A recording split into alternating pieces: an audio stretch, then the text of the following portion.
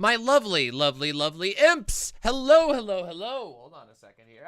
There we go. Hello, hello, hello, my lovely, lovely imps. Welcome to the show, and hello, Ada Stardust, Samoski, Sofin, Somniostatic, Gayfish, King Lyshu, Jaunty Horror, Hissatir, Thandria, Snoogot, Artemis, Lady Kukiri, Brit Mouse, really unfortunate, Dank, Catlord, Danny, Fallen, Lauren, X Pandamus, The Chronic System, X, Y, XV, Y, Abo, Cam Jams, Lovely Heretic, Brawlerella, Hyun, Koala, Semi-Mighty Duck, Vorbuddy, Moss Meowly, and Lux, Aska, so many more that I cannot name. And from the YouTube chat, we got Shayna, David, HGB Guy, Eva, the Queen, Eddie Spencer, Furcifer, thank you very much for the dono, Mother of Mudkips, GX the Light, Lee Ann Scott, HLW, Indicat, and many, many others. Welcome, welcome, welcome.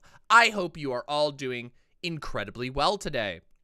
I am doing quite well, although I am a little jittery because I drank a fucking Monster, which I never drink those, but I felt in the mood for drinking a Monster today. I don't know, it's just one of those days, right? Hey, Seska, happy wedding anniversary. I hope you have a wonderful, wonderful wedding anniversary. Much love to you and your spouse. Congratulations on lasting another year in being married. I feel okay there. That I see we're on a similar wavelength, Somniostatic. So, everyone, this week was a bit wild. You might have noticed I haven't done any episodes this week, or whatever you want to call them. I haven't done any streams this week. Fawn had to have wisdom teeth out. Doe got sick, and we were trying to do house tours. Unfortunately, we didn't make a whole lot of progress, but we do have some pending house options that we are working on right now. Nonetheless, I feel well rested and ready for a large stream today. Yeah, wisdom teeth suck. What episode of what fucking season are we on? I think this is technically season 3 still. I don't think we began season 4. The mask mandate got lifted. Yeah. Well, okay, so couple of things. First of all, it's really easy to get sick again after you have COVID, because COVID kind of fucks with your immune system. So, yeah, kind of sucks. Everybody's been kind of dealing with that. We have, actually, most of our restaurants still have mask mandates, but they got rid of vaccine mandates, which is really silly. Jazz Dog says, by the way, I started playing Phantom Pain again. Excellent choice. I will be doing a review of Phantom Pain here relatively soon. I've been typing it up, and it's going to be a banger. It's going to be a fucking banger. Yeah. They really want more people to die? No, they've just given up, and the mask has come off. So, how do I explain this? When it comes to disaster, force of nature versus capitalism, profits, capitalism is incapable of acknowledging there is a power greater than itself.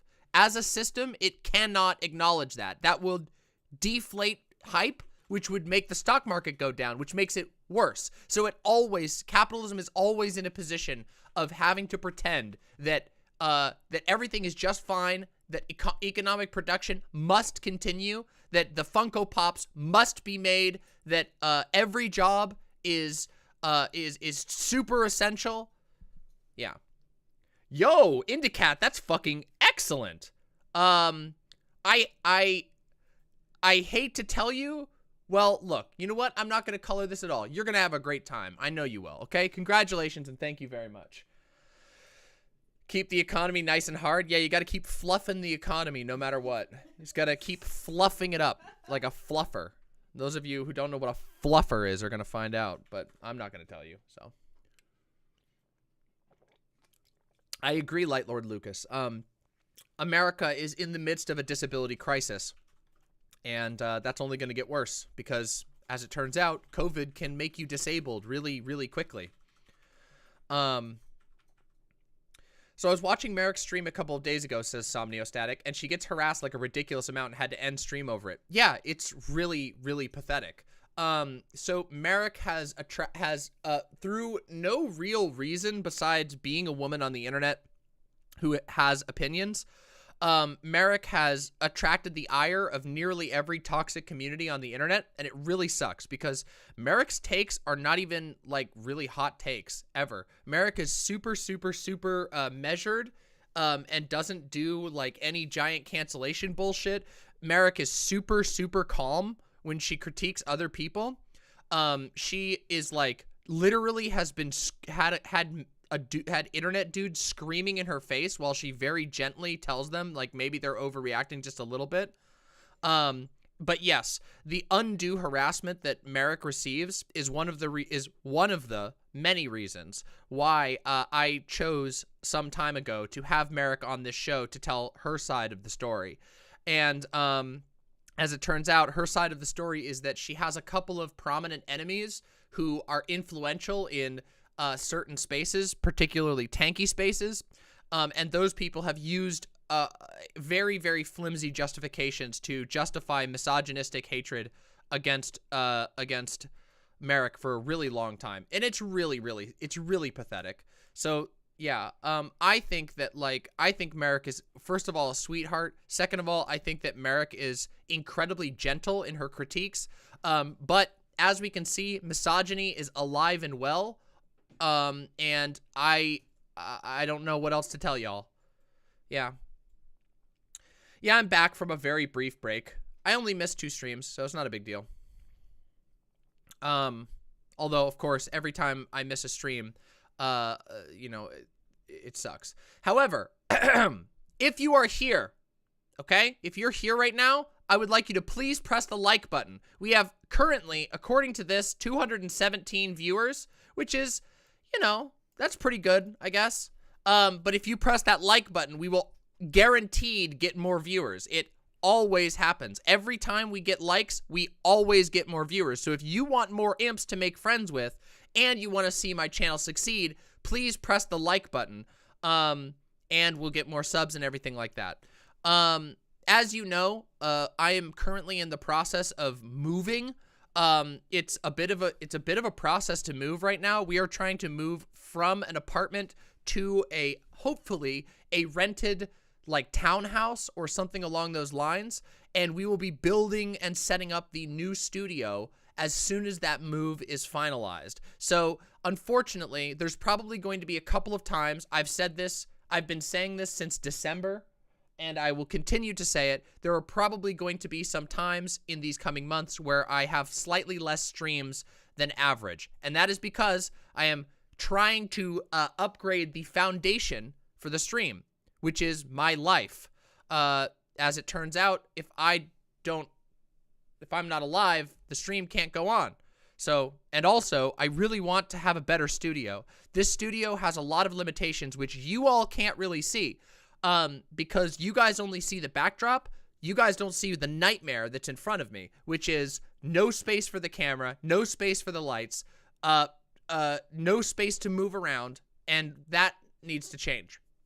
So, super excited about the topic of the stream since I got to listen to some of the info get compiled live. Ah, yes. Today's topic is going to be very intense. Let's put it that way, okay? We are still welcoming we're still welcoming everybody in. We're getting comfy. We're going to take, we usually take 45 minutes or so to just chill, talk about fun, random shit, get stun locked, get it out of our system. That is happening right now. This isn't just a rabbit hole. This is like a infested, messy rot hole. And yeah. Okay, that's a good point, Silent. Silent says, I'm pretty sure that between Vermin's taxidermy interest and Fawn and Silent's interest in puppetry, the stream could indeed continue after death. Okay, yes, good point. And I wish you the best of luck puppeting my corpse. You have my permission to puppet my corpse if you so desire it. I wish you luck. I don't know how much success you'll have, but I bet you'd have a good time with that. So, best of luck. Best of luck. Yeah. Go ahead and weekend at Mama, yeah.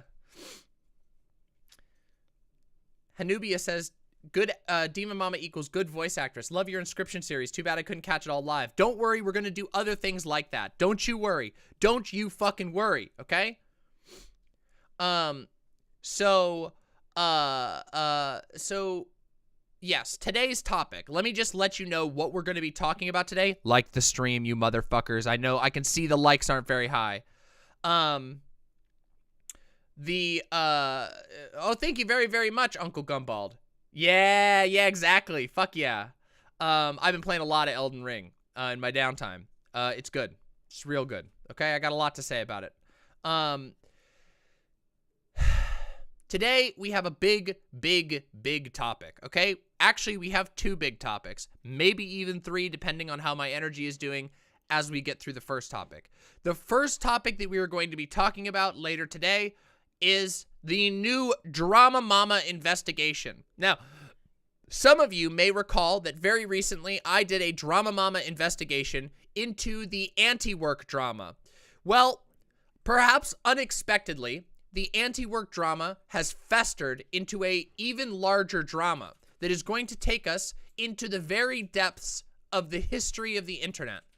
And there is a lot to go through here. This is going to be a really intense thing, and you are most likely, the vast majority of you, are going to become aware of a drama that you didn't even know existed, but that nonetheless has absolutely enormous reach. I'm talking WikiLeaks, Julian Assange, I'm talking Anonymous, I'm talking fucking federal agents involved, I'm talking people getting arrested. This is one of the wildest drama mamas that you guys are ever gonna see, okay?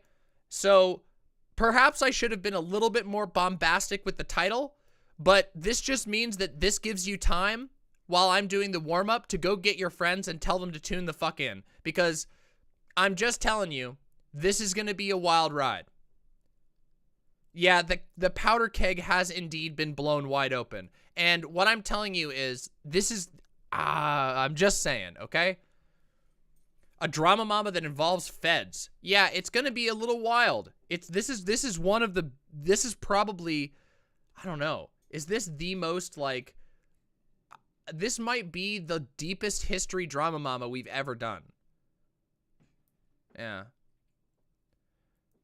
So, and I will have to warn you in advance, just a warning in advance, okay?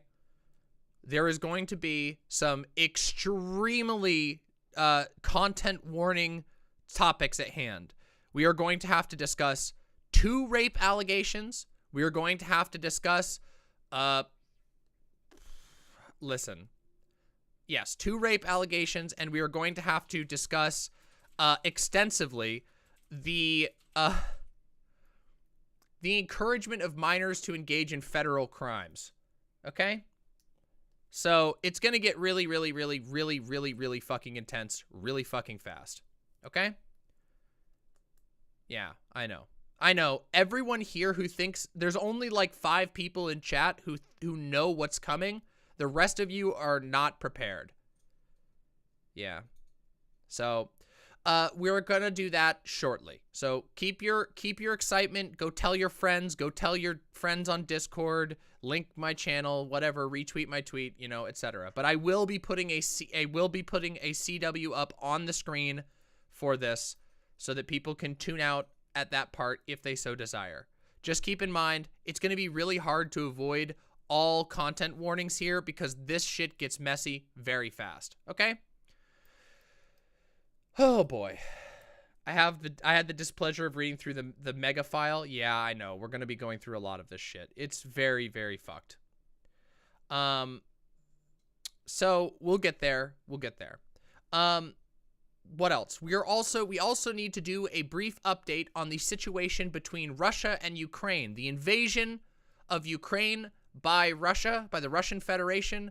We are going to discuss that further. A major development has occurred last night, which, as I promised previously, as major developments occur, I will be doing coverage on them. So we are going to be talking about specifically that. Yeah. What I'm referring to specifically is the attack on the, I cannot pronounce the name of it, the nuclear facility, which is one of the largest nuclear power plants in Europe.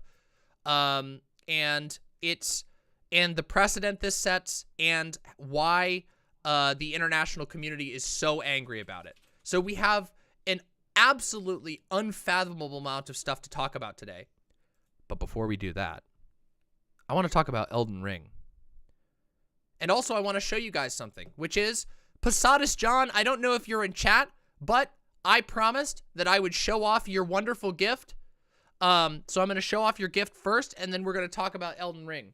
I was sent a really, really sick gift by Posadas John, and I want to show it to you all, which is, at long last, I can now formally do a based Big Boss cosplay. And I have to pull my hair out of here but I have an actual properly supportive eye patch for when I do this outfit, and it looks sick as hell. Although this part keeps slipping down because of my hair, but don't worry, my hair is going to be fixed soon. I'm nuclear. There we go. So there you go. Thank you, Posadas John. This thing is sick. It's way, way better than the other one. And it's much nicer. Kodisha, thank you very, very much. Hey, very happy to hear that. I'm happy I can bring some joy into people's lives these days. Shit's been dark lately, okay? And yes, I will be getting a haircut hopefully before my next stream. I am so annoyed at my hair right now. Doe and Fawn could tell you I've been bitching about my hair all day, every single day. Thank you. I appreciate I appreciate the compliments about my hair. My hair is just my hair, since I got my hair colored, my hair has been really dry. I have a lot of split ends, and so it's getting tangled a lot, and I want it cut because I'm tired of my hair getting tangled a whole bunch. And I'm also tired of having to deal with my hair. So I want to cut it and perhaps color it. So we're going to see. I'm one inconvenient day of hairstyling away from shaving my head. Yeah, I get it. I get it. I get it. And yeah, I know, it's a little, oh, okay, yeah. A 3-minute-old worrying development in Ukraine. Wow, do we have some breaking fucking news? All right, let me check that real quick, Silent. Let me check on that. Thank you. Russian forces are currently approaching Ukraine's second-largest nuclear facility, the U.S. ambassador to the UN says.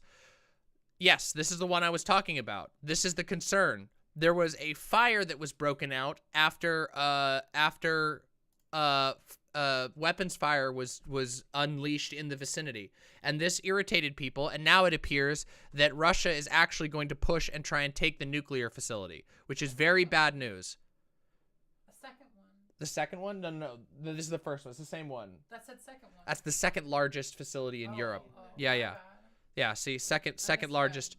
Yeah, they're approaching the second largest facility, which is like Europe's, I think, second largest nuclear plant.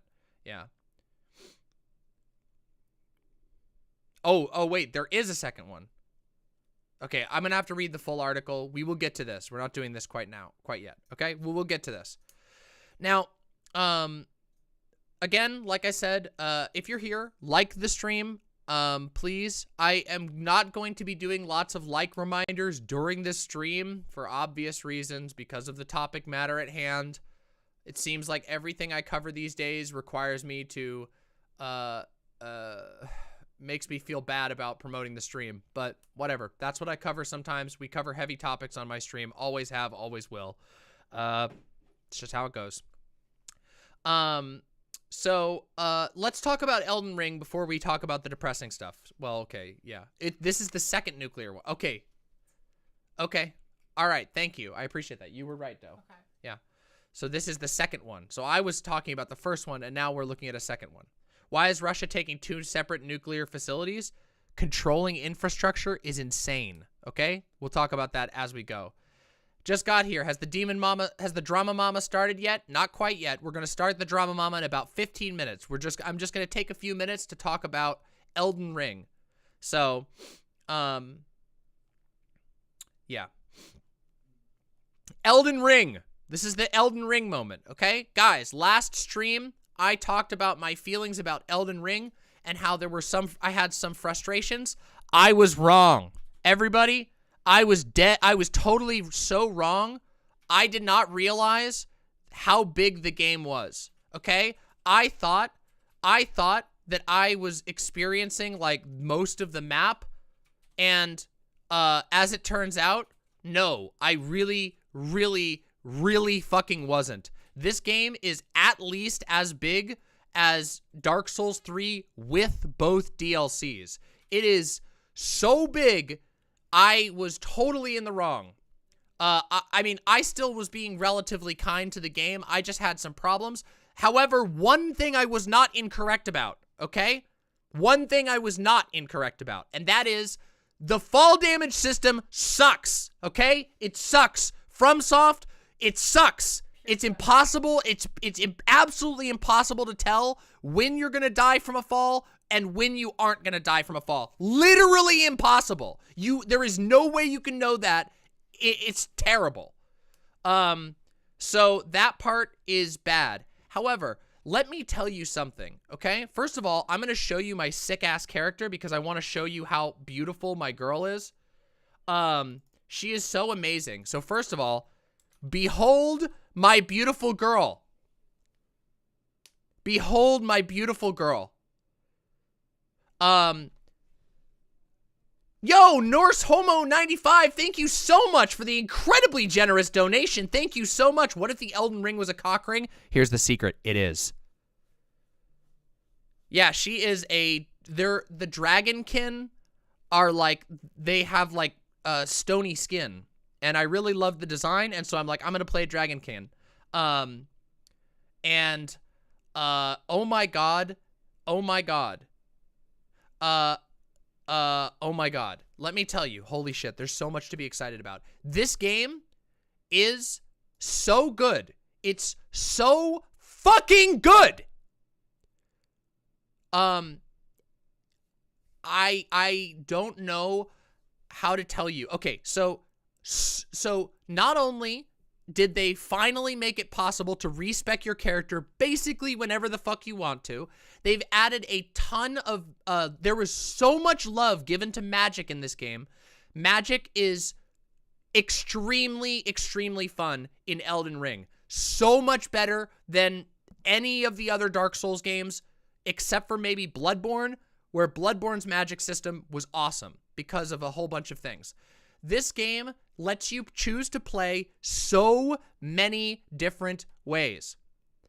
And also, it is very inventive. They innovated on the format of Souls a lot. And let me talk about how they did that. The main thing is that this game is a lot more focused on stories, okay? So there is an abundance of items in this game. It is an open world game, so there are so many items you can't even imagine. The way that you find all the crazy amount of items that are in the game is by pursuing different storylines, which in my opinion is a big step up from the way Dark Souls used to be, which is there's like items strewn kind of all over the place. In this game, there are a whole lot of characters, and if you pursue those characters' storylines, you will get items relevant to their storylines. You will find items relevant to their stuff, and it's really cool. I spent the bulk of my time pursuing an incredibly difficult, totally optional side quest. Now, this game has a lot of optional content, and it's all interest-based. So you're interested in the magic storylines? Go explore all that, and there is an entire zones that are just devoted to you pursuing that storyline. It is amazing, okay? It is so good, okay? And it's a very horny game. It is a very kinky game, really kinky, and it is, and it does something else too, which is, it's less ashamed of itself, and I like that, okay? You all know I'm a big fan of Kojima, and Kojima writes games that are totally shameless. A Kojima game is about as shameless as a video game can get. It will put in, you know, Kojima will just like, yeah, with Death Stranding, Kojima was just like, I want to write a fan fiction with my favorite male actors where they have to get dirty and clean all the time, and they're naked all the time, and they're grunting and pissing and all the thing and smoking, and all of his fetishes are just all over the place. And but not just the fetishes. There's also just like this devotion. He loves his inspirations. The stuff that inspires him, he puts into his games. And Elden Ring also does that. There are direct references to Game of Thrones. There are direct, and I'm not just talking like reference comedy, because you guys know I rage about the reference. I recognize that bullshit all the time. That's not what I'm talking about. I'm talking about a game lovingly making a tribute to something it was inspired by. And for example, like there is a scene in Elden Ring that is a visible tribute to a scene from Game of Thrones, and it is great. It is so good. Okay? Oh god, there's just so much to like about it. Anyway, Fawn, Doe, and myself have been playing an incredible amount of Elden Ring. I have put in a lot of hours into it while working on other things, and oh, yeah. Awesome Jess 23. In Elden Ring, you can throw the colorful pebbles off a cliff, and if it breaks, it means the jump will kill you. If it doesn't, the jump is safe. That's true, but that's a very inconvenient process. Also, there are just so many characters. Another cool thing I like about Elden Ring is that you are allowed to pursue just about any character fantasy you can imagine. You want to play a dude with a chain mace who wears heavy armor? Go for it. You want to play an assassin that can move really fast and dodge in do like anime bullshit? You can do that. Like, there is a lot of love in Dark Souls. Dark Souls 3 was the first game that really started to do this, okay? In Dark Souls 1, there were a bunch of different paths you could choose. You could play a faith build, you could play a magic build, but there was a pretty small limit to what types of builds you could do viably in Dark Souls 1. This got better in Dark Souls 3. In Dark Souls 3, there are all kinds of unique builds and weird weapons you can pursue. They go fucking hog wild with that in Elden Ring. In Elden Ring, there are the weirdest weapons you can possibly imagine, and oh my god, are they viable. However, can you play a really fast character with a mace and no armor? Absolutely. I'm tired of RPGs locking you in a singular play style. You'll be happy to know that in in Elden Ring, there is a character respec option that is accessible very early in the game. So you only need to beat the second major boss of the game in order to unlock respecking, and respecking is functionally unlimited. You can respec almost as many times as you want. I think like the only limitation is farming up an item. It is super cool. Yeah. It's so good. I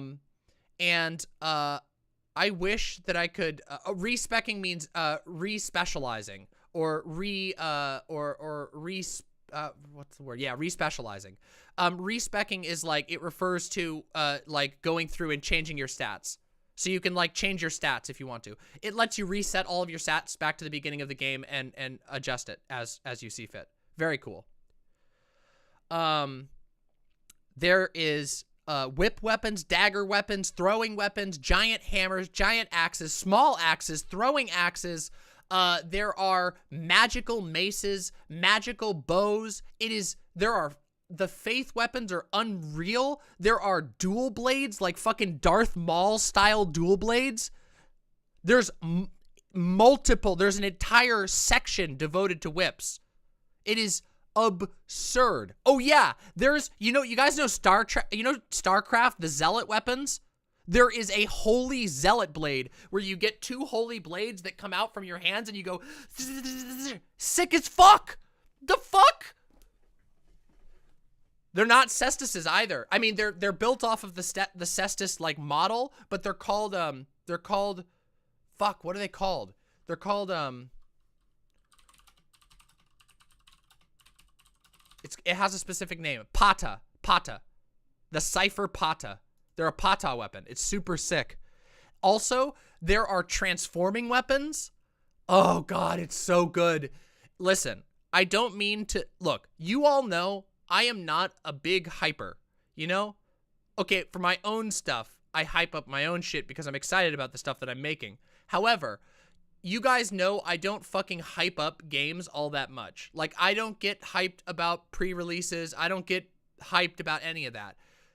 Elden Ring is a fucking god tier game, and honestly, if you have liked any of the Dark Souls games, or if you think you're open to liking a Dark Souls game, Elden Ring is a really, really, really, really good call. However, there is one warning, okay?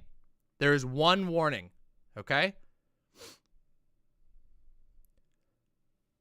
The bosses are fucking hard, okay? And I mean really, really, really hard, okay? This game, now especially the main bosses are pretty hard, okay? But the side bosses, the optional late game, like go pursue your quest, find the secret ending shit is so fucking hard. Do you level up in the game? All the time, yes. Even for Souls standards. I have played every single Souls game all the way through with the exception of Dark Souls 2, Scholar of the First Sin, and Demon Souls. I have beaten Dark Souls 1 like 6 times. I've beaten Dark Souls 3 3 separate times, including the DLC. I've played, I've beaten the original game of Dark Souls 2. I beat Bloodborne multiple times. I've beaten Sekiro once. I only played Sekiro once. All I'm saying is that this is a masterwork with regard to challenge. The bosses are designed to challenge the, again, mostly the side bosses.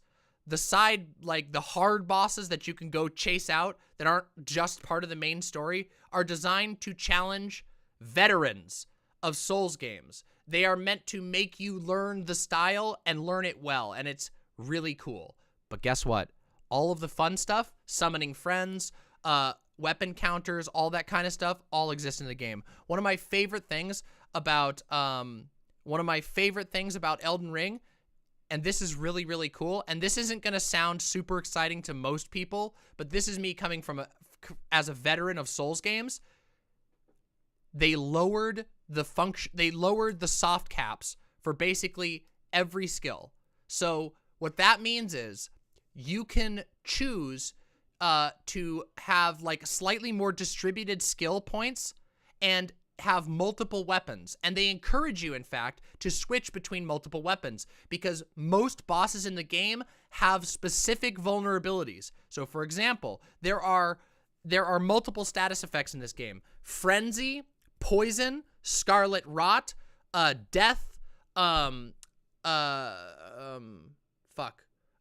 then there's the elemental damages. Yeah, sorry. Elemental damages, lightning, holy, fire, dark flame, and etc. So there's a lot of elements in this game. Bleed, forgot bleed.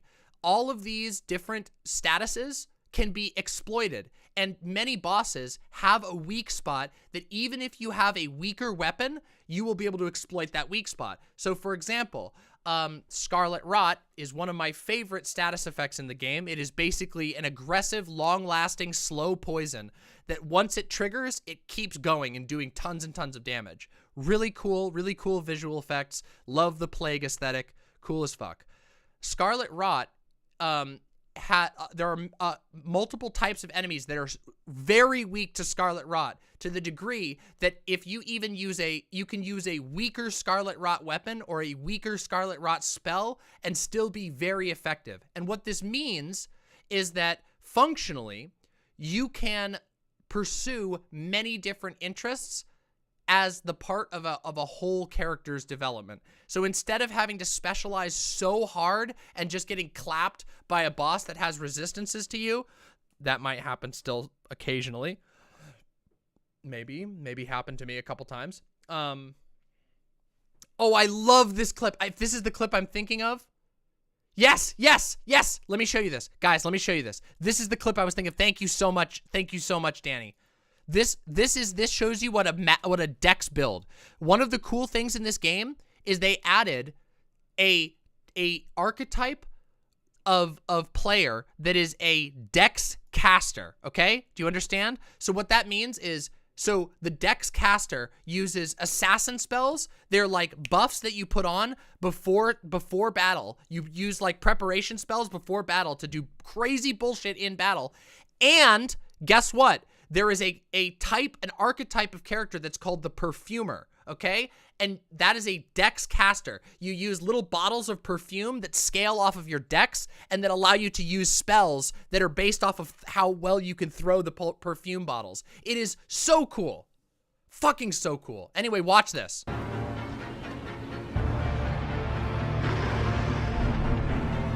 Whoosh.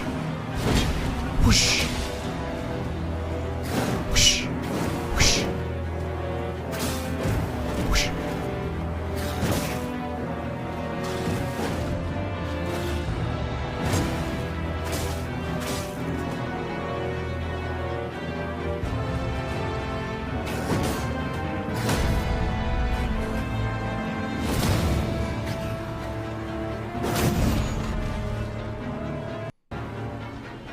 So that spell that you're seeing, that ability that lets you move fast, is a dex-based spell. I think it's a dex faith spell, and it gives you quick dodge recovery. So you don't roll, you dash, and that makes you recover from your dashes faster.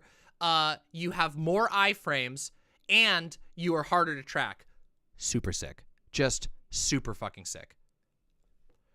This is the first, by the way, this is the first Souls game that I know that multiple people who never play Souls games, who actually don't like Souls games, have been playing. I know 2 separate people in my friends group who are like not Souls players who picked this game up and are loving it.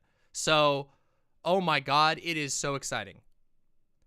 Somniostatic says both of my brothers are playing it. They don't play any Souls games. This game is, I think that this game is going to make the Souls fandom explode even larger, which is a little concerning on some levels, but also I like it when things I like become popular.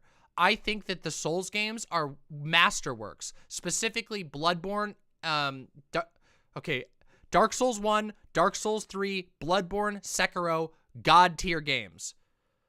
And yeah. Anyway, I'm not a big fan of Dark Souls 2. I will say, though, this game... Wait, hold on. Listen to me about this, okay? This is the Dark Souls 2 fans.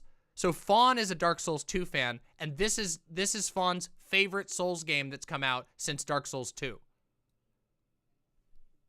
This game feels like what they wished Dark Souls 2 could have been. It is very Dark Souls 2-y because it has ridiculous cartoony weapons like Dark Souls 2, and it has the like knight aesthetic. There's lots of humanoid combat. Yeah, lots of humanoid combat. Okay, actually that's not entirely true. There is a good balance of humanoid and monstrous combat. The monsters in this game are the best yet, and it's very interesting because it feels like they took a lot from Monster Hunter, which is pretty exciting.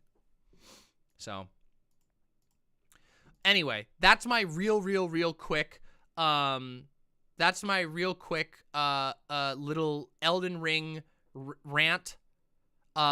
Awesome game. I will be doing a full review of it that I'll be putting up on my curator page. If you guys didn't know, I have a curator page on Steam. It's right there in the chat. If you want to join my curator page on Steam, it's right here. You could join it and you could see all my cool recommendations.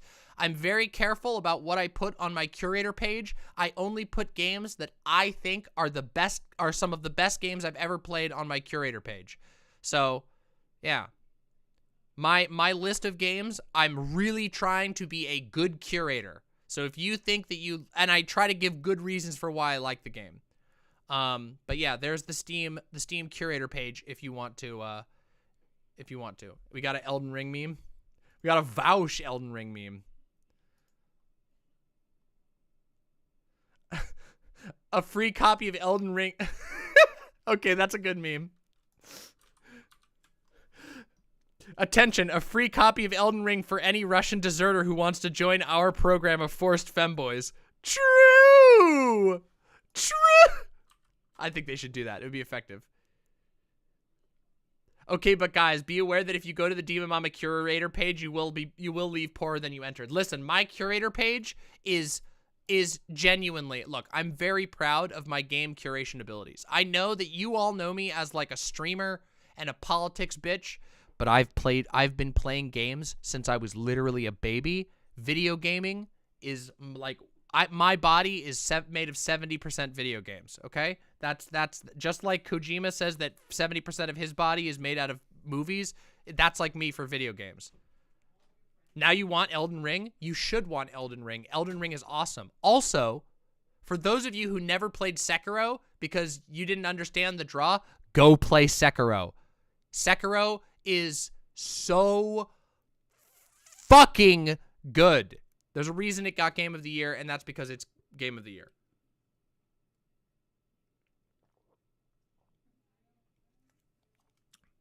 Now, if you are here, of the wonderful 350 viewers that are currently watching my stream, if you are here, please throw a like on the YouTube page. It's super easy. Just click on the screen and then press the like button. It's free to like.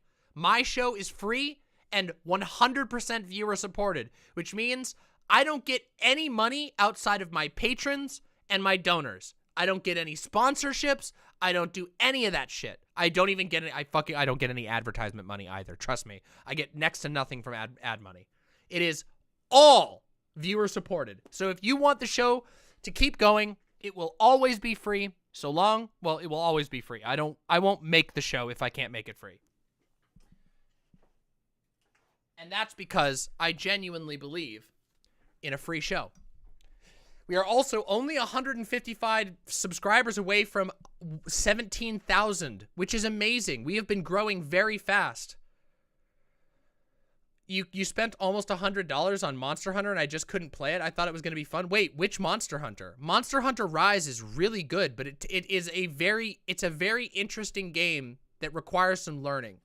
Anyway. Yeah, we're really, really close. Our channel is growing, which is good. Before we start the coverage today, we're about to do the coverage that everybody came here for. However, now that we've done the Elden Ring thing, I wanted to talk about one thing real quick. I do have a Patreon, yes. I do have a Patreon, yes. We are trying, the cool thing about the Patreon is a really, really easy way to get involved in supporting the channel. Both my website subs and my Patreon are the literal way that I make my money. So if you want to support me, if you like my show, if you want to see me doing wild shit, I've been thinking about the show a lot. I've been thinking about what I want to do with it. And another thing I've been thinking about a lot is the really weird, environment of streaming. I've been thinking about this a lot lately.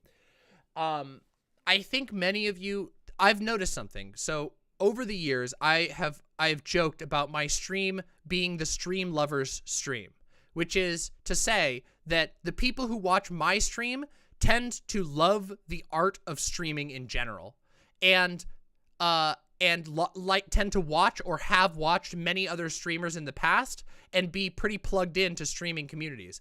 I think that's really cool. And as a result, I think that my audience more than most will be able to understand what I'm about to say, which is that the streaming industry is totally, totally unsustainable in its current form. And what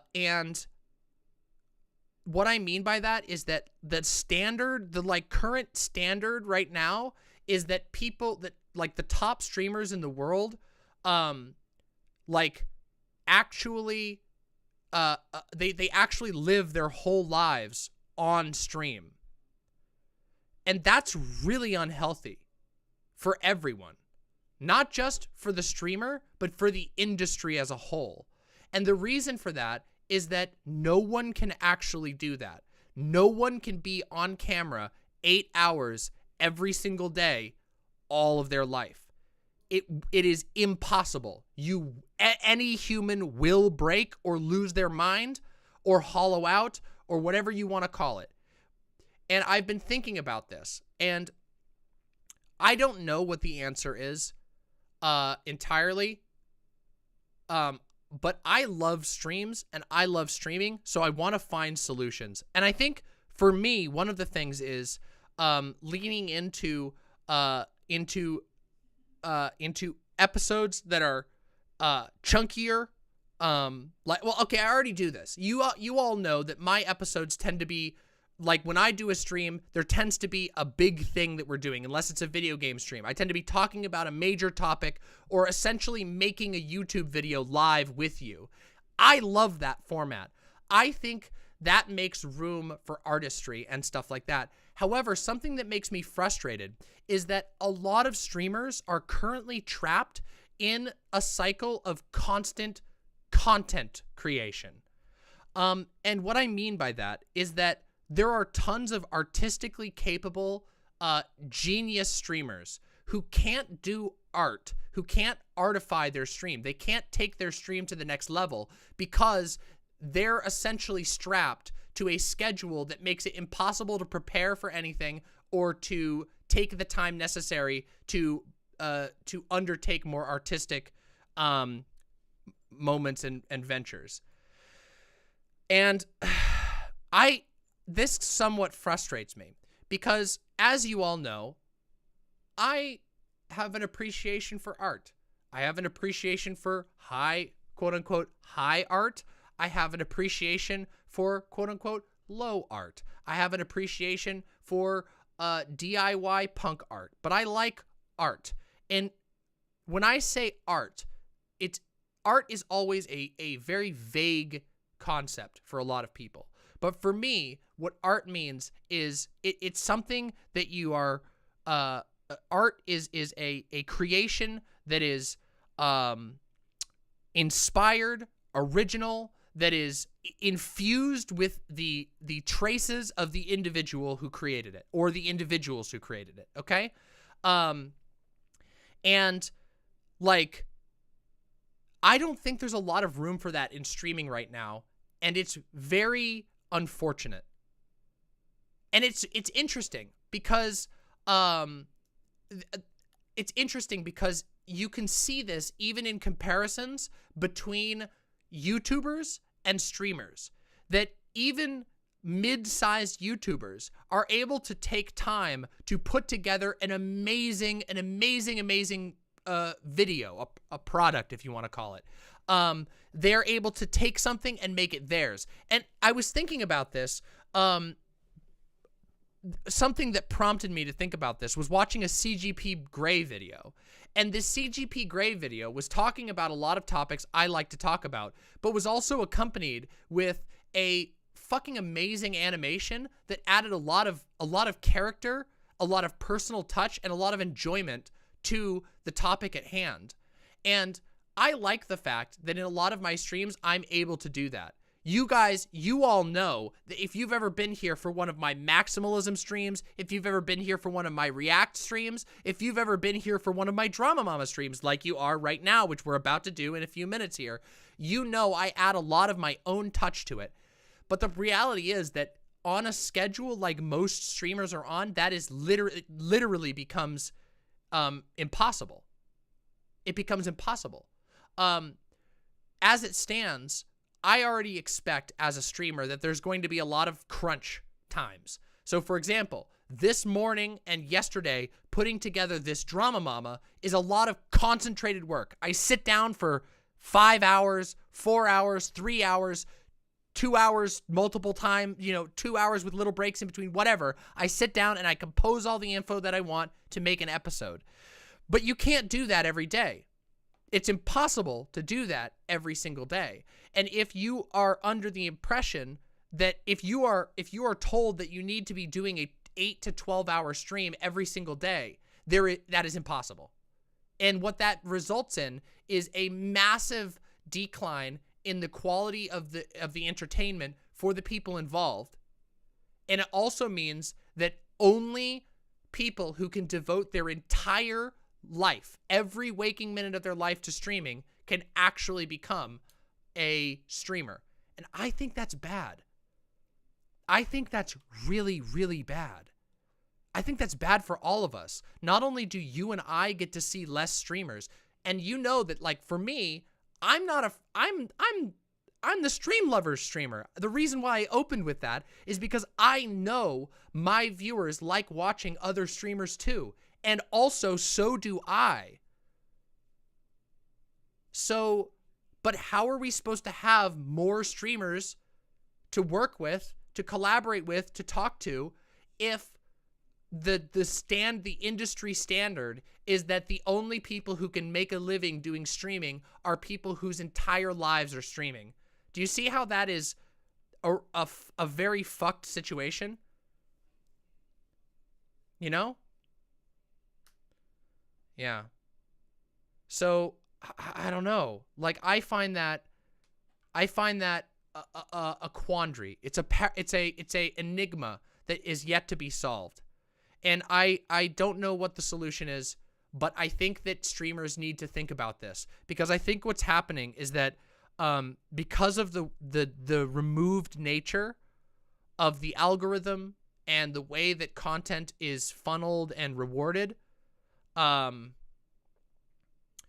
Killjoy 40K says, are streamers regressing into a pre-union work hour situation with fucking hellish work hours every day until it breaks you? Yes, already. Already, yes. I want you to look at some of the top streamers and listen to the things they've said. We are already contractors. We are not employees. Even the biggest streamer is not an employee. They're a contractor, which is the most precarious position you can ever be in. So it's really rough. Do you think this has to do something with Hassan's current arc? Yes, unironically. I mean, obviously, you all know I've covered Hassan recently. I did a video about Hassan recently, which made a lot of people very angry at me, and I understand that, but I don't really care. But I do, unironically, I have found myself thinking about it a lot in lieu, or not in lieu, that's the wrong word, as a result of looking at this Hassan situation. Hassan streams like 8 to 12 hours almost every day of his life.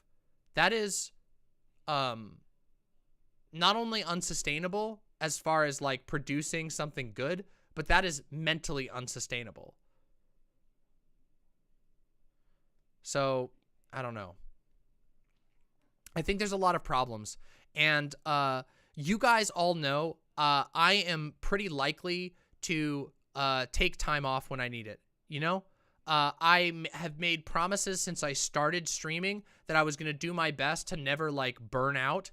And even with that in mind, even with that being an established part of this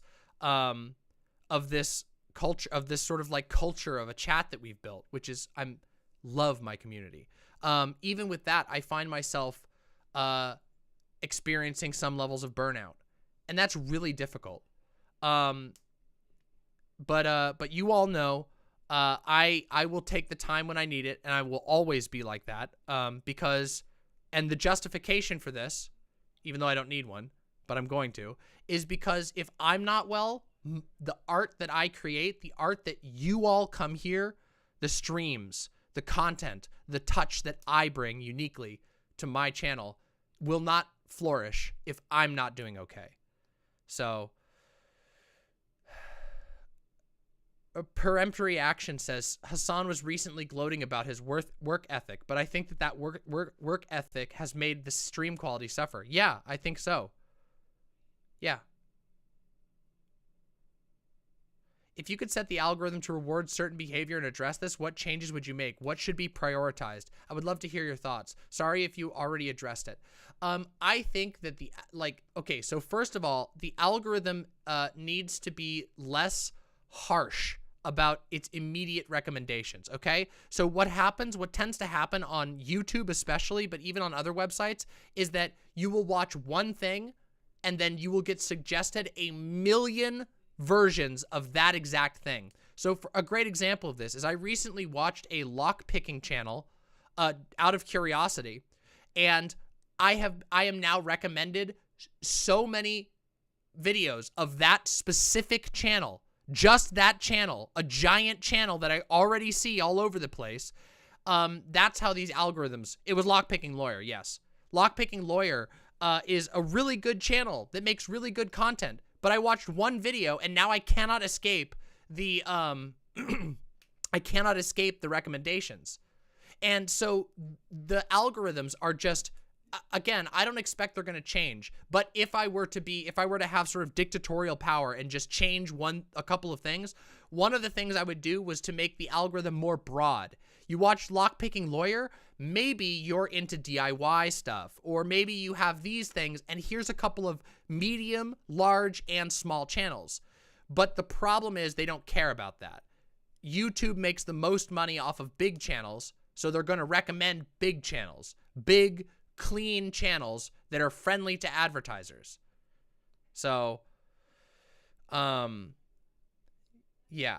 Another thing I would like is for watch time to be more heavily weighted and heavily encouraged. People who watch, okay, streamers on YouTube are at a big disadvantage. My streams, some people will watch my streams for all 8 hours, but that only really counts as one view on YouTube. And yes, they do consider watch time, but streams barely affect the algorithm. But they should. If people watch a full video, that should mean a lot. And then another thing is, there needs to be in my opinion, the algorithm should encourage better comment culture. And what I mean by that is that the algorithm should reward not just lots of comments, which is currently the case. If you watch my videos, please leave a comment. I don't care how long or short the comment is. If the comment is literally just an emoji with a smiley face, that helps. The YouTube algorithm weights comments really hard. But what would be really cool is if there was a minor weighting for longer comments that actually that receive engagement from other users. So say somebody on a video starts a thread that creates an entire thread. That shows interest in the topic at hand. That would be awesome if that would actually count towards the videos. If you get a lot of people talking with your videos, that should show that this video is maybe a longer video, maybe it's a detailed video, maybe it's a video that took a long time to prepare. But yeah. If Danny Fallen says, if YouTube takes streaming and watch time more seriously, I'm pretty sure it would overtake Twitch in market share. Even with how dog shit YouTube is, it's encroaching on Twitch's market. YouTube is better for streaming than Twitch. That's why I'm not even on Twitch. I don't even stream on Twitch anymore. There's no reason for me to stream on Twitch. I was censoring myself and I'm barely making any extra money from it. It's just not worth it. Twitch's rules are ridiculous. But YouTube has not embraced streamers yet. So we are at a disadvantage. Streamers on YouTube are at a big disadvantage until they change the features. Anyway. There's a lot of issues. Another thing that would make algorithms better is like more customization options on stuff like YouTube.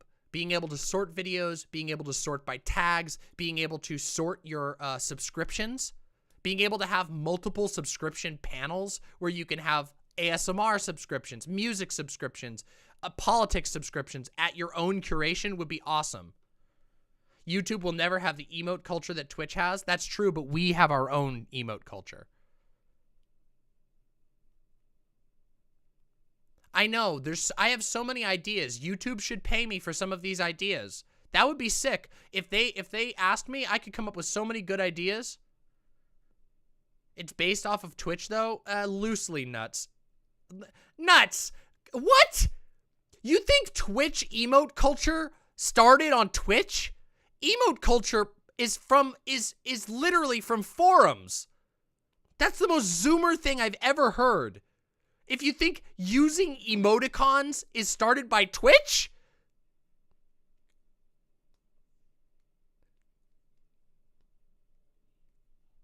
Oh my god. Nuts. Oh, poor millennials in this damn stream. I'm so sorry.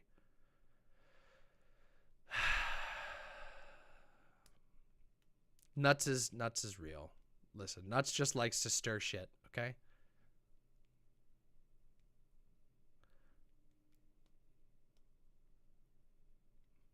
Nuts enjoys the fame, I think.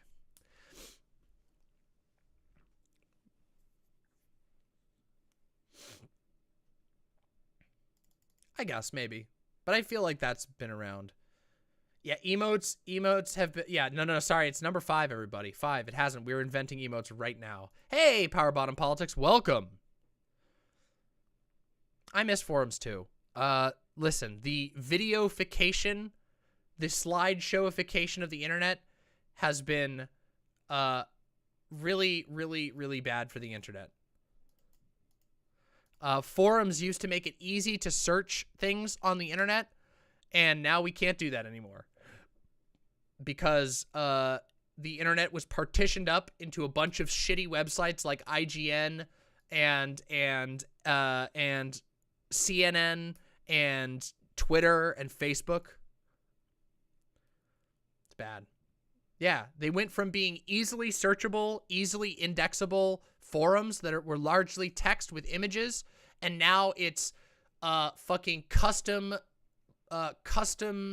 web design loaded with ads, with images instead of text, with images of text or videos of text. It's terrible. You know how, oh God, it's so bad. I remember, Chrissy says, I remember reading a post about how Discord sucks for communities because of the inability to search for things. It's not just the inability to search for things. It's that there's no meaningful archive. There is no meaningful way to archive anything. On Discord, shit just disappears the moment it's posted. It just gets lost immediately. You can never find it again.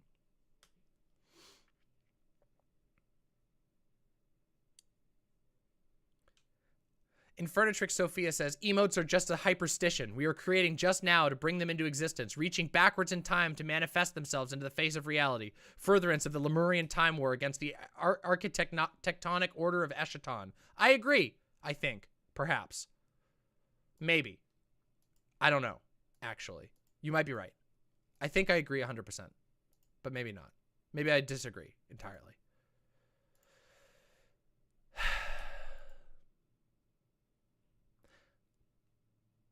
Everyone, it's almost time. It's almost time for us to begin our coverage for today. So, this is your last opportunity before we jump into it. Okay? Before we do our Drama Mama and we jump right on into this nonsense, press the like button. If you're here, subscribe, consider joining my Patreon or subscribing on my website, both of which are totally valid ways to support the channel. Like the stream on YouTube. It's free and it always brings more people in. And if you're just hanging out in YouTube chat, consider coming over to the website where you can be up on this wonderful chat on the screen. We have cute emojis. We have special emojis. We have animated emojis. It's really fun. DemonMama.com/live is where you can do that. Did I see the Chud Logic conversation with a British lady? I did not. We can maybe look at that later. So... without any further ado, let us begin the proper coverage of today, everybody. Okay, are we all ready? Are we fucking ready? Are we ready to focus? Are we ready to focus, everyone? Are we fucking ready to focus? If we're ready to focus, I can do the Drama Mama intro theme song, which we will play right now.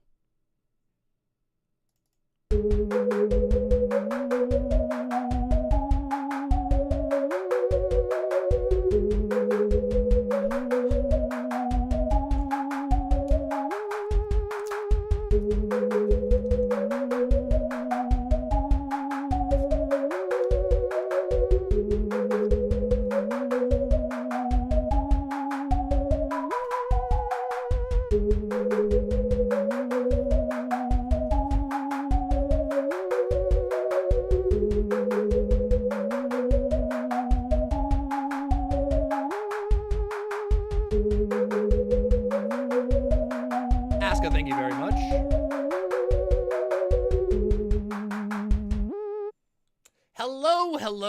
Hello, current and future DramaMama viewers, this is a new DramaMama investigation. For those of you who are unfamiliar with DramaMama, DramaMama is a series of streams, and then they become videos, in which I look into a piece of internet drama that I think is relevant or important for whatever reason.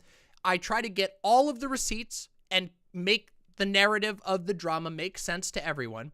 And then at the end, after we have gone through all the receipts, we've reviewed the facts of the situation, we try to come to a conclusion on the drama. But we try to withhold to the best of, or at least to the best of my ability, I try to withhold any judgment until the end. Now, sometimes this is pretty hard to do. And today's episode of DramaMama is a continuation of a prior episode of DramaMama, which will be linked below in the description, so you can go watch it if you'd like to. Today's episode of DramaMama is called Hackers, Feds, and Bimbos. And the reason it's called that is because it centers largely around a character, an internet character, and individual, actual person behind that character, by the name of Bimbo Politics. And it concerns their very, very, very strange series of adventures on the internet recently, and continues to reveal a very troubling past. So we have a lot to talk about today, and we have a lot to get through. So before we get into anything, if you're interested in this, if you like what you've seen from my channel so far, consider popping down and pressing subscribe and the like button. I'm not going to be talking about, you know, doing a whole lot of promos and stuff like that because this is a really big topic, and so this is your opportunity now. Smack that shit, okay?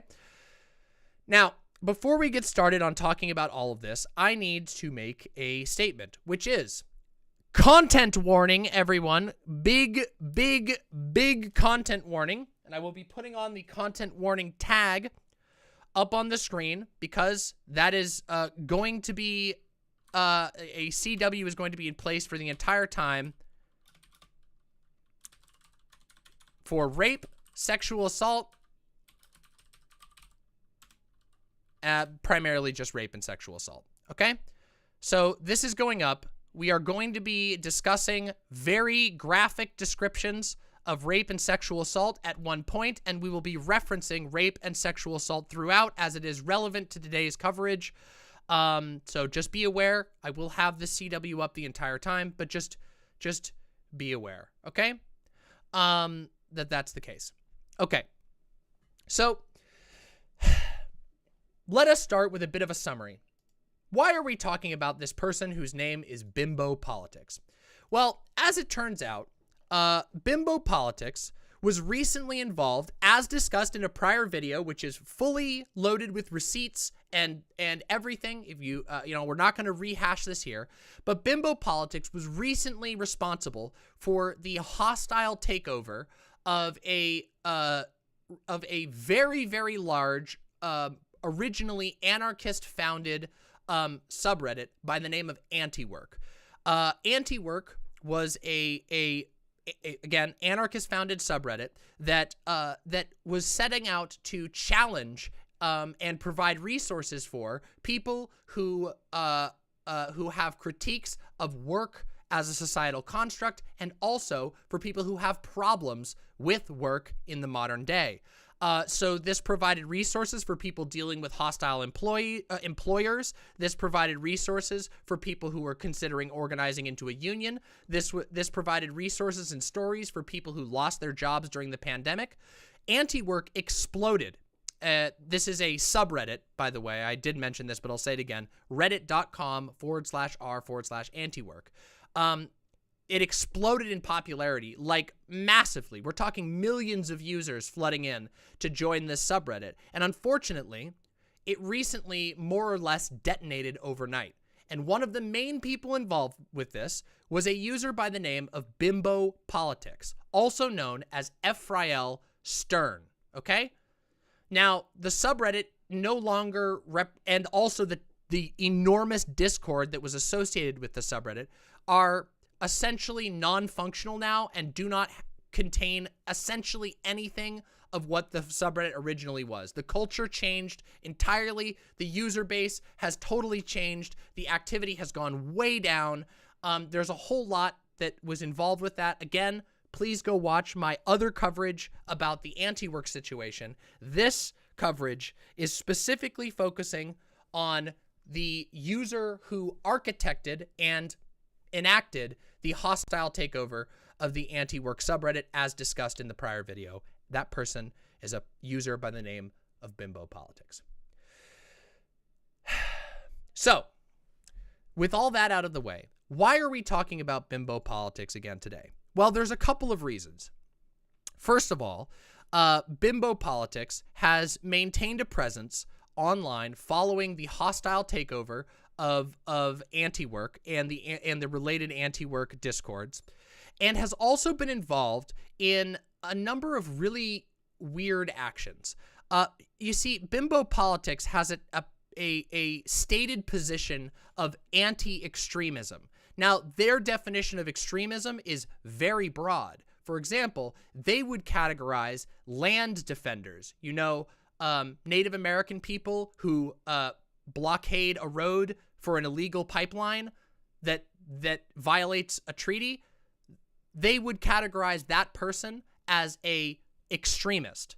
And I think that's an unfair thing, but it also points out, regardless of whether it's unfair or not, it points out that this person has a particular worldview with regard to extremism.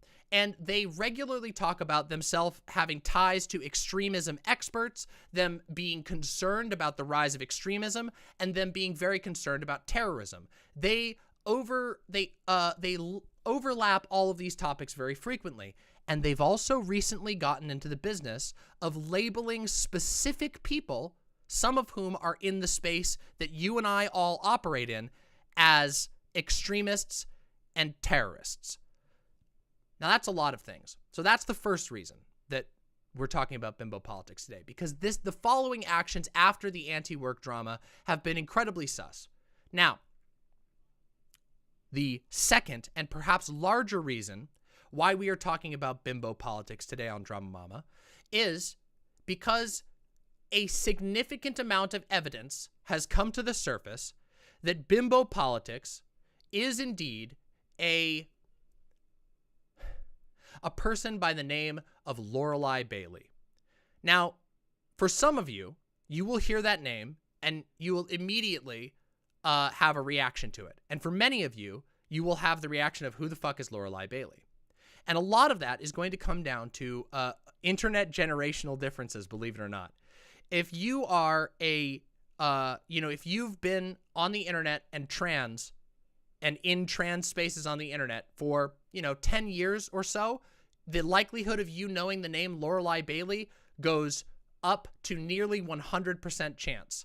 If you are a trans person on the internet who has not been on the internet for more than 10 years, that might not be the case. You might not know who this person is.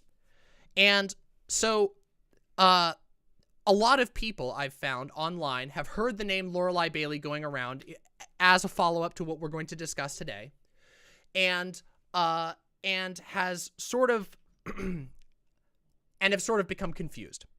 And that's with good reason, because the character, the individual known as Lullaby Bailey, has a very complicated past, which we are going to talk about today. Okay? So, let's start off with who Lullaby Bailey is, okay? And why does it matter that there is an allegation that Bimbo Politics is Lullaby Bailey, okay? And before we begin, let me state something very, very clearly. Okay? So listen up. Okay? Everybody who's here watching right now, listen very carefully to the line that I am about to say. Okay? It is possible for someone to be both a victim of abuse and a perpetrator of abuse. It is also possible for someone to be a victim of abuse who is incapable of controlling their own behavior and becomes a continuing and unrepentant perpetrator of abuse. So while I recognize, and we are inevitably going to discuss this to some level of extent, that it is possible for abuse to have been shelled out onto many individuals, it is also possible to perpetuate abuse yourself. And in this case, I think you will understand where this becomes relevant in time. Okay? We're going to get to this. So, Lorelei Bailey. Lorelei Bailey is a bit of an infamous figure online, specifically in hacker spaces and in trans spaces. The reason for this is that this user is what is known as a power mod or a power user. Okay? Their activity was predominantly, at the time of their prominence, Reddit and Tumblr, and then later Twitter a little bit, and a couple of forums. Now, when it comes to Reddit, this user was a power mod. A power mod being somebody who moderates a number of large communities and has a lot of connections in the mod communities and is very active frequently on Reddit. Was involved with such sort of infamous subreddits as Shit Reddit Says, which is a drama subreddit that is very infamous, and a couple of other large subreddits. Specifically, Lorelei was most known on Shit Reddit Says for a bunch of unrelated reasons. However, Lorelei, again, a prominent user that many people knew at the time, claimed to be, at one point, a member of Anonymous, the hacking group Anonymous that you've heard about. Now, one of the things about Anonymous is that it's supposed to be anonymous. That's kind of the point. It's in the name, okay? So claiming that you're a part of Anonymous is really sus and got some critique at the time. However, it gets a little bit worse because this individual, Lorelei Bailey, later would testify and hand over and cooperate with the FBI in the takedown of the activist hacking group LulzSec. Now, some of you may not know what the hell a LulzSec is. It is indeed incredibly cringe. It was a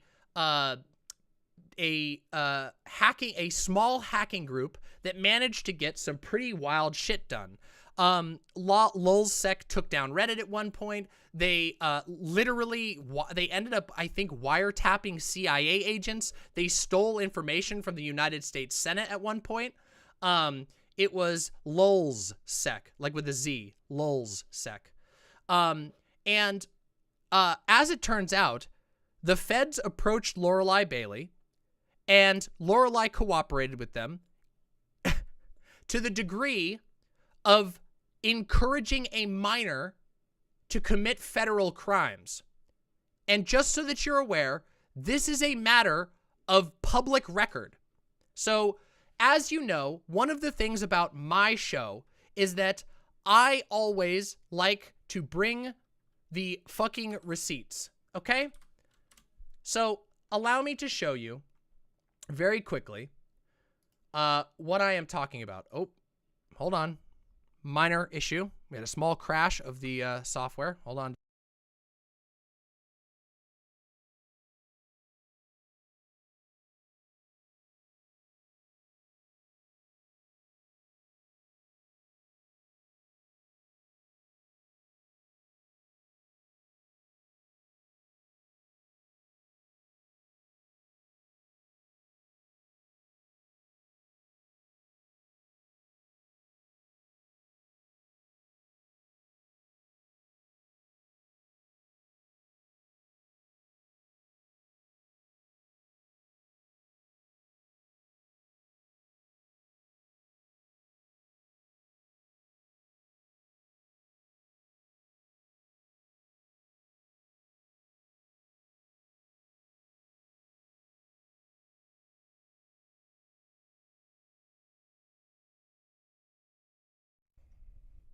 Okay, can you hear me now?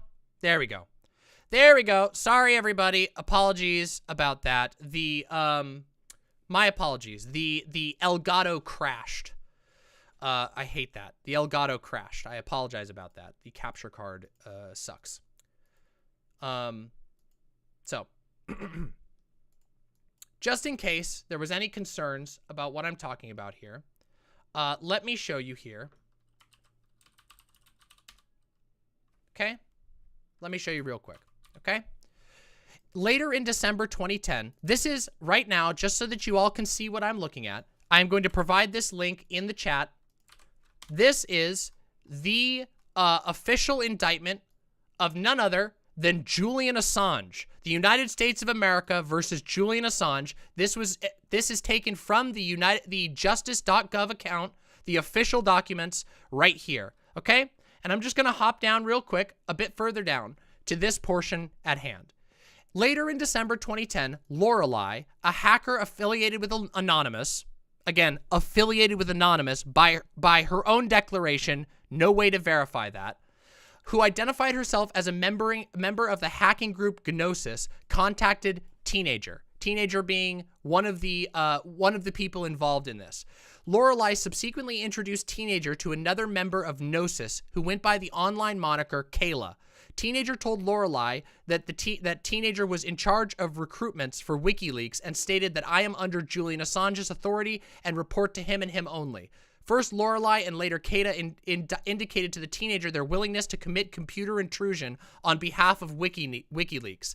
In January 2010, Teenager told Assange a group of hackers offered their services to us called Gnosis. Assange approved of the arrangement and told Teenager to meet with Gnosis. On February 6, 2011, Lorelei told Kayla they should show Teenager materials that Kayla had obtained by hacking a U.S. cybersecurity company.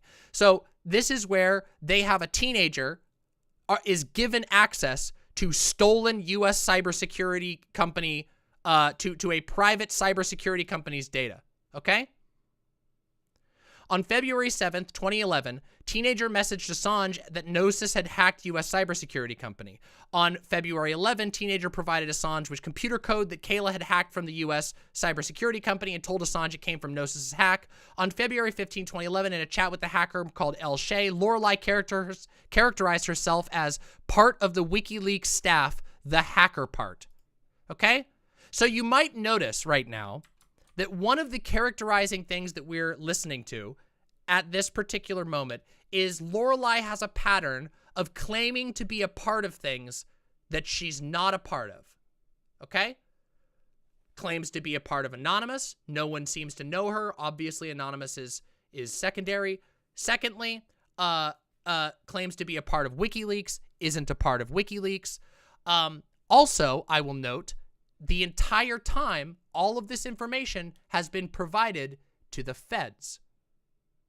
Information that was given to a Teenager by this so-called hacker was later given over to the feds as Lorelei cooperated with the feds to both assist in the indictment of Julian Assange and also to assist in the arrest of the activist hackers known as LulzSec. Okay? So there's the receipts, just so you know. I've provided this if you want to go read about the entire thing, but of course, this just goes through and outlines exactly how Lorelei served as an informant and gave away the information that led to the capture of a group called LulzSec. In fact, here it is right here, okay? In May of 2011, members of Anonymous, including several who were involved in Operation Payback, formed their own hacking group, which they publicly called LulzSec. Okay? These members included Kayla, which was Lorelei's friend, Sabu, and Topiary. On May 24th, 2011, a television network did a documentary. This is unrelated. On June 7th, Sabu was arrested. Shortly after, Sabu began cooperating with the FBI. In June 2011, after LulzSec took credit for a purported DDoS against the CIA's website, Assange decided WikiLeaks should publicly support LulzSec. From the official WikiLeaks account, WikiLeaks tweeted, WikiLeaks supporters like LulzSec take down CIA, who has a task force, blah, blah, blah. And this continues on, and you will see that, of course, Lorelei then provided more information specifically about LulzSec and about WikiLeaks. So this, everybody, is what we call snitching, okay? That's called snitching. when you give information that leads directly to the arrest and indictment of other people, of other political activists, that is called snitching. That is what we call a snitch. That is what we call being an informant. That's what we call being a Fed. Okay? So, that is Lorelei Bailey publicly. But there's more, okay? Because this tells you why Lorelei Bailey is infamous in hacking circles for being a snitch whose participation led to the arrest of multiple young hackers, okay? But that's not the end of it. And this is where, once again, I will say it yet again, content warning, oh my God, content warning. Because Lorelei Bailey is not just infamous in the hacking community, Lorelei Bailey is infamous in the trans community. Lorelei Bailey is a trans woman, a very open trans woman. And Lorelei Bailey has been accused of rape, not once, but twice. And Lorelei Bailey's partner has also been accused of rape. So we're going to look right now at two things. First, we are going to look at the two allegations from separate users as to what Lorelei Bailey did. Then we are going to look at Lorelei's defense. And then I am going to tell you all why this is relevant to bimbo politics. So bear with me while we set out the relevant information. I recognize it may take us a little bit of time to piece it all together, but that's the reason why we're talking about all these things, okay? Let's begin with the first allegation. Again, content warning, oh my God, content warning. This is the first allegation. This is easily accessible online. You can search this with no problem. This is ancient history from 10 years ago that has been discussed up and down, verified up and down. Again, this person was infamous at the community when I was first transitioning. This shit was one of the dramas that I was aware of at the time, okay? To put it bluntly, I was raped by Lorelei Bailey in late October 2012, just as the whole Violent Cruz thing was happening with CNN. This was a little over a month and a half before I posted this thread in subreddit drama. She got me drunk and forced me to suck her off, penetrate her, and eat her semen. And then she left the basement room she did it in and went upstairs to resume her stupid Reddit activities. I basically cried down there whilst drunk until I fell asleep. Lorelei became very adversarial with me, perhaps because of what she knew she did to me. But what I could not see at the time was Lorelei preparing to isolate me from my fellow SRSers. SRSer meaning the subreddit, the massive subreddit Shit Reddit Says, which was mostly a community of like trans people who were interested in internet drama. So SRS was a massive community at the time, a lot of trans people in it. She began demonizing me. She got on a Minecraft server and started fucking up what little space I had away from her relentless and disturbing fixation on me. At one point, she took some things I said out of duress and brought them to another SRS admin who promptly demodded me and did the whole silent treatment on me. Remember, Lorelei is a mod of the subreddit that this person had a social group in. There's a big power imbalance there, especially if you're a power mod, which Lorelei Bailey was. And there I was. I lost my friends. I lost Green Dutch's confidence. Any attempts to tell them what had happened to me in October were met with being ignored. And I told they weren't interested in hearing anything about Lorelei from me. So I cracked. I went psychotic. I spammed the fuck out of their IRC channels until they banned me, and then Lorelei threatened to call the police on me, a thing she could have done at any time. And this you must keep in mind her status as the person who had violated my body to get what filthy pleasure she could out of it, the piece of shit who had raped me. So I did what a cornered dog that has been kicked one too many times did and bit them. I threatened to dox both the other admin and Lorelei who lived with each other, but it never actually went out of PMs on IRC. I never doxed anybody, but that sealed the deal. Lorelei had successfully isolated me, and I was so alone. Nico Arc, Lorelei's contentious fuck buddy, offered me space in her community in exchange for me disparaging SRS and Lorelei on SRS Sucks. That's fucked. I was basically coerced in a vulnerable mental state to choose between disparaging my rapist and her friends or not having anyone or anyone to support and be my friend. I did as Nico Arc asked, and later an SRS user by the name of Tesseraction proceeded to manipulate me into editing the SRS post into the spam that followed. Tesseraction would later emotionally abuse me until I distanced myself fully from them. Over the course of 2013, I tried reaching out to Green Dutch and my friends in SRS, and they labeled me a stalker, a monster, and a fiend. In January of 2014, I outed Lorelai as having raped me on Twitter, and that resulted in my isolation from other fellow trans women.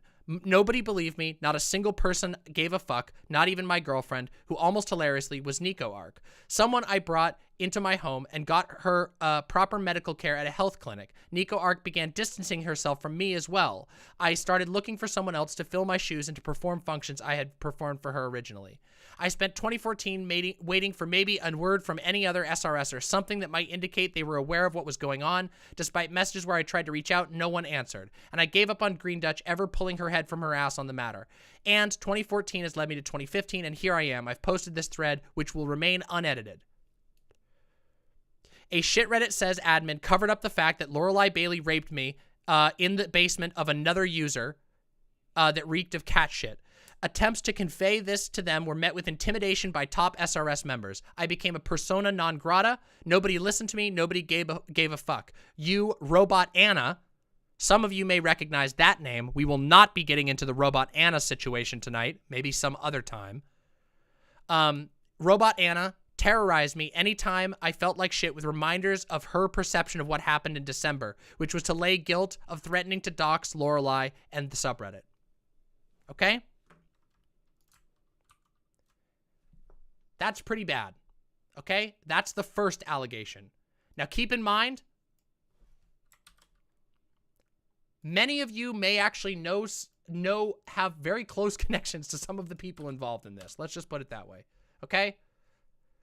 Basically, what happened in this situation is that the most influential user of the shit Reddit says subreddit used their position of power and their friends who they put into positions of power to silence somebody that they raped, allegedly raped. Do you see why this is a very serious issue? Do you see why this is a serious issue that I'm talking about here? Let's continue. This is the second allegation, okay? An open letter to my rapist, Lorelai Bailey. This is the second allegation.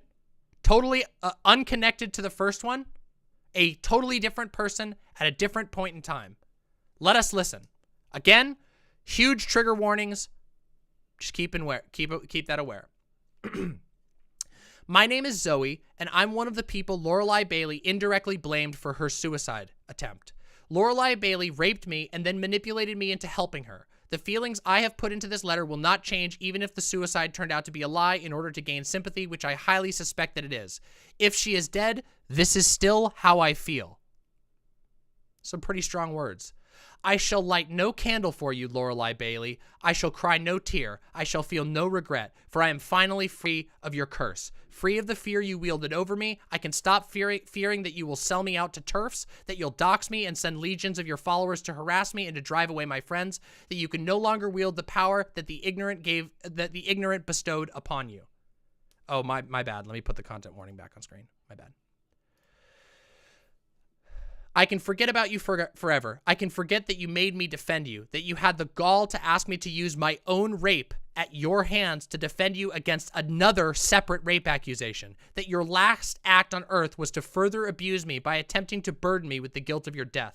I used to hate you. The memory of you getting me so high that I couldn't see or talk is still there, even though I wasn't present for most of it. All I remember is you tugging me by the hand as I stumbled up the stairs. I could barely walk or stand. Then I was on my back. Then nothing but a cold sensation, and I feel your body over mine. I felt your cock sliding into me, and I screamed and passed out. I wake up, and there you are, grunting over me. I'm going in and out of lucidity. I convince myself that I enjoy it and play along, still struggling to stay conscious. You finish painfully, and I roll over and can't remember anything else from that night. You then attempted to rule my life. You sought to assuage your worry that I might betray your secret, so you asked me to give my blessing to you to what you had done to me. Then you used it against me when I finally spoke against you a few days ago. You would isolate me and the others you controlled by radicalizing us. You would use the threat of isolation from your community and the larger trans community as a whole. Remember what I said? Remember what I said about this individual having a lot of influence at the time in the trans community? Notice that this is a current between both of these letters.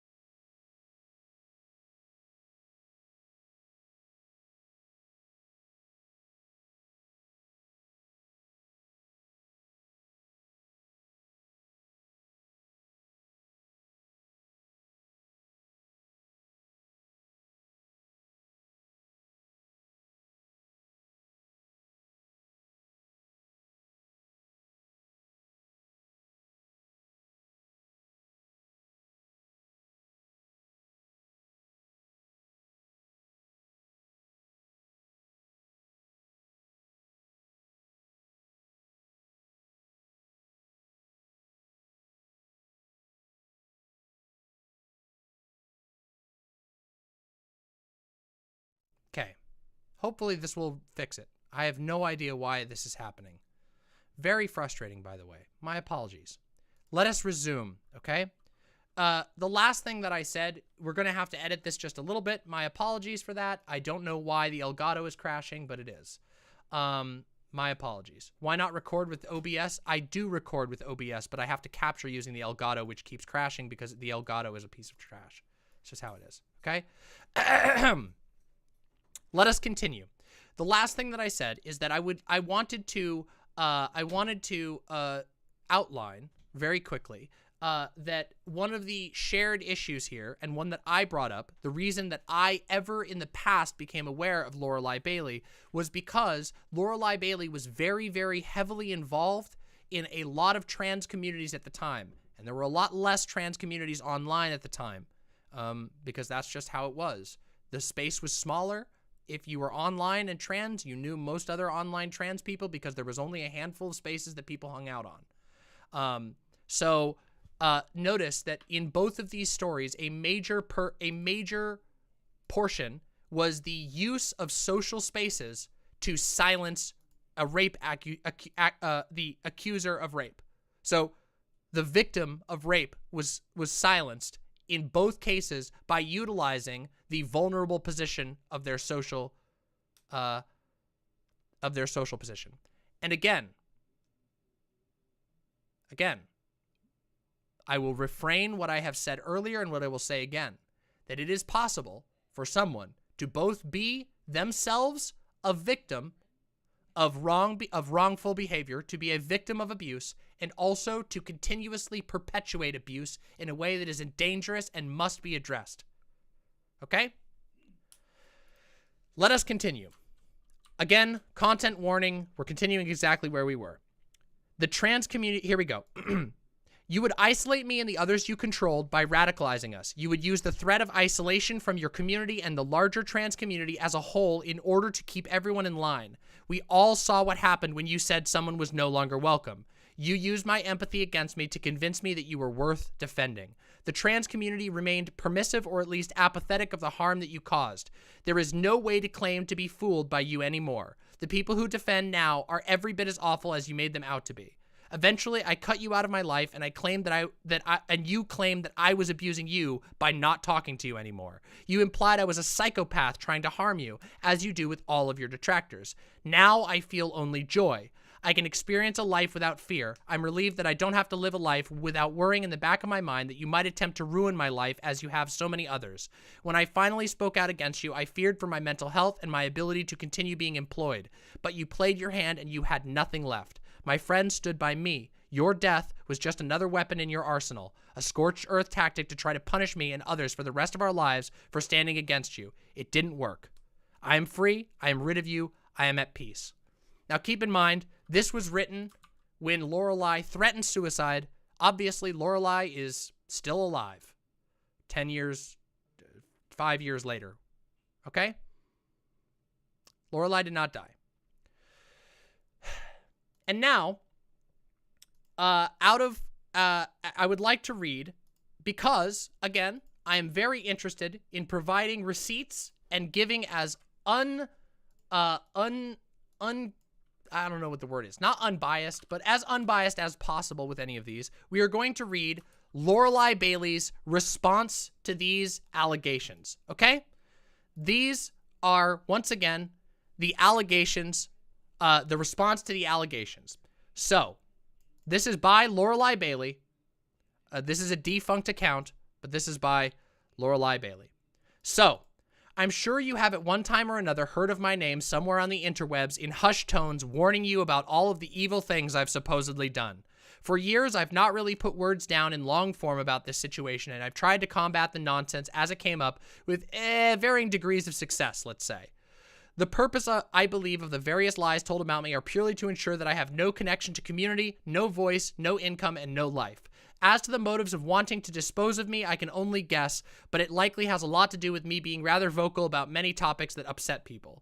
I'm going to address the two most major things people throw at me or my friends. 1, I heard you were a rapist.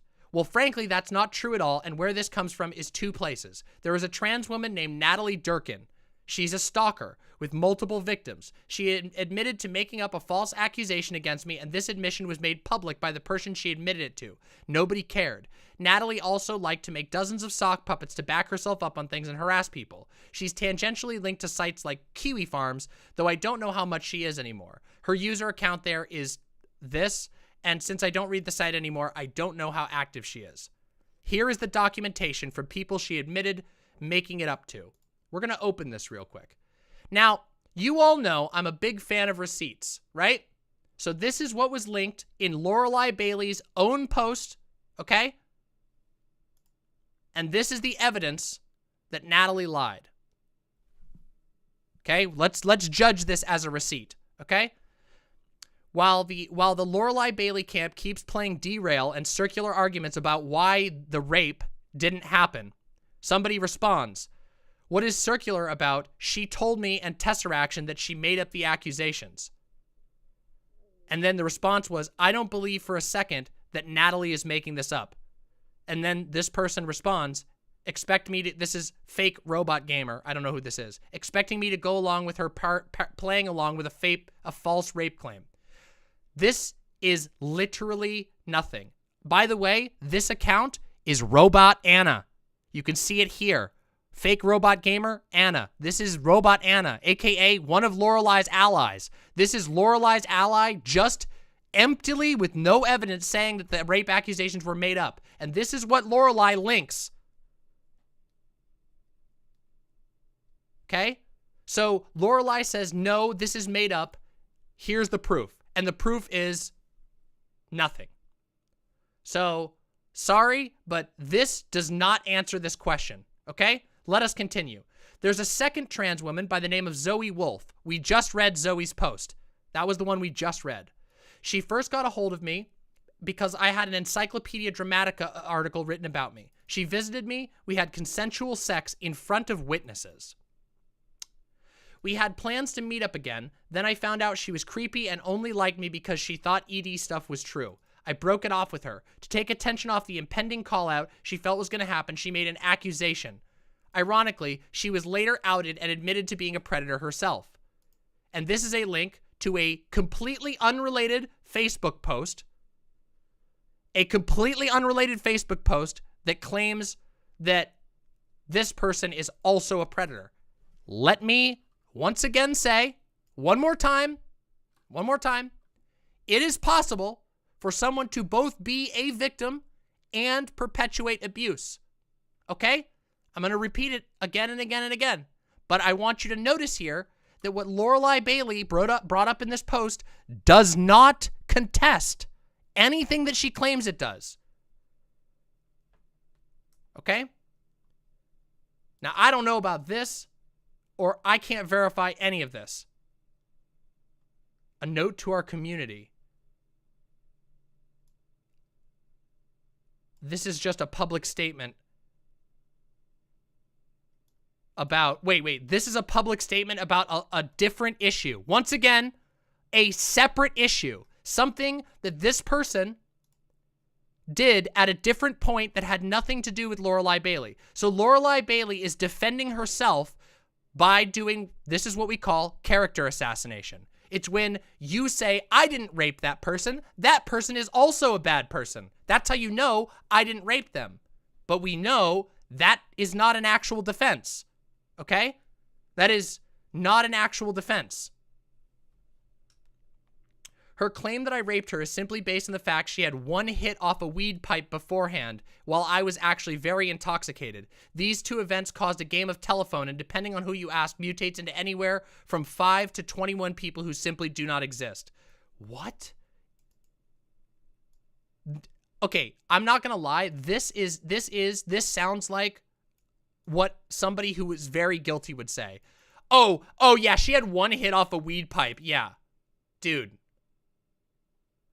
2, I heard you were an FBI informant. No, just no. I was raided by the FBI in 2011. They took my hard drives and did question me. I later did an interview with Gawker about the subject that other outlets copied from. I specifically told Gawker I didn't want to tell them anything because I didn't really know anything. Adrian Chen lied and printed this as telling everything. When confronted by this, he refused to change it. To this day, he still has a career in journalism.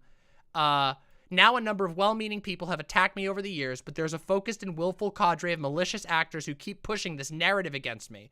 These people obsessively attack me, my friends, my partners, and anyone who says a kind word about me.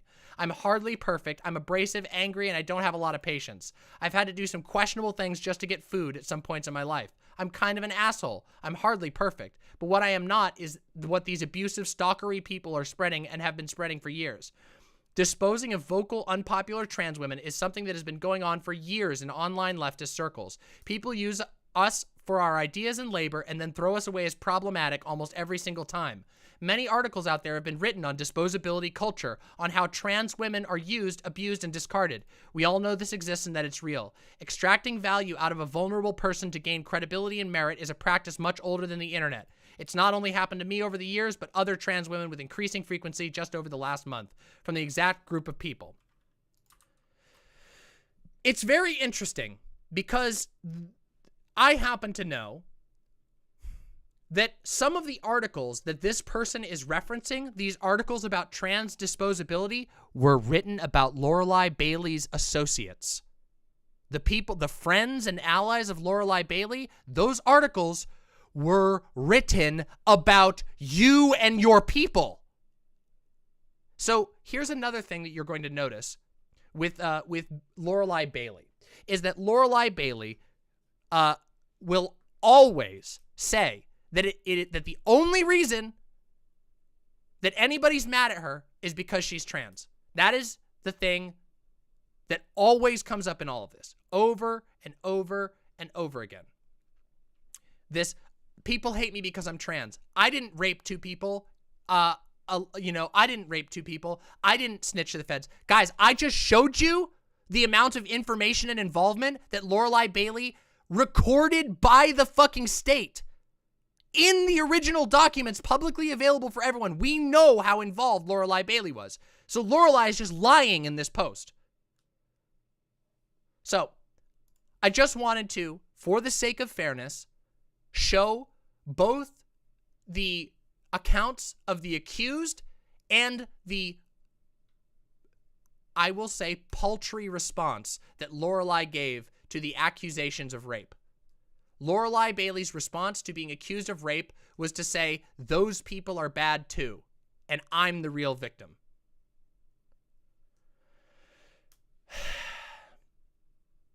So now you have an idea of who Lorelai Bailey is and why Lorelai Bailey is important enough of a figure for us to talk about. Now we move to the second part, which is the evidence that Lorelai Bailey is indeed hold on, wait, I should reword this. I'm going to reword this because that's going to sound like I'm making a conclusion.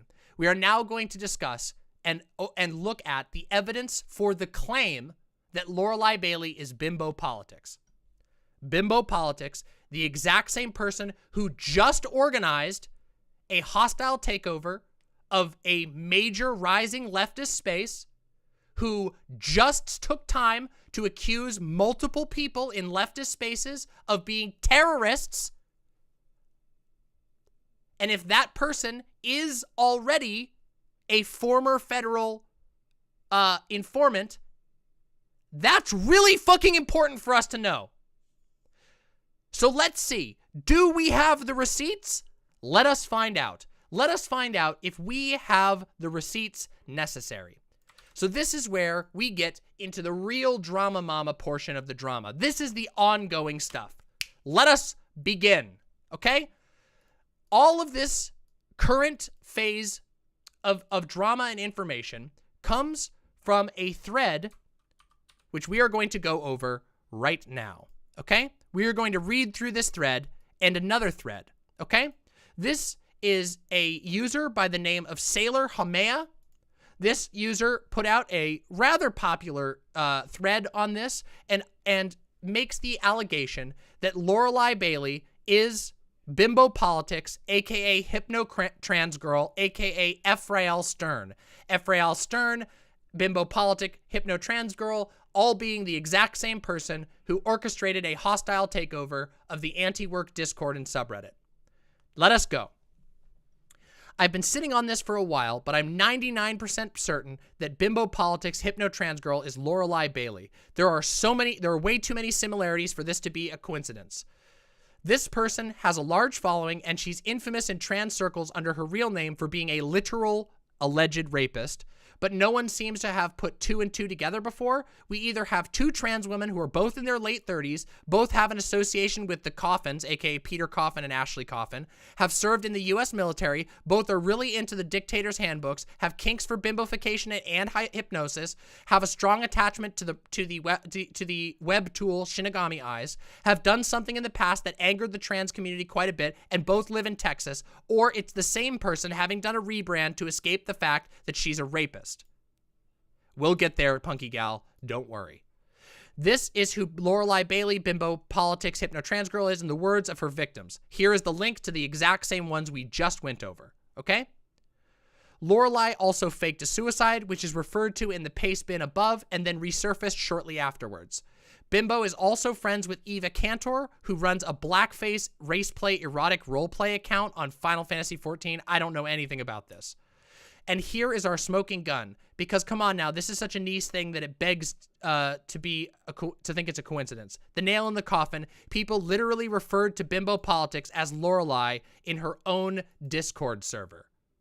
So this one was where I started getting involved, okay? Well, my mom is a narcissistic abuser, so yeah, I might spend the $200 and take the abuse for it later. Your mom needs to be thrown into the sea. And then this person responds. Let me zoom out on this just a tiny bit. Oops. Why is that getting bigger? No! Go smaller! Ah! Go smaller! I'm sorry. It's supposed to go smaller. Why is it going bigger? There we go. Here we go. I'm very sorry about that. My bad. My bad there. I apologize. Your mom needs to be thrown into the sea, says Bimbo Politics. So to top off a frustrating day, I just bought a new Bluetooth headset, and I can't get it to pair with anything. Yay. Also, Lorelei, throwing trash in the sea is called pollution, and it's bad. So that is a unbelievable coincidence. Okay? But this is not the only evidence that we have, because this alone could be written off as a very weird coincidence. Okay? A user in Bimbo Politics Discord accidentally calling Bimbo Politics Lorelei. Whoopsie! Whoopsie! Okay? So that's the least we've got, okay? We have all of these, we have all of the rest of this thread here, which first of all talks about a couple of things. We know all of these things. We know this information. Bimbo Politics has been open about age, been open about association with the Coffins. God, I have so many receipts of this, it's unbelievable. But these things are not particularly relevant off top of hand. What is relevant is the association with certain spaces, the ability to pull strange strings on Reddit in order to get into positions of power, and then, of course, replace others in positions of power in that place with loyal friends. All of this, which we demonstrated in the former video about anti-work before any of this surfaced, okay? But let's talk about another thing, okay? Here's another very, very weird one. Hold on, let me grab this full thread. Hold on, I have this one. One moment. Let me grab the full thread. I accidentally clicked through to the not full thread. Here we go. One moment.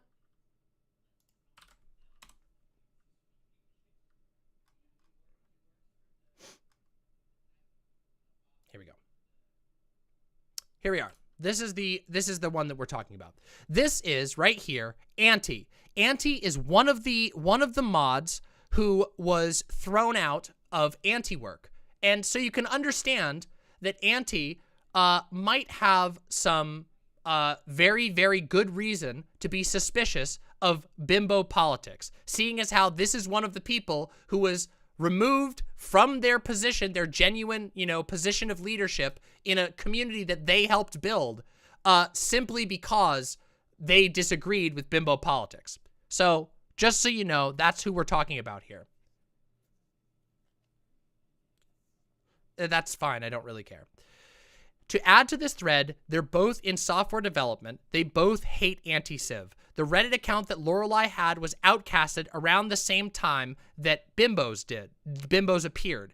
Their Patreon last post versus first post. Lorelai Bailey's last post was on January 25 of 2019, and the first post on Bimbos was on December of that year. So Lorelai disappears. A couple of months later, bimbo politics appears. They both talk in condescending attitudes to those who they disagree with. They're both familiar with software dev, as Lorelai was in such, and Bimbo has created her own cryptocurrency. Bimbo says that she has extremism researcher friends. Lorelai got caught for snitching to the feds. Bimbo says that she's an anarchist, and Lorelai was formerly a power moderator of anarchism. Both of them are power mods. There's a lot of stuff I haven't touched on yet, but this is increasingly coincidental. Thank you very much, Mochi Ice Cream. Appreciate that. Bimbo politics. Egoism and anti-civ are reactionary in nature, and time will vindicate me. Then we have Lorelai. You eat trash and you still aren't free. Against egoism and anti-civ. So both of them, at very similar times, wrote about being strongly against specifically egoism and anti-civ. Here's another one. Bimbo politics is creating political and social commentary from a bimbo perspective. Lorelai Bailey is creating social and political commentary. Literally copy-paste from their Patreon descriptions. Here we go again.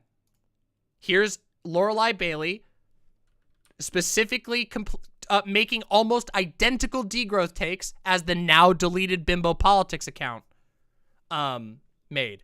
And this is where it gets really fucking weird, okay? Okay, everybody? So hold on for a weird spot, okay? Hold on for a weird moment. Yes, Bimbo did host a vote on the anti-civ so that she could ban everyone who voted against her. We'll go there.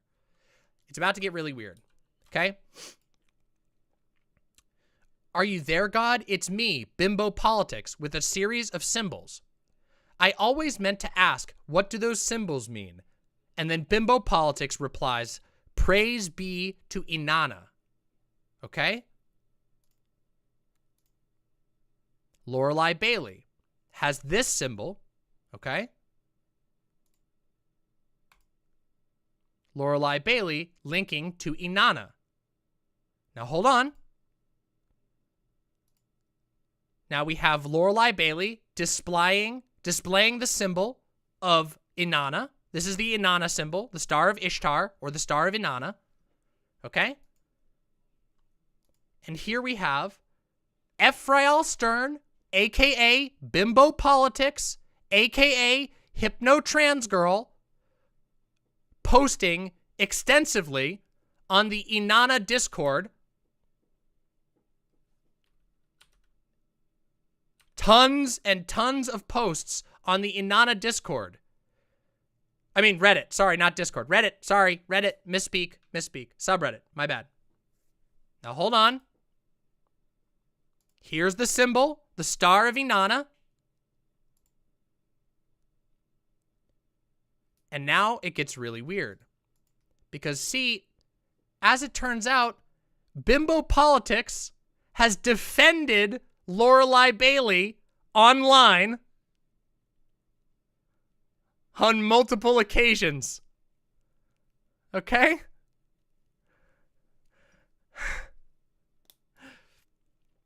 About Natalie. This is the victim, Natalie. Apparently, she has like 5 different people accusing her of various things from rape to scamming to smear campaigns against her exes, going back years. One of the victims is even notable.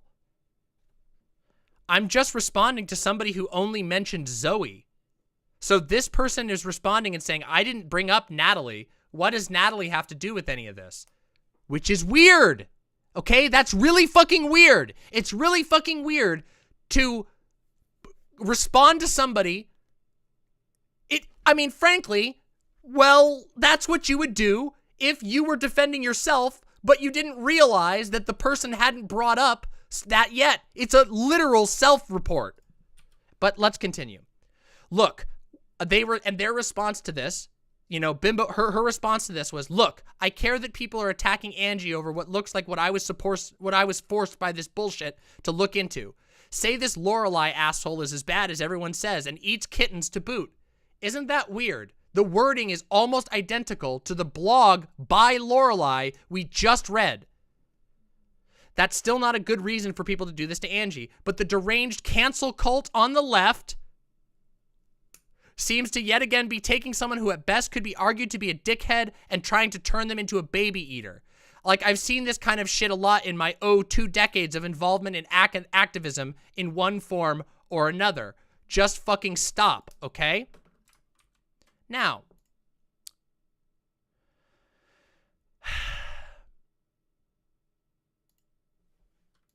let's take one more look.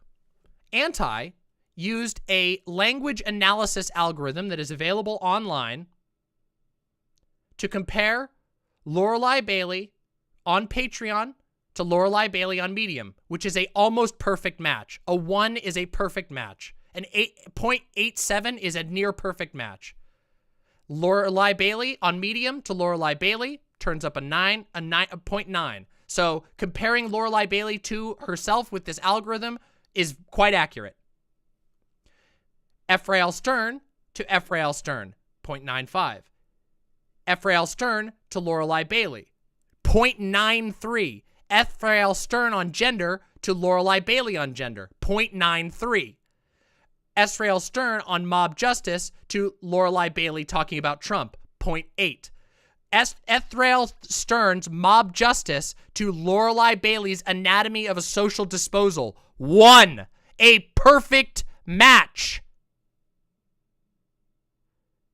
Ephrael Stern, Why I Believe in Us to Lorelei Bailey, What Would a Political Revolution Look Like, 0.82.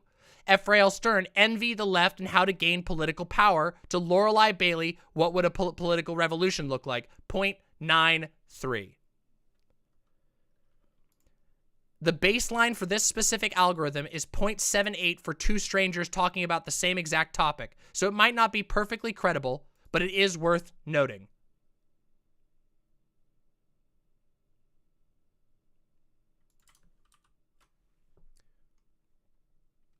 Okay. But there's more. Okay? There's more.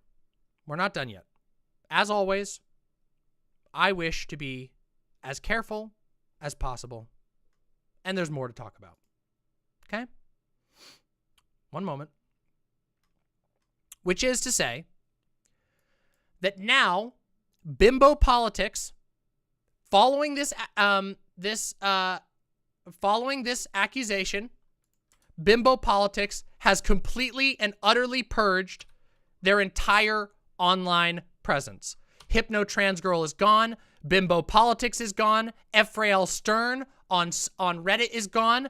Hypno Trans Girl is gone. All of it, gone. Now, that is not the response that people make when a false allegation is made against somebody. That is the response that people make when they have no other option to do. While it is possible that someone could panic delete their account, mass deleting every single social media page and post that you have makes it very difficult for people to grab archives. Thankfully, my community and many other communities on the internet are learning to use archiving tools, to take screenshots and to archive things that you see, as you should. This is very good behavior. Gathering receipts is always helpful, okay? People on the internet get away with a lot of bad stuff because they know that nobody will remember the shit they pulled and that you can just change your name, change your avatar, and a lot of people won't know that you're the same person, okay? And there's more, okay? Which is 2 journalists have come forward about this. Let me grab these real quick. 2 journalists that I consider to be personally reputable, okay? And that is a journalist by the name of Garrison Davis and a journalist by the name of Robert Evans. These are 2 investigative journalists who focus on anti-fascism, anarchist organization, and other things, and protests. Both of these people have spoken out and said that they have reason to believe that Bimbo Politics is indeed Lorelei Bailey. So I'm going to show you the evidence of this, as is my approach. Okay? Garrison Davis.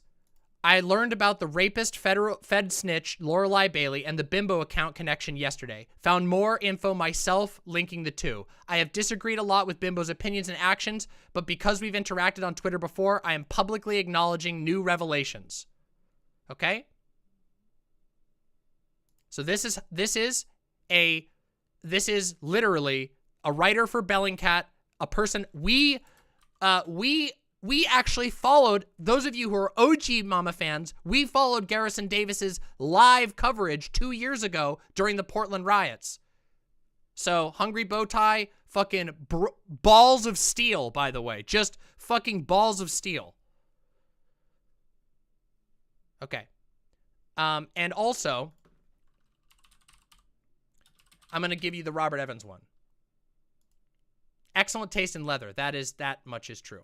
Okay, that is true. Yes. Let me get the Robert Evans tweet. I actually didn't have this one on hand, but I can grab it in just a moment. Let me get this.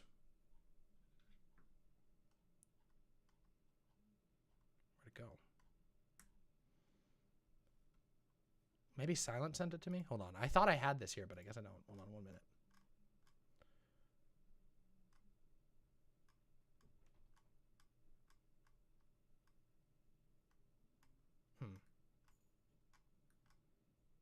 I've misplaced it. Give me just 1 moment.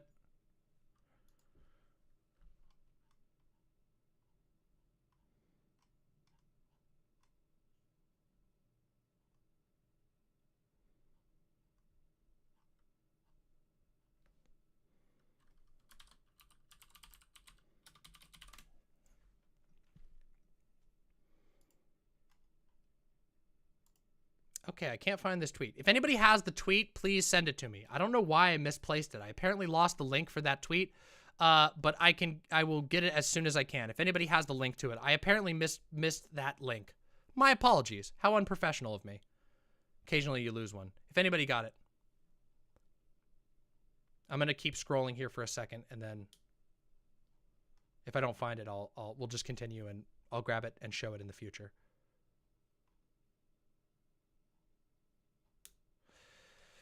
Yeah, he tweets a lot. Okay, yeah, all right. If anybody finds that, let me know. Yeah, can you resend it, please? Yeah, if you can resend it, Silent, that'd be great. I'm sorry about that. I apologize.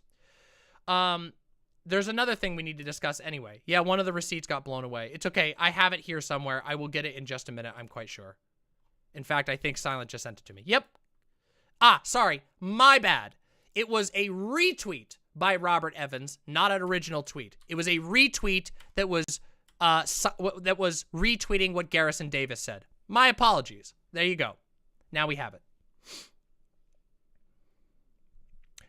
So this is Robert Evans, again, a journalist of good repute, also confirming and signing on this particular claim. Okay, but this isn't the end. I just want to make sure that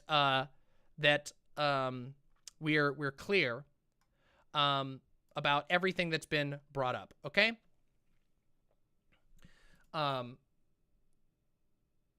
This is old stuff about Lorelai. One moment. Here we go. Now I've been given permission to show these DMs. Okay. These have been censored, but I have been given permission to show these on stream. Just so that you're aware, the person has given me permission to show these on stream. Let me get these up, and I will show you exactly what I'm talking about. Okay, here we are. Bimbo politics with the Inanna symbols up here. That's because none of you know who I am. And then the user at hand, the anonymous user, says, "What do you mean by that? I don't know most people's identities on here." And their response was, "I mean that I used to have a Twitter account under my real name. Ah, and all of y'all love to hate me. Okay, well, damn, I'm sorry. I don't know what to say." Next image. The funniest part is when I say things like this, most of you all will say how sorry you are or how you hate the stuff. And I know the moment I opened up that it would all be over. About 99% of you would turn on me. And y'all do it without hesitation, with a clear conscience that I'm one of the bad ones who got it coming, and you would be wrong. But it wouldn't matter. The reason I don't get close to your social circles is because of all the disinformation you all spread. And it's not you personally who I've met, but others. I know that's a problem. I'm not mad at you personally, just the situation. I'll be specific. The last person who defended me by name got her PayPal hacked and a month's wages stolen. Okay, we don't know anything about that. Jesus Christ, I don't know who you're referring to. You all would turn on me if only out of fear. I know because it happened before. Before being federal informant, 2 rape allegations, and being in a position of power and openly using that position of power to silence your accusers. Okay? Okay. Now, another very strange thing happened last night, everybody. In case you weren't weirded out enough, a new Reddit account was added to the mod team of Anti-Work. Okay? The mod team of Anti-Work added a new moderator last night. Okay? After the Bimbo account disappeared, a new moderator got added. And that moderator, Mama Shiavana. You most certainly wouldn't believe me even if I said no, so it seems odd you would bother asking. Anyway, hi there, Twitter, Discord, and wherever else this screenshot gets posted. Have you heard of Inanna? She's pretty great, and I intend to start cataloging records about her and her many syncretic offshoots here in our Inanna. From now on, starring with my namesake Mama Shiavana, otherwise known as the Black Madonna of Montevergine.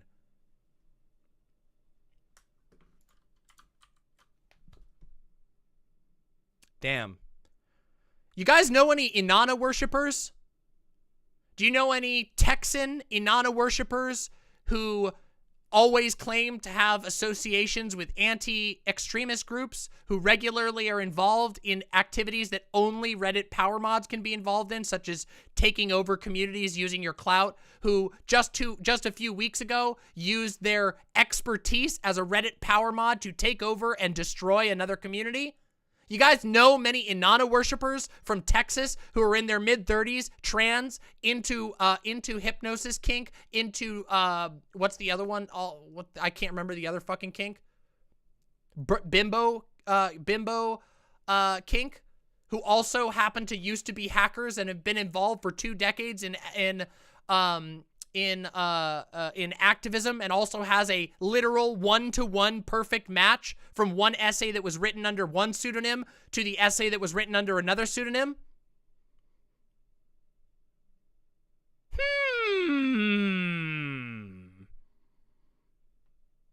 How strange. There are 5 people who fit that description, and 3 of them are Lorelei Bailey.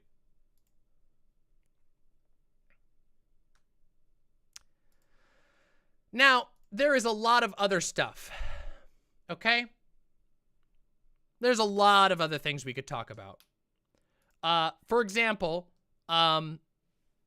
we could read this account of a whole bunch of stuff that Lorelei was involved in a long time ago that involved Peter Coffin, Angie Speaks, and a couple of other people. We could talk about a whole lot of stuff.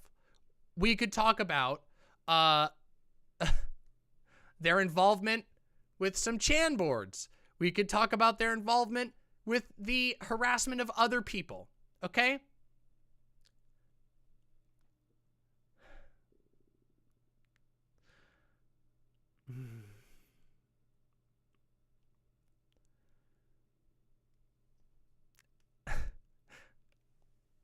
Okay. But let's talk about something else, okay? Let's talk about a couple of different things, okay? So, as I have said through this multiple times, how old was the Mama Shiavana account when it was made mod? I'm not sure how old it was when it was made mod, but it was made mod, I believe, last night.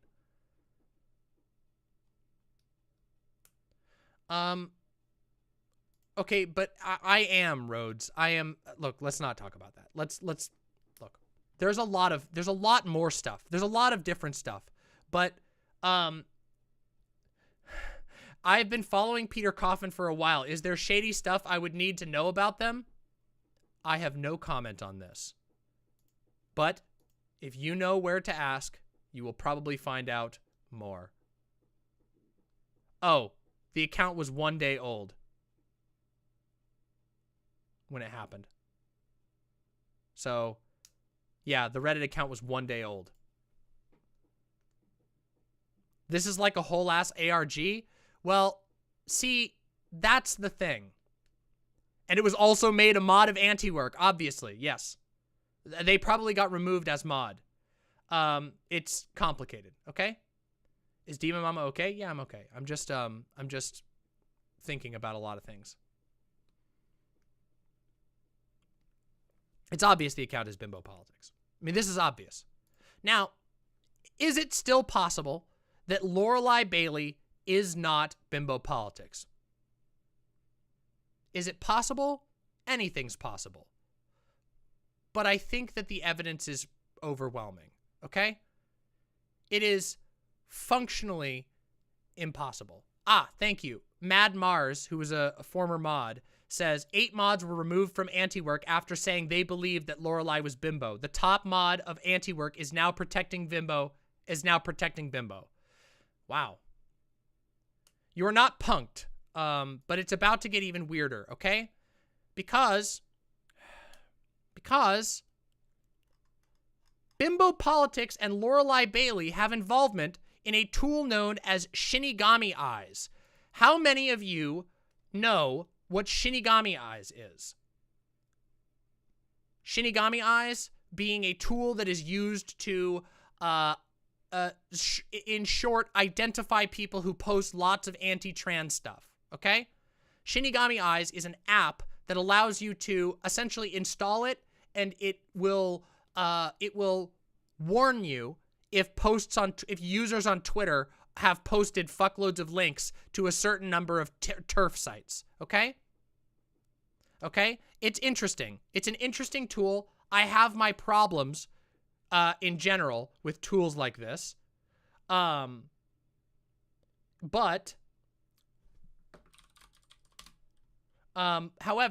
let us talk about what we have discovered about this particular tool, okay?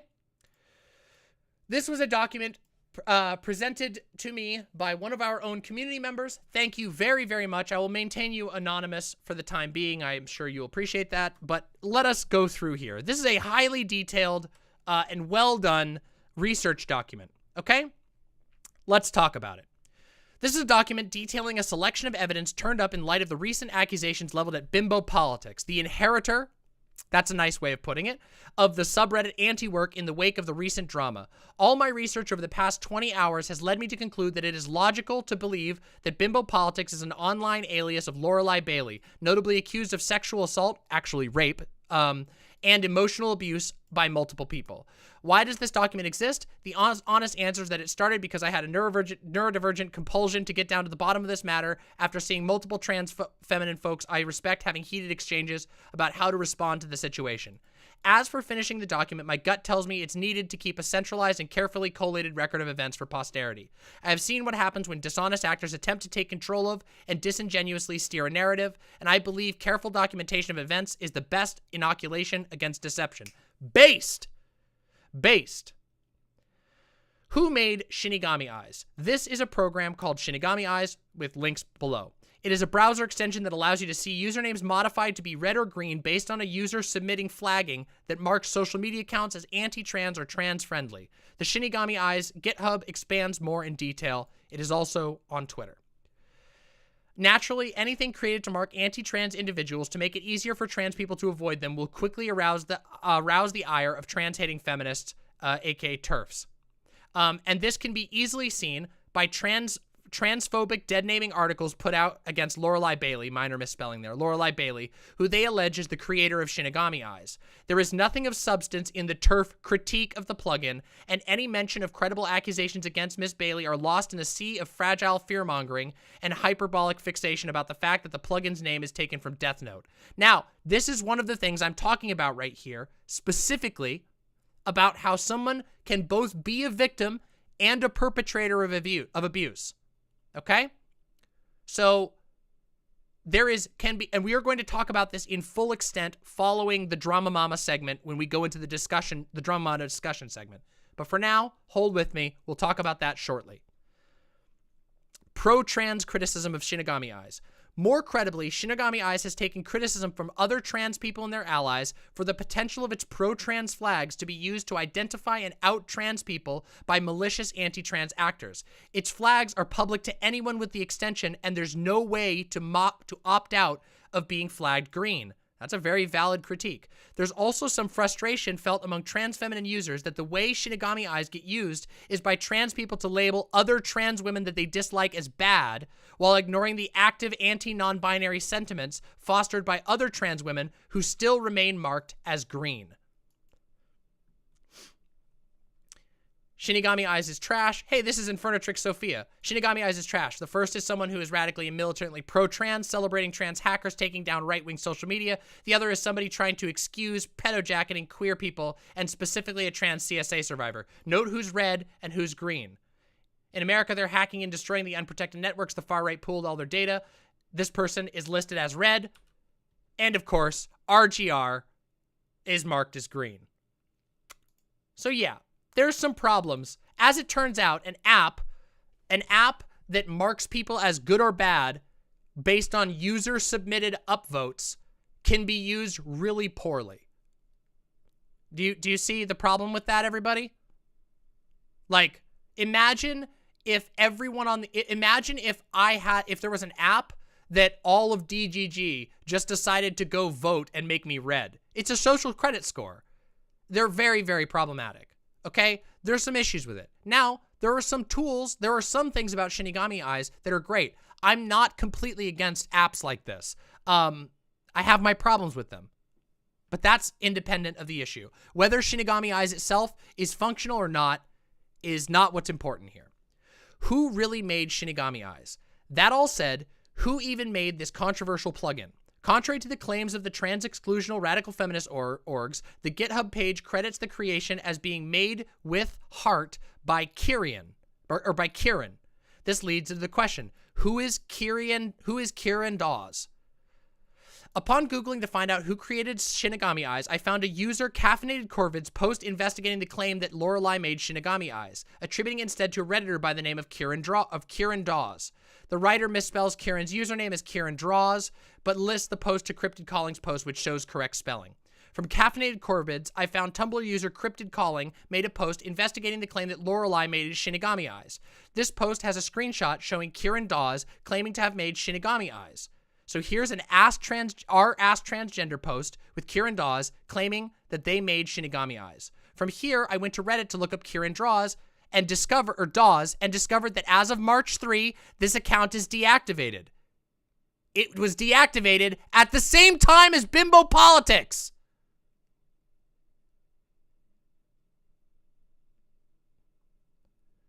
Returning to Tumblr and searching Kieran Dawes, I managed to pull up 4 posts, including one by Cryptid Calling. Tumblr user Rohevinci helpfully linked the original post, which included screenshots that seemed identical to the one in Cryptid Calling post that is dated 23rd, about 2 weeks before Cryptid Calling's post on July 10th. So this seems to be where the Cryptid Calling acquired the screenshot. From here, we can say concretely that Kieran Dawes was active on Reddit as late as June 23rd, 2021. Here is the original link to the Reddit post made by Kieran Dawes. That leads to the question, who is Kieran Dawes? Heading back to the search results afforded on Tumblr, we have a post by Whimsical Gay made on December 1, 2021. In it, the author details a Twitter user by the name of Kieran Everix has tweeted positively about Shinigami Eyes while acknowledging multiple individuals named Kieran can exist. For more concrete claims, we can look to the unfortunately named Tumblr user Misgenderer. According to an Anon asking a question, Kieran Dawes is the Twitter user Kieran Everix, although the Anon provides no further evidence besides their own say-so that Kieran Dawes is Kieran Everix. Little bit of a weak spot there. But it would be very weird for a small user that is highly praising Shinigami Eyes to also be named Kieran and also have other people say that they're the same Kieran. That is technically, what's the word? Circumstantial, but given the light of everything else, Tumblr unfortunately provides no additional posts on Kieran Everix, while a search for Kieran Everix with no spaces brings up nothing at all. With all further Tumblr leads exhausted, a Google search led me to the alleged Kieran Everix, who does indeed still possess an active account showing them to be a non-binary drag performer using they/them pronouns. Their tendencies, interests, and gender presentation all differ distinctly from Lorelei. If this is the creator, this person is not Lorelei Bailey. So what evidence is there linking it to Shinigami Eyes? Not much, but there are a handful of positive and promotional tweets, 3 to be exact. None of these are a conclusive claim of having made the extension, but they demonstrate a close familiarity, okay? So what can we make of all this? It is impossible to know why Kieran Dawes deleted their Reddit account, and without anything linking that Reddit account to user Kieran Everix, it is impossible to say with any certainty that they are the creator of Shinigami Eyes. But there is also no evidence to conclude that Kieran is anything beyond a separate person from Lorelei Bailey. Did Lorelei have involvement with Shinigami Eyes? This is Lorelei's Mastodon account. Note the image in the pinned toot. That image will be important in a bit. By the way, I will not be continuing to call Mastodon post toots. It's too silly. I have the laugh tolerance of a small child, and I cannot take that. That's funny. Mastodon was a decentralized alternative to Twitter. It is functionally Twitter, okay? But independent. Complicated. If you scroll down, you can see Lorelei vehemently denying authorship of Shinigami Eyes. Her insistent denial is very odd, considering what happens to be on her GitHub account. Recall the image in the topmost pinned Mastodon post? It's the same one used as the profile picture for this GitHub account with the username Lorelei. This is unquestionably Lorelei Bailey's GitHub. If you will recall from this section, what is Shinigami Eyes? I linked a GitHub issues thread of some criticisms of Shinigami Eyes, and while perusing down it, I was surprised to find posts from Lorelei vehemently defending Shinigami Eyes, since the Tumblr post had persuaded me at the time that she was uninvolved. Closer inspection reveals that she is in fact directly involved in the ongoing development and maintenance of a repository labeled Shinigami Eyes. You can now see in the anti-fascist MIT license project from the pinned Mastodon post, further confirming this is indeed Lorelei Bailey. So you can see all of this evidence here of Lorelei with the repositories. I am not a coding savvy individual, so all I can do is guess what this means that the project is forked, but it was forked from a repository owned by the official GitHub for the Shinigami Eyes plugin. So here's the official one, and there's a fork here being managed by Lorelei Bailey. Lorelei Bailey, who has a bimbo art currently as her GitHub. Oh my God. In the GitHub issues thread linked in part 1, we also see active admission of her involvement with the project. This is in May 2019, before her denial of authorship, which happened in November. It's understandable to feel a threat from TERFs to lie, but the nature of the lies of "if I involved, I'd love my name on it to spite you," especially on her own Mastodon profile, is very unusual. One can quibble over what Lorelei meant when she insisted she is not the author, but it is hard to view her posts on Mastodon as anything other than misleading lies by omission. If she is not Kieran Dawes, then she is not the originator, but to deny creation of it while actively working on it and fiercely defending it does not speak well of her honesty. Part 1, conclusion. Lorelei Bailey did not likely make Shinigami Eyes. The extension seems to have been created by a separate individual, but Lorelei is presently active in the development of Shinigami Eyes and refused to make adjustments to the extension based on feedback about its potential safety and risks to trans individuals online. In light of this, should we as trans people all collectively stop using Shinigami Eyes? I don't think there's a clear-cut answer to that. It's a tool, one that comes with risks. My best advice would be that if you no longer desire to use the plugin because of Lorelei's involvement, you should stop. But you don't really have a moral obligation to do so. Okay? So the rest is stuff that we've already talked about. Okay? So, thank you to this user who put this together. I think it is essentially impossible to deny that Shinigami Eyes is at least currently being developed by Lorelei Bailey. Okay? Well, we don't know that with Otro. With Otro says Kieran and Lorelei are different people, but Lorelei works on it currently. For all we know, Kieran could literally just be a sock account. We already know that Lorelei has many aliases. What's to say that Kieran didn't just steal images or borrow images of a drag person and create an account? This is one of the problems. This is one of the problems that we have on the internet, is that people can assume any identity at any point. Well, not really, because you leave traces. Everybody leaves traces.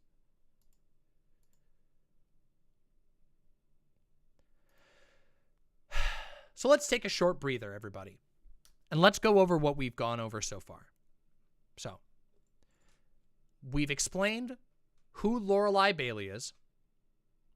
We've now explained the connection between Lorelei Bailey and Shinigami Eyes. We've explained the connection between bimbo politics and Lorelei Bailey. That's where we're at right now, everybody.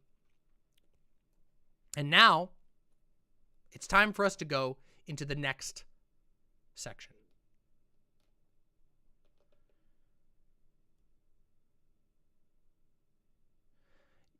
To be clear, I know Kali. She has opinions I disagree with, like markets and capitalism and such, but she's quite literally militantly pro-trans, and people in the online trans femme community use this to justify isolating her from support and assuming she's transphobic. It's fucked how she gets treated. Oh, you're talking about the person who got labeled red. Yeah, I think I'm probably labeled red, by the way. Just so you guys know, I am probably labeled as transphobic, despite all of my content being explicitly pro-trans advocacy. Okay. Okay, I'm not. I don't use the app. I don't use apps like that. I'm white. Is that good or bad? I'm not labeled at all. Okay, I'm green. Okay.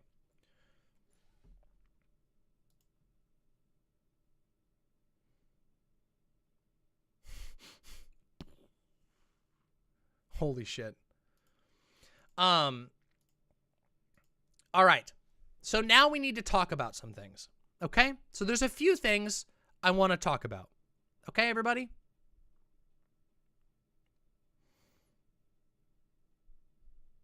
Hey, good job, Catalina Gearbox. Vosh is white. Is white like neutral? Is that what that is? I love that I would be considered neutral on trans issues. Isn't that sad? See, that is the downside of issues like this. Hey, That's great to hear, Peaceful Warrior. Thank you. Neutral or unknown. Okay. Of course, it doesn't surprise me that Gammy would be red. It would be impossible for Gammy to be anything else. Anyway, I don't want to talk about Gammy. Sorry. I don't even like doing that. Anyway, it doesn't matter. I was green, maybe. Okay, everybody. Let us discuss a couple of things. First off, let's ask, why does it matter if bimbo politics is Lorelai Bailey? Well, that's an easy one to answer. If bimbo politics is Lorelai Bailey, what we have just seen is somebody with a history of cooperating with federal agents to imprison and charge political activists, just architected and enacted a hostile takeover of one of the biggest burgeoning left-leaning subreddits and Discord communities of the last 2 years. So that is a really important thing, okay? That's a very important thing to discuss about, okay? So spaces online are very weird, okay?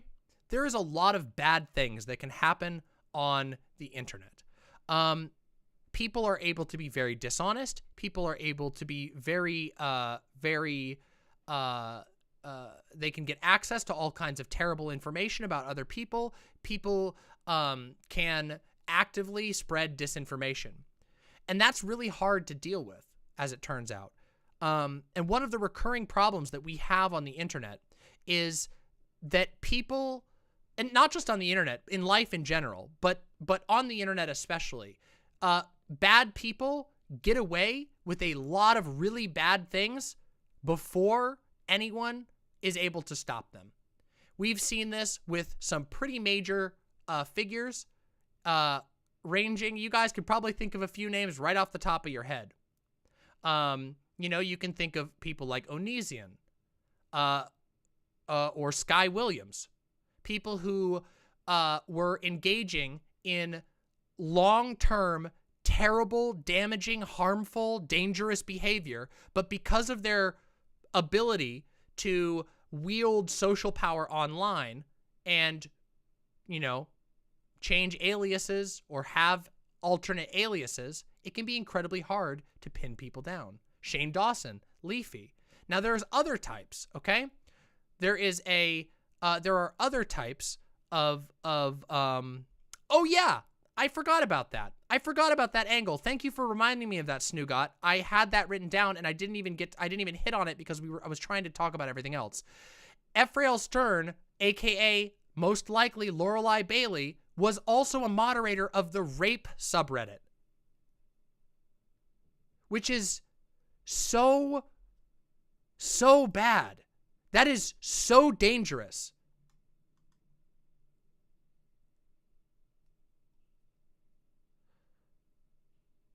Anyway, there is a tendency in online spaces, especially spaces full of marginalized and endangered people, for abusive people to simply shed a former identity like a skin and put on a new one, like a snake shedding its skin. And this is one of the hard things about anonymous spaces, okay? Because in anonymous spaces, if you don't put your face on something, or even if you do sometimes, you can just fade away. And the people you hurt might never be listened to, might never even be found. They might just be nobodies with 10 followers who do not have reach, and nobody can find them. And as a result, that can make these spaces ripe for abuse. It's like the dream of an abuser. Being online is like the dream. You can just delete your accounts, hide things. You can say something and then delete it right away, and then you can just claim you never said it, and nobody can prove that unless they happen to take a screenshot, which most people don't. So there's a lot of problems that come from anonymity. And this is especially true in political spaces, okay? And I'm going to explain why, okay? In politics, by its definition, is conflict, okay?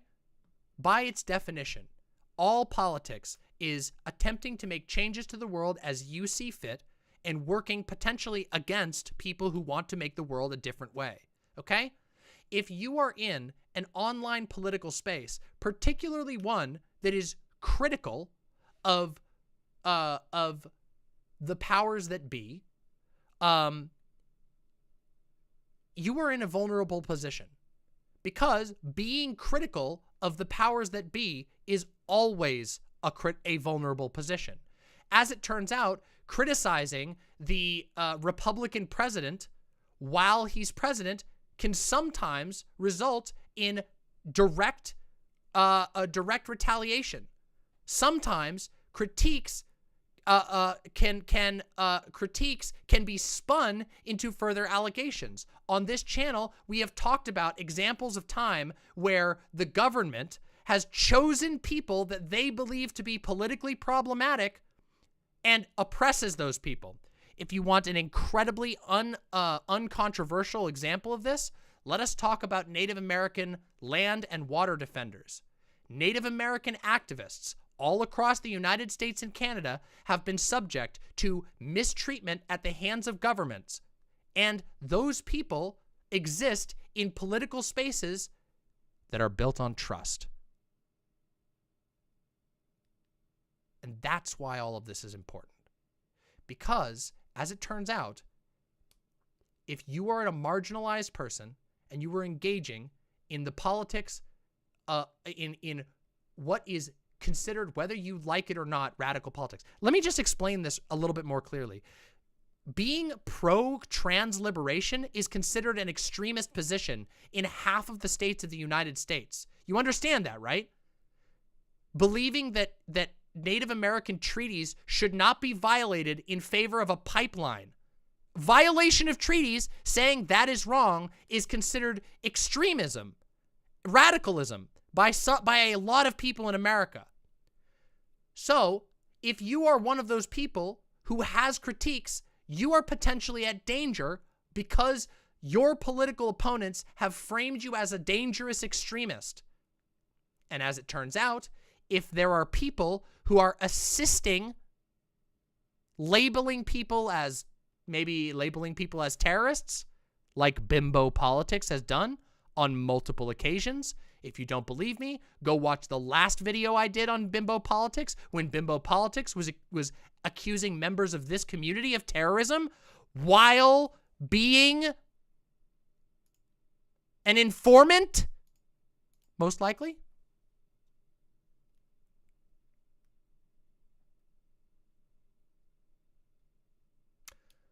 So now you see why I think this is important.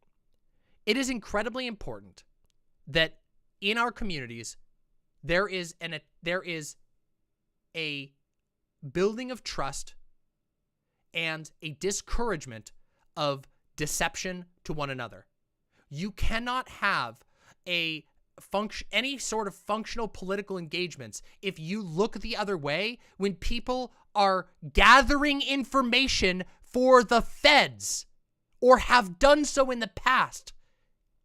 And more so, you cannot have safe queer spaces online when somebody who is a very reputably accused rapist, multiple rapist, is regularly moving themselves into positions of power that put them into contact with young queer people. That is not okay. That has to be actively fought against.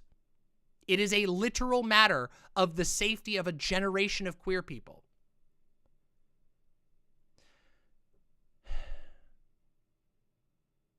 With all of that said, I would like to address some potential critiques and also some defenses that I have seen on social media over the last couple of days as I was researching and preparing for this section. So, First off, let's talk about the concept of de-anonymization, okay? De-anonymization. What is the risk of de-anonymization? Somebody give SP Jupiter a TLDR. You happen to come in at the very end of a very big drama investigation. So I would recommend rewinding and watching because it is very, very, very, very, very, very complicated. Okay. De-anonymization.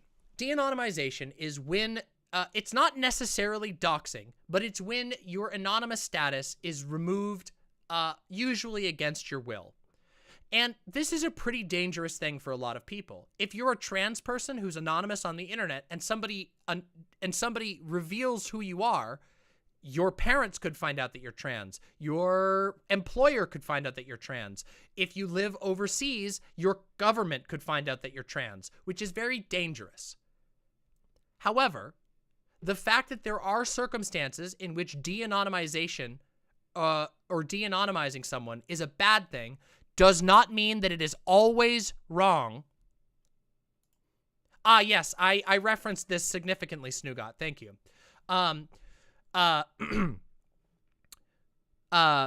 Just because in some cases de-anonymization is bad doesn't mean that there aren't circumstances in which de-anonymization is the correct answer, okay?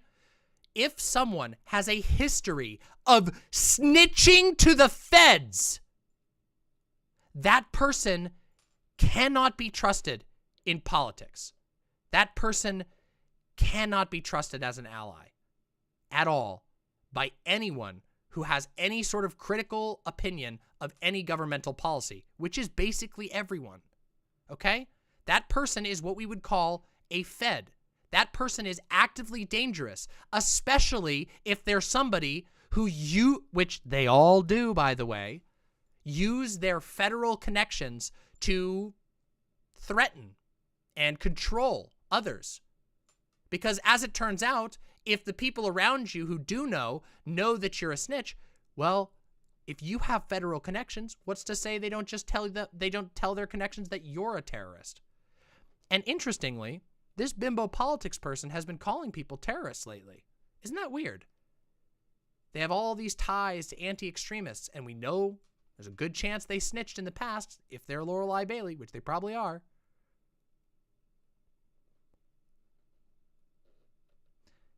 And that's just the snitch. Because once again, I can go from there and I can go immediately over to talking about how this applies twice as hard for letting a serial, unapologetic, alleged rapist back into queer spaces after we already saw that this individual used their power in queer spaces to abuse, marginalize, isolate, and allegedly rape multiple people. And then proceeded to use their still existing clout afterwards to disparage the people who came forward. This is really bad, everybody. This is really, really bad, okay? And I don't think that saying that de-anonymization can be dangerous to trans people is a good defense to say why this particular individual should be de-anonymized, okay? That's not a good argument. Yes, we know that de-anonymization should be done very carefully and that de-anonymization can be very dangerous, but there are circumstances in which it is the right path, and this is absolutely one of them. It is immediately relevant to every community that has been involved with bimbo politics politically to know that this person is a former federal informant, potentially a current political federal informant. Okay, I'll keep an eye on that. Thank you, Music Combo. Do you understand? Do you understand that that is a matter of actual people could legitimately be hurt by that? Likewise, it is the responsibility It is the responsibility of queer people to look out for one another and to not allow people who have outstanding, unapologetic, have made no efforts to even admit or reform or correct rape, alleged rape, into positions of leadership and power within queer communities.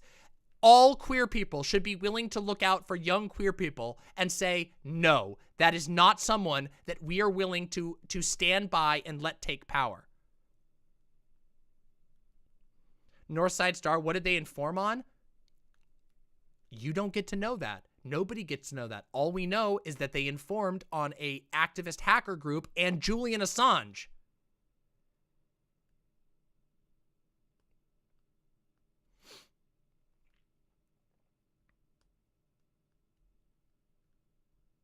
Hey, Lotus. Hey. Oh, yeah, I got to do that. Oh, okay. Yeah, let me do that. Hold on, Lotus. 1 second. Let me give you the fancy name. 1 second. Take a quick pause to just help my my good friend here. 1 moment.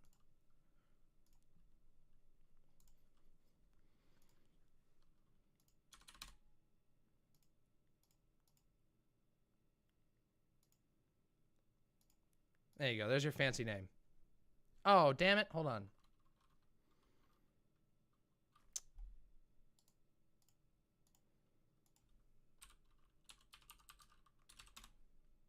One moment.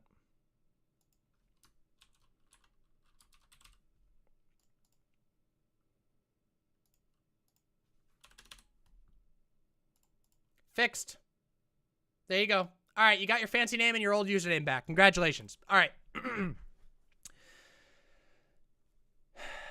Oh, yes. Also help to implement. Yes, there's so many. There's so many. Okay? All right. Yes. As Nizzy says, a support forum like Our Rape is the absolute last place a serially alleged rapist should have authority, and non-response from the mods over there is absolutely damning. I would not feel safe. I would not either. I would not trust that space at all if the mods weren't willing to address this. So you understand that there's a lot of severe issues going on here, right? This is a pretty major thing. This isn't just... Let's talk about the next point, okay? De-anonymizing was addressed. Let's talk about the next thing that I've seen. Is digging into a trans woman who has had a history with being harassed on the internet, is digging into that person's past, is digging into her past in order to discuss things like this a good decision? Now, I would say yes. And the reason is, as I said before, and as I'm going to say now, being a victim does not mean that you are incapable of perpetuating abuse on others. Is it true that Lorelei Bailey was deeply mistreated by websites like Encyclopedia Dramatica, 4chan, etc.? Yes, that is absolutely true. That Lorelei Bailey was disgustingly mistreated, doxxed, stalked, all kinds of things by those websites. But that is separate from and independent to the other actions taken. That's not to say that they can't provide context, but those do not excuse current actions. They don't excuse hostile takeover of a formerly anarchist space. They don't excuse any of the rape allegations. That sort of thing does not excuse snitching. None of it. So, yes, it is true that Lorelei Bailey was mistreated. Should people put in place protections to stop people like Bimbo from cooing their social groups? Yes! Yes! Do not be swayed by people who claim to be experts. You have to trust one another. You have to not just hand the keys to kingdoms away to people you don't know.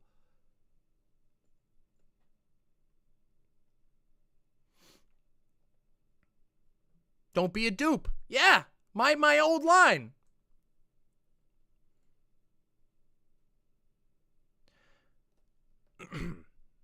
Yes, the left does need better OPSEC, obviously, but we'll get there, okay?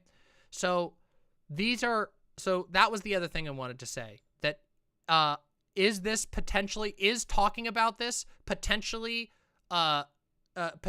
going to negatively affect a vulnerable person who belongs to a minority group? Yes. Yes, of course it will. Absolutely. There is no possible way to talk critically about any trans person without risking bad actors from jumping on board, which is why I talk about this all the time. I talk about why you have to be careful, why you have to avoid moral panics. This is not a moral panic. This is not careless. This is a very clear set of extremely circumstantial and firm, both circumstantial and firm evidence that shows that this person is a dangerous person, a not trustworthy person, a person who lies all the time, who labels others as terrorists while also claiming to be an anti-extremist person with ties in Washington, D.C., who also formerly snitched on WikiLeaks' Julian Assange and a activist hacker group known as LulzSec.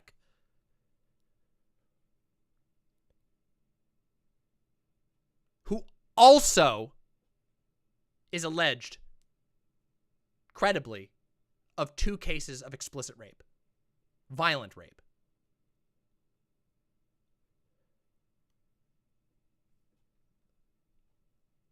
I've seen a lot of people going to bat using arguments that I think are short-sighted. I understand. Trust me.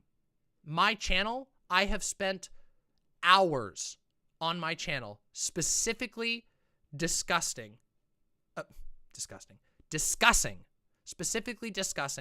fact that I believe that trans women are unfairly singled out for all kinds of things. This is not an example of that. This is an example of many trans and non-trans, but people who are involved in the struggle for trans rights, people who are involved in the struggle for trans rights, coming out and saying this person is dangerous to people in our community. This person is dangerous to our community on a fundamental level. This person needs to be not allowed to crawl back into this space. They don't need to be destroyed. They don't need to be harassed. There's never once been any advocacy for any of that. They don't need to be destroyed. They don't need to be harassed. They just need to not come in to queer spaces, and they need to not come in to activist spaces. Okay? That is dangerous. Sorry. They can be in queer spaces, but not as a leader. They can be connected to queer spaces if they want to. They can have friends. They can engage with other people, but they cannot be given positions of leadership or power, and they seem addicted to power. This person just did a hostile takeover of a formerly leftist space. So I hope that people will stop.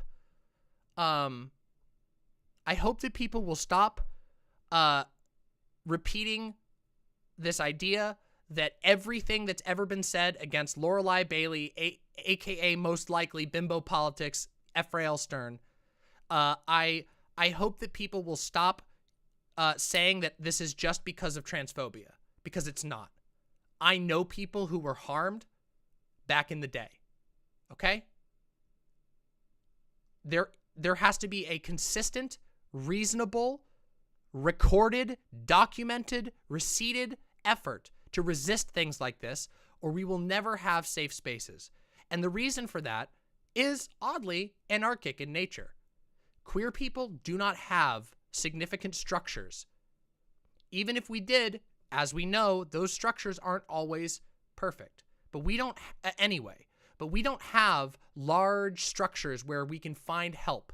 We only find help in one another, in our community, in the growing community, in the trust that's built between individuals, in the messaging, in the collective knowledge of the community that is stored and recorded and accessible, which unfortunately in the modern internet is very hard.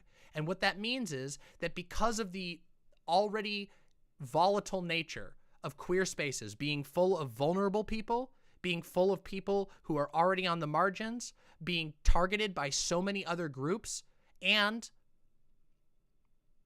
the harsh truth is having a high rate of people who just disappear for a number of reasons.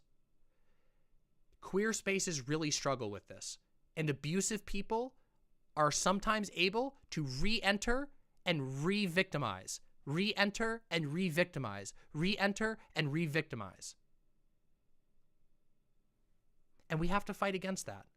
We have to struggle against that. And the way that we do it is, in my opinion, by when there are cases of obvious information, when we are able to lay out a case and rationally and reasonably and measuredly make a case that we act on it together and we say, no, we don't, again, I'm not talking, I don't think anybody, I mean, I'm not talking about anything bad happening to Bimbo Politics or Lorelei Bailey. I don't want anything like that. All I want is for people to stop giving this person power, to stop giving this person power to hurt others, to ostracize them from political groups where they are an active danger to people in that space, where they have already expressed that they're willing to not only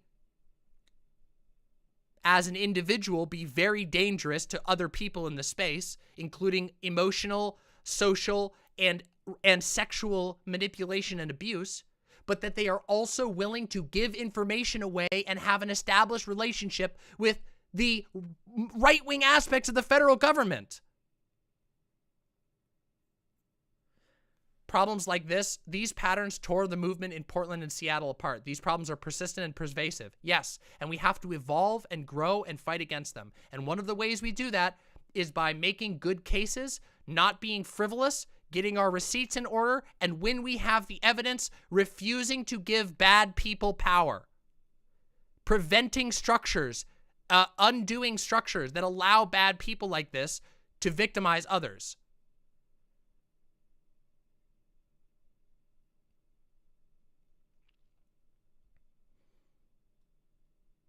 Ray Ray is God says, well, if they're a rapist, then they should go to jail. Well, no, because neither of the victims have pushed for charges. Both of the victims simply wanted to have their story heard and to hopefully prevent other people from being victimized. It's not about jail. It's not about any of that. It's not about anything. It's just about making this space, the two spaces I've talked about, lefty politics online and queer spaces online, more resistant. This is our own internal immune system. And unfortunately, the truth is that our immune system online it wavers between being totally underactive and totally overactive. Okay? Sometimes we are turning against one another out of a hypersensitivity to terminology and stuff like that. Things that I've talked about with like I've talked about many times, where trans people raise to a position of fame and get torn down, which is a legitimate criticism. But just because that happens doesn't mean it's always happening. And other times, there's just nothing at all. That a couple of trustworthy people with a lot of power are able to get away with a lot of stuff with barely any pushback, because who's going to push back?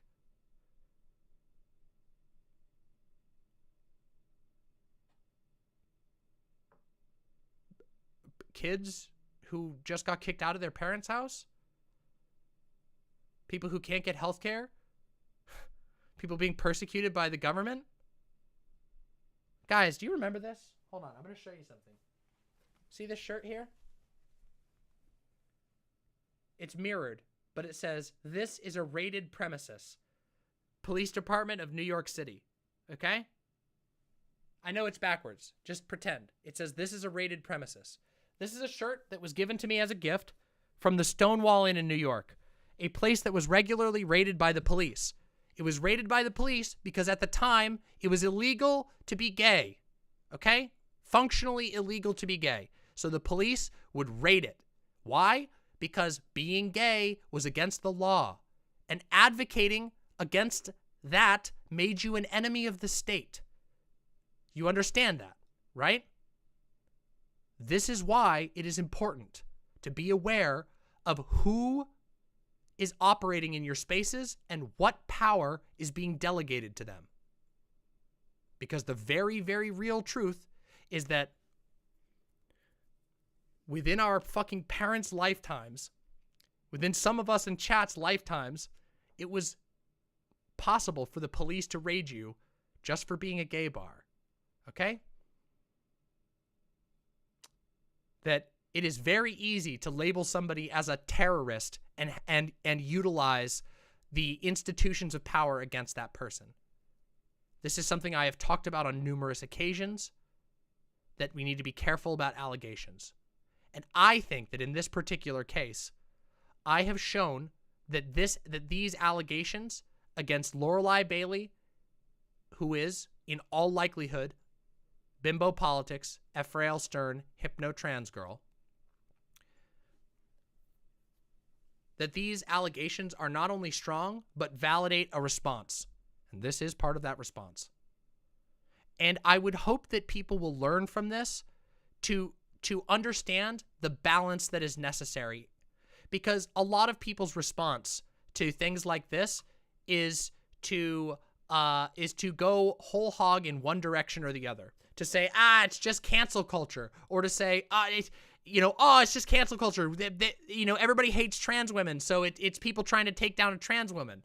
Or go the other way and say, we need to call out every single thing that could possibly be pointing at anything, regardless of the evidence. We don't want to trust anybody. Neither of those are a solution. Instead, a rational approach where you analyze the evidence and are careful to consider the biases and the possibilities and the fallout of that action is the way that you go forward.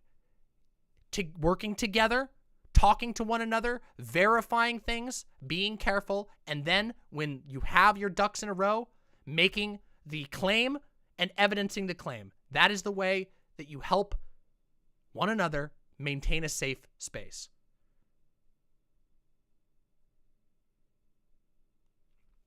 Because it is true. Lots of trans people are mistreated just because they're a trans person who got big or who had some minor success. We've seen this over and over again. Also, it is also true that there is a constant effort to ignite moral panics against people on the internet, specifically people of marginalized backgrounds. However, that doesn't mean that no trans person or no marginalized person is capable of doing something really bad that cannot be permitted in a space. So a balance has to be struck, and it's not actually that hard to do. It just requires a little bit of a cool head and a gentle approach. Okay?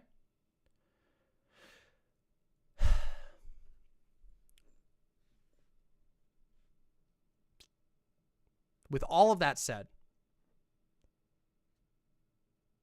I do not trust, nor will I ever trust, anyone associated with Bimbo Politics, Hypno Trans Girl, Ephraim Stern, Lorelei Bailey. I do not trust people who give out significant amounts of information to the feds, leading to the arrest of multiple political activists. I do not trust serially accused rapists who are completely unapologetic and whose only response to the accusations of rape is to disparage the victims. I don't trust those types of people. I don't trust any of them. And also, when I look at the behavior that Bimbo Politics engages in, regardless of any of the evidence that ties Bimbo Politics to Lorelei Bailey, even if Bimbo Politics isn't Lorelei Bailey, which I will state is an incredibly unlikely occurrence. The evidence at hand is almost flawless. But nothing is flawless. But it's almost flawless. It's a dead shot. Even if that wasn't the case, though, Bimbo Politics' behavior as a manipulative, anonymous, not really anonymous, but relatively anonymous boaster who aggressively takes over lefty spaces and de-radicalizes them. That's a red flag, like I said in my last video. And the fact that this person also happens to have called people close to me terrorists while making it clear that they believe that terrorists should be, you know, taken down by the federal government. Yeah. The Demon Mama take is, we don't trust this person. You should not trust this person. Not because I said so, but for your own fucking good. Do you want someone like that lurking your space? You piss them off and all of a sudden you're on a list? Nah, we don't permit that shit. At least I don't. So if other people are going to permit that shit, that's your funeral. But not me. Not me.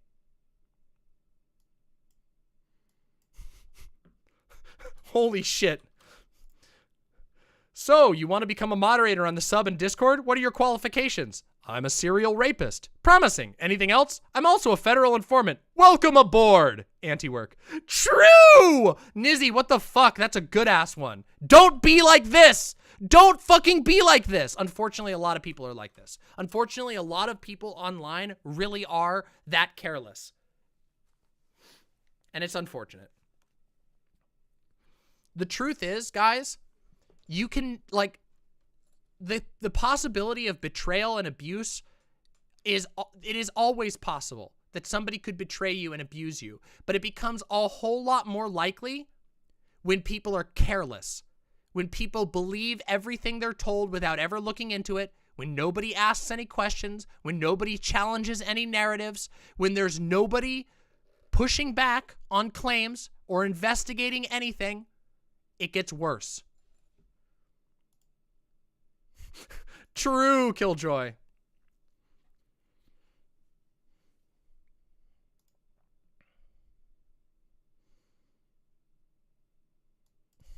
Infernatrix, did you apply to... Oh my god, you applied to be a mod. I wanted to get y'all's opinion. With the opening as a moderator, I decided to apply to fill the opening at Anti-Work. Do you think I'll pass the muster? I might be overqualified to the one that just left.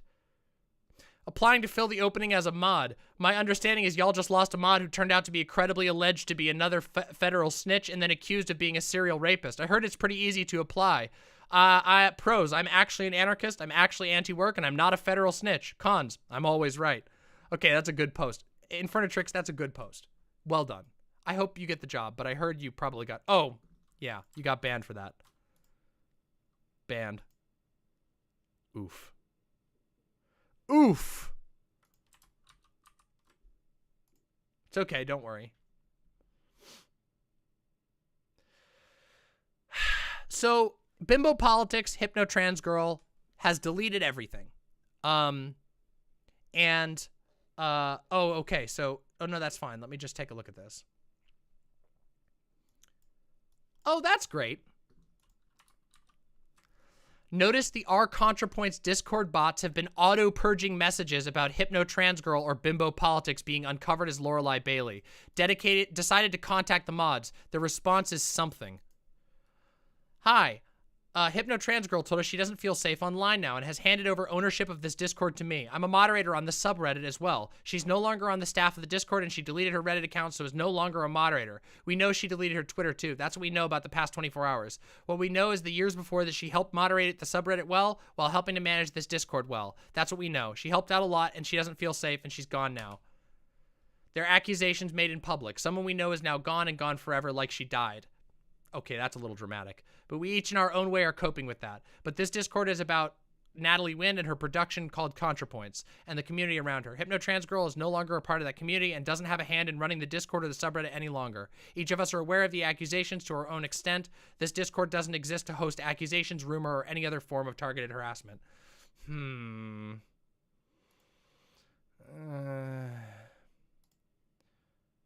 Okay, so we've got, well, of course her friends that she remains on.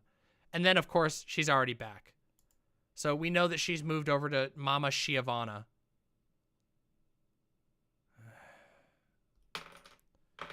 You know, I feel like should be a bigger deal that you've had moderating and overlooking all of your community somebody who was a fucking federal informant. Ah, Jesus Christ.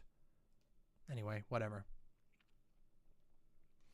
Yeah, there is no war in Bossing Say. Yeah, just deleting everything and block and oh God. What did Natalie Wynn do? Natalie didn't do anything. We're just talking. The ContraPoints Discord has no association with Natalie. The ContraPoints Discord is an unofficial or an unofficial fan Discord.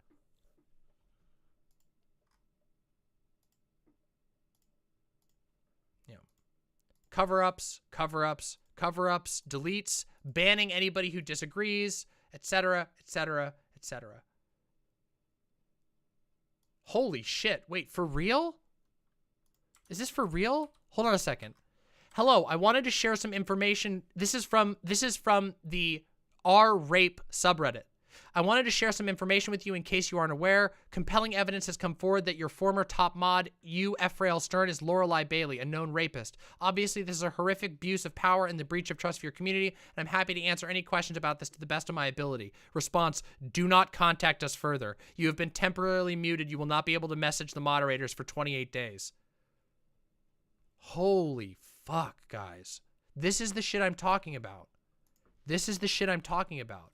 Okay? Power mods are fucking bad news.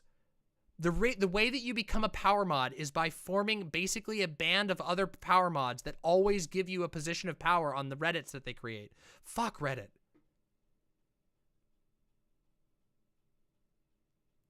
They implicitly admitted that she is Lorelei Bailey. That's possible, but we've already seen enough of that. Power mods and admins control Reddit. Admins can literally just oust mods whenever they want to. Yes. But that's the thing. When you did you know that like 118 of Reddit's 500 subreddits are all controlled by the same like 6 people? I think that's the numbers. I don't know if I got the numbers 100% right. It's like 25% or 20% of all Reddits are run by the exact same 5 people.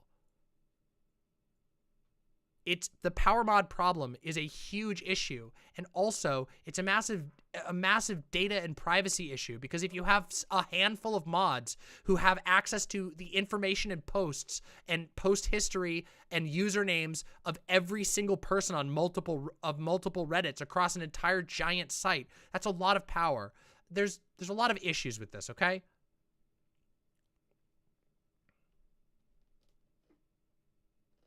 Shinigami Eyes is probably bad on data and privacy. I don't even want to think about that. But something that people who like that can think about.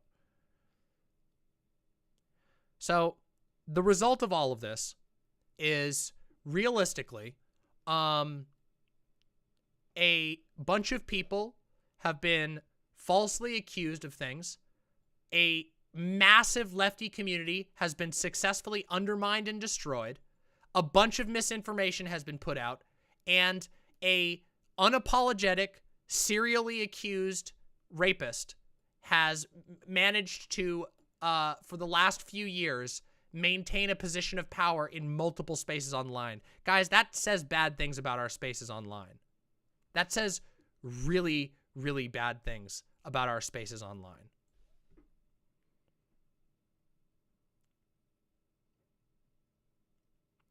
Gayfesh says, since you have encouraged people to make sure to document everything and make archives, it would be a good idea to warn people about how amateur sleuthing can go horribly wrong, i.e. Reddit blaming the wrong guy for the Boston Marathon bombing. Yes, that's why I said many times you need to be careful and clear and don't accept weak evidence. The reason why I gain an abundance of caution and abundance of receipts, the reason why I've encouraged that is specifically because of stuff like this. Okay? Specifically. Let me open this up and let's take a look at the ending. I've been requested by the former mod team of hold on, let me grab this.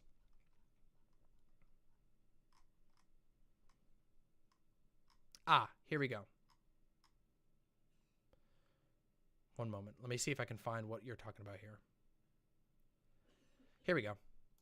This is from, by the way, this is the document. If anybody wants to read this, this is the write-up by some of the former mods of Anti-Work. So, wait, that's not correct.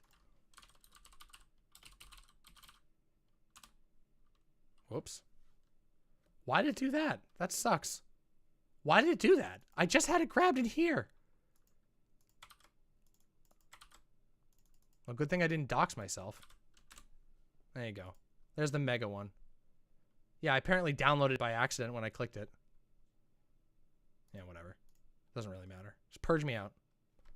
Why can't I purge my own?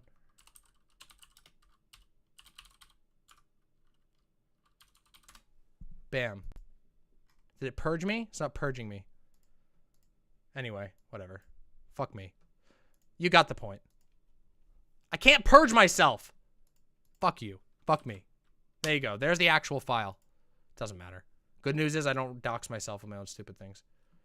Anyway, point is, no, I didn't boomer. That's not a boomer moment. Having a minor tech issue. Whatever. Fuck it. Doesn't matter.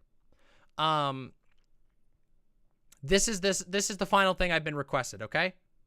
I can't purge an admin? That's weird. Whatever.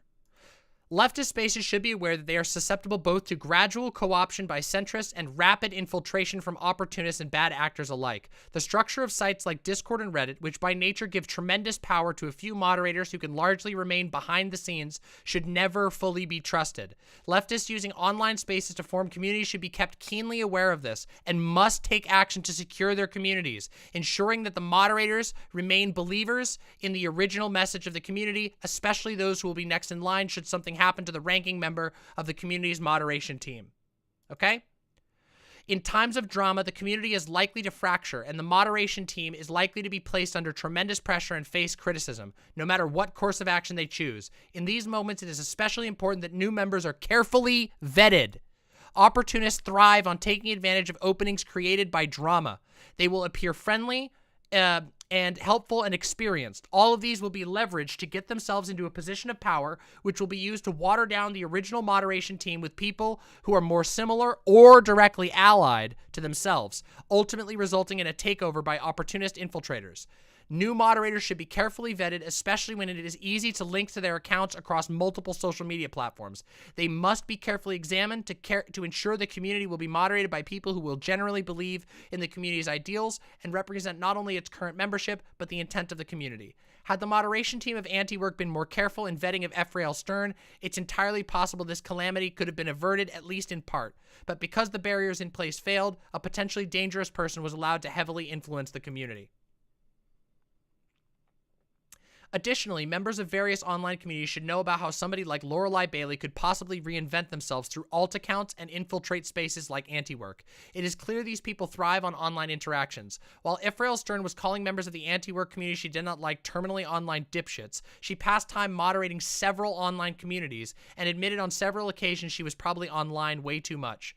Both LB and ES moderated several communities on Reddit and other forums, using their power to influence to lash out against those they did not like and spin narratives to benefit themselves to those who remained in the communities they moderated.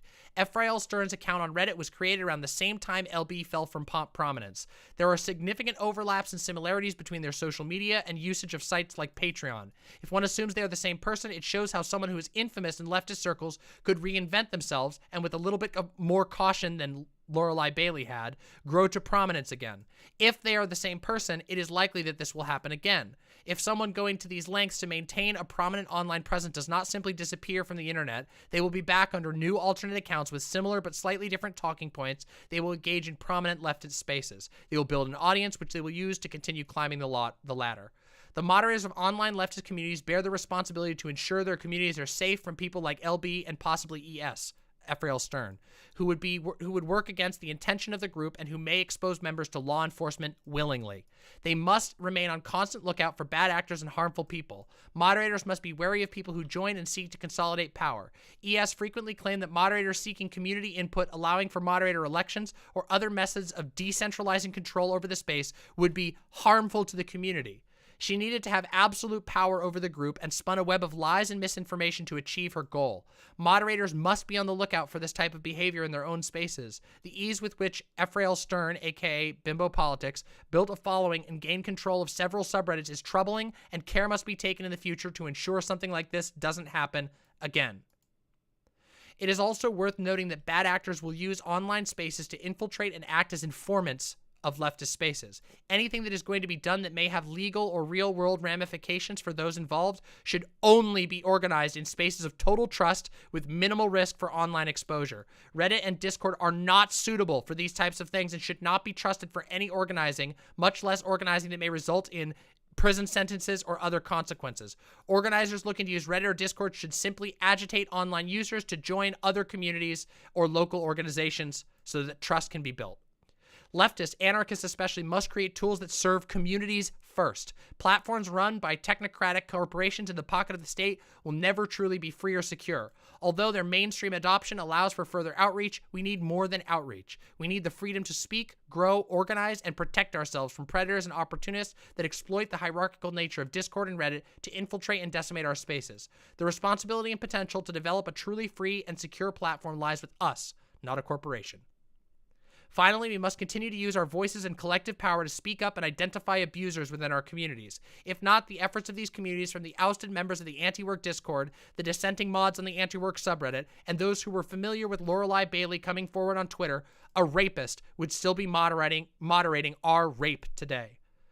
Alleged rapist. An FBI informant would still be moderating anti-work. Vulnerable people would still be at risk to her manipulation and ill intent.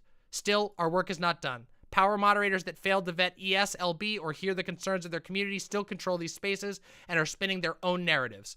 The potential of anti-work in its Discord have already likely been lost. But now we know better. We know these people can't be trusted, and we know we must protect each other.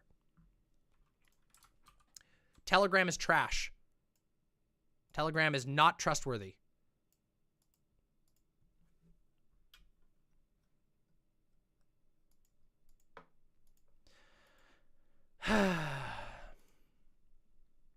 So everyone, we have now reached the end of today's episode of DramaMama. I told you it was wild. Telegram is not they're not open source, and they let's just say they don't have, last I checked, they don't have end-to-end encryption, and their encryption algorithm is not open source. Yeah. Telegram is fun, but it's not trustworthy. Signal is better, but not perfect. Everybody, this has been another episode of DramaMama. Mama always brings the receipts. If you are here and you enjoyed this coverage, or you found it beneficial, informative, or interesting, please consider subscribing to the YouTube channel below. Please press the like button. It is free to press like. It is also free to leave a comment. Any comment on the video is super, super kind. And of course, if you would like to support future episodes of the show, my show is completely and utterly free for all viewers, but it is viewer supported. I do not have any sponsors or anything like that, so consider subscribing on my Patreon, where you can find me under the name Demon Mama on Patreon, or on my website, demonmama.com/live, where you can press the subscribe button to subscribe.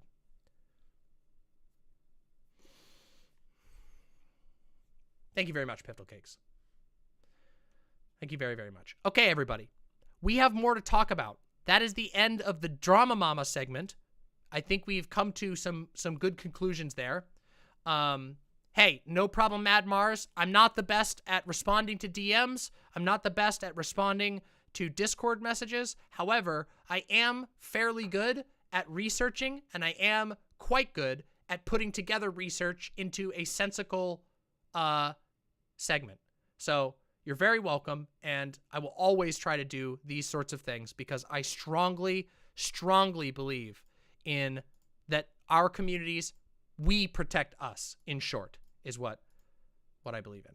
Snoogot says, I'm glad that we got through all of this together. Mad Mars, Nizzy, and everyone else who helped out. Thank you so much. I'm going to take a well-deserved nap and get a snack. Go grab yourself a snack. I am going to go to the bathroom, grab myself a drink, And then we have to talk about Ukraine. So don't you fucking go anywhere. Because this is only the first segment of the day. I know. Yes, and we will get the song because the segment is over so I can play the silly song. I have a silly song. I'll play the silly song so you all can stay entertained. And then when I get back, we'll move on to other topics. Thank you all for being here. I will be right back. Give me just a moment here. Let me get the song up. I'm going to go grab myself a drink, hit the bathroom, and then we will be right back. Okay? So, where am I? Here we go.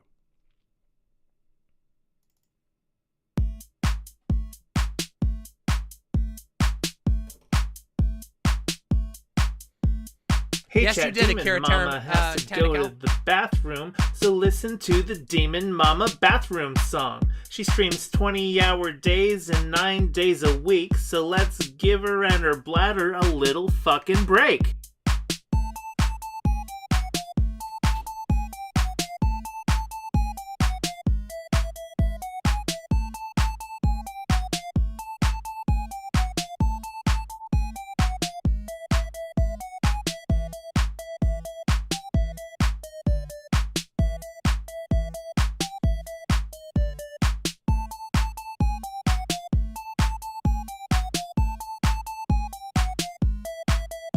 Okay, it's been a minute and she's still in the bathroom. I'm not a math whiz, but I can count to 2.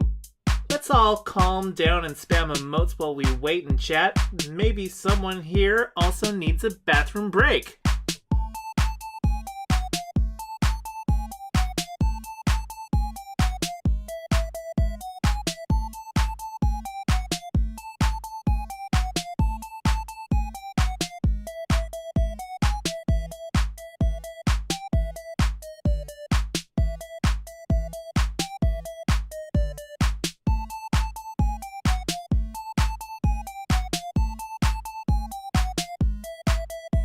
It's been a bit since Demon Mama went to the bathroom. Not like I'm counting, but this track's at 142. So don't you fret, my little lips, cause I wrote this track down to give you something boppin' while she's taking a break.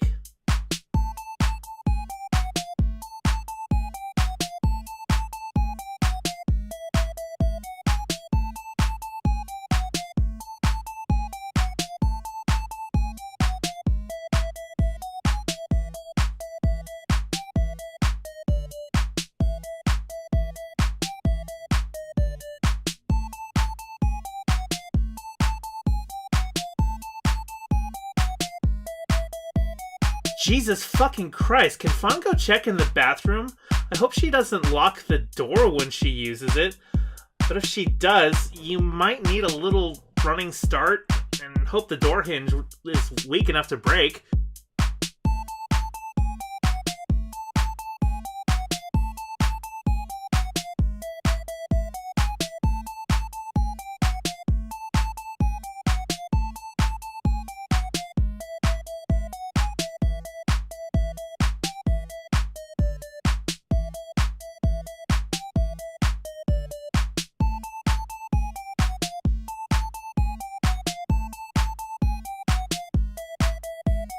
Okay, you're just fucking with me now. Put down your phone, the stream is still running. I can only assume you forgot because you were doom scrolling. Jesus Christ, Demon Mama, do we need to call a doctor? Song's over, stop. Somebody help her out.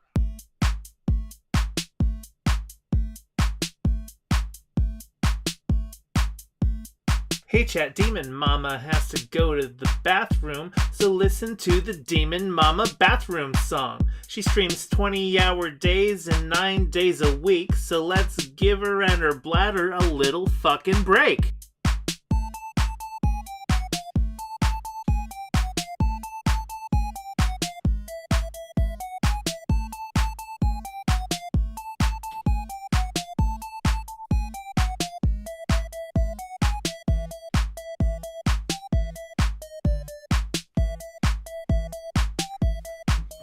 Is not this song incredible? Is it not incredible? Okay, it's been a minute and she's still in the bathroom. I'm back. I'm not still in the bathroom. It's been 4 minutes, actually. Thank you very much, Transreplicate. I appreciate that a lot. All right, everybody. So that was a tiring segment, huh? That was a lot, wasn't it?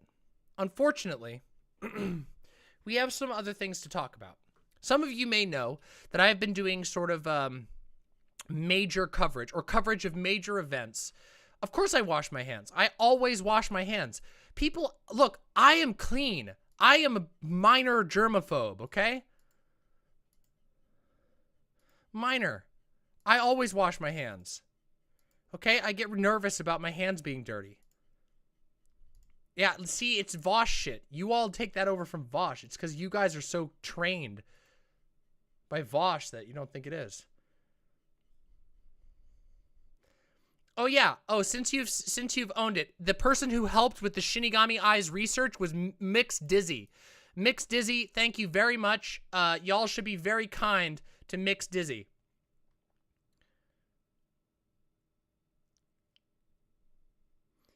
Yeah, if you have them in Furnitrix, Sophia, that'd be great. Mix Dizzy, thank you very much for the assistance. Your research was incredibly valuable. Yes, the document has been incredibly of use. Thank you very much, Auntie. I appreciate that a lot, too. I don't know if Auntie's here right now, but Auntie, if you're here, thank you very much. Yeah, we talked about Shinigami Eyes, which is an app. Hello, Cameron Lee. You got your interaction. I've got my caffeine. I don't smoke cigarettes anymore, so that sucks. But none of that. But yeah, I got my caffeine at least. Pickle juice beer. What? Guinnesses are always good. I don't smoke cigarettes anymore. I only smoke weed. I like weed. I don't want to stop smoking weed.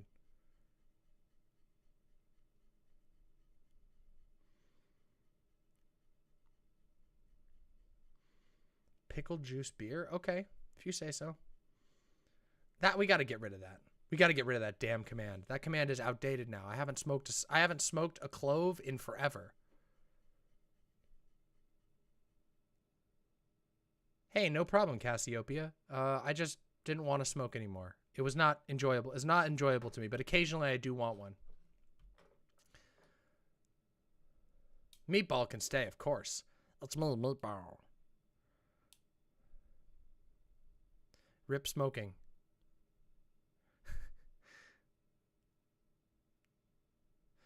That's on God. We have so many classic chat commands. Guys, you know we've been doing this for...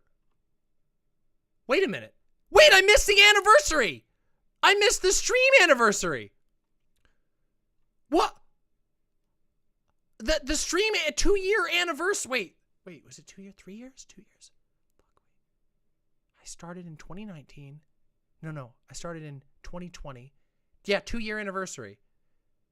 Yeah, the 2-year anniversary was just a couple of days ago. My first stream ever was, hold on, I have it saved. When was the first stream ever? The first stream ever is in here. Hold on. Where is it here? It was, I have it saved here somewhere. It was the 26th ever? Here it is. Hold on. No, those aren't the right ones. Hold on. That's not the right one. Is this the one? Let me see. I have to mute it. I don't want to hear my old voice. Ah! Oh, it's downloading now. Damn it. Oh, shit. I can't open this right now. Okay, so we'll have to wait. We'll just have to wait on that. I'll find out the exact date. Anyway, it was a couple of days ago. We've done a lot of stuff, and it's been officially 2 years of streaming, which, that's exciting as fuck, personally. I think that's super cool, and I'm really happy. So, congratulations to me. Congratulations to us. I've been working real hard for the last 2 years, probably harder than on anything else. I have not been this passionate since I was in film school about basically any project I've been working on, including the book I self-published, which I did like, but this has been a passionate endeavor. And I want to thank you all for the support. So, I don't know. I didn't have anything planned. I totally forgot about it, but it feels good. 2 fucking years. I did it. I met my original goal. My original goal was to make streaming sustainable. And as it is right now, streaming is sustainable. And I'm super, super happy that I'm still able to boot up my camera. And not only that, but fucking almost 500 people come to watch me. That is like so sick. And my goal is that as we grow, that we will maintain the awesome culture of rating with love. And most importantly, not fucking dying.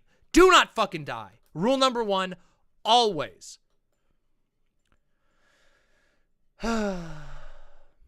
Feels good. I won't tell anybody, don't worry. I appreciate it. I appreciate the love, and I appreciate those of you who help make the chat awesome as fuck. I know so much happened. It feels so much longer. Trust me. Trust me. Oh, thank you, Emily.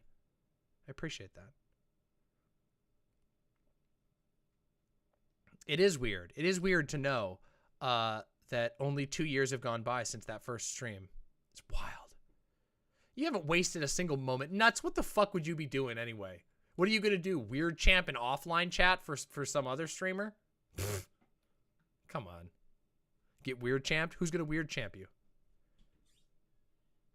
Who's going to weird champ you, Nuts? Huh? It has been wild. Hey, thank you so much, Sparkly Void. Oh, yeah, I got to turn the notifications back on. Here. Yay, we can turn our alerts back on. Oh, did I move the alerts by accident? Oh, they got moved. That's weird. All right, they're back now. Alerts fixed. So, all right, everybody. So, shall we talk about war, everyone? Shall we talk about war? Because that is the next topic that we are supposed to talk about.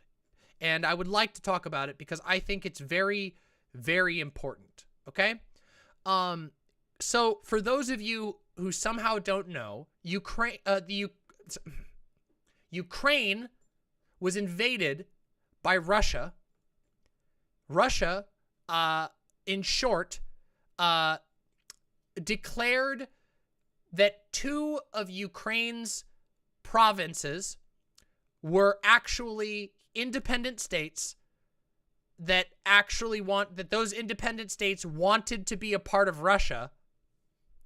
And so those independent states are now being liberated by Russia. And what that means is a lot of people are dying. A lot of people are dying simply for no other reason than imperial aggression. Okay? Okay? Truly, no other reason than imperial aggression. And there are a lot of people at the moment, who are defending Russia, which is indefensible, by the way. Russia's behaviors are totally indefensible.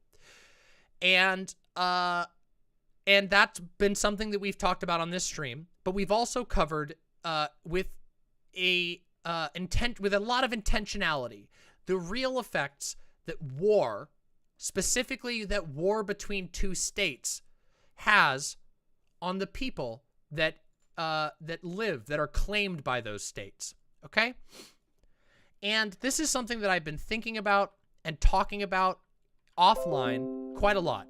Okay? Like quite extent. Sorry, that was me. That was me. That was not you.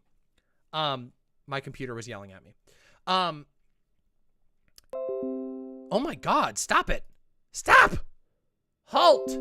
Ah! There we go. Sorry! My computer started freaking out at me. Boomer moment. I turned it off. I muted it. Don't worry. It's muted, okay? It's mad at me. I don't know why it's mad at me. I didn't. It wasn't my mic. It was something else. It was an app that was freaking out. I closed the app and silenced it. So, we're good. Anyway.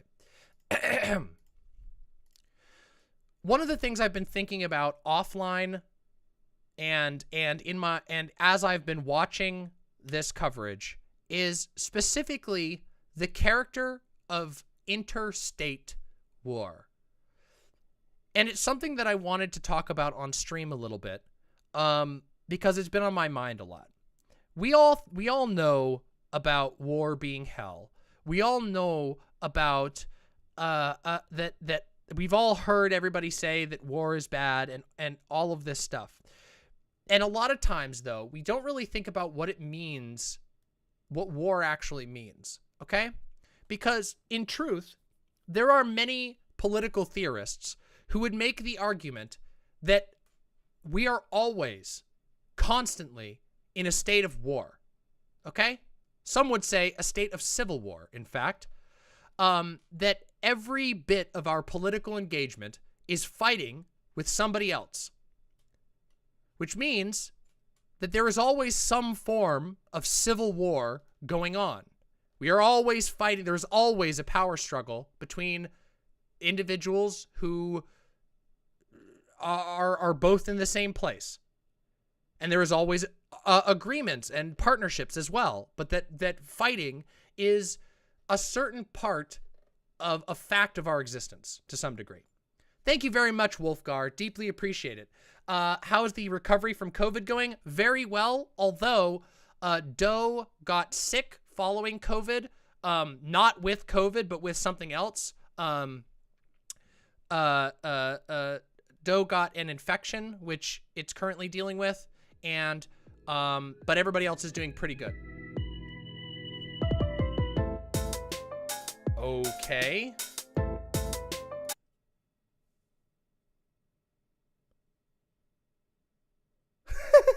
The old theme. Oh, it finally opened that video. What the hell? Why did it do that? What is wrong with my computer? All right, now we have to listen to the old, the old theme just for the fun of it. With this whole segment got fucked, okay? We're going to just start over, okay? We're going to listen to the classic one just to reset us here, okay? Let's just reset, everybody. The feds are getting me. What the fuck?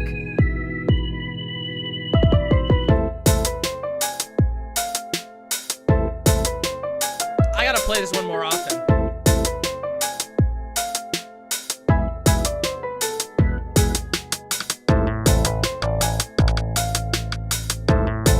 What a banger.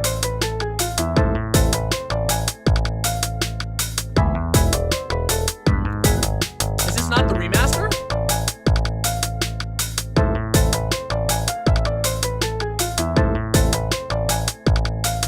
K-Fesh, can you resend it to me?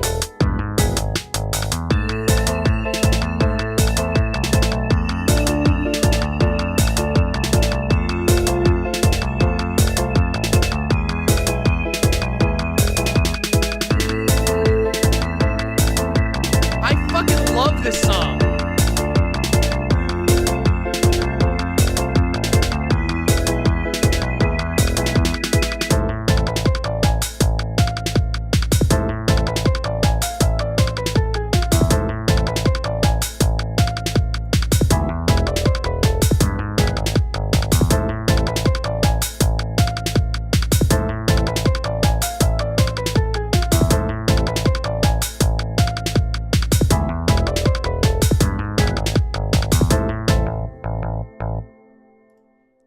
Banger!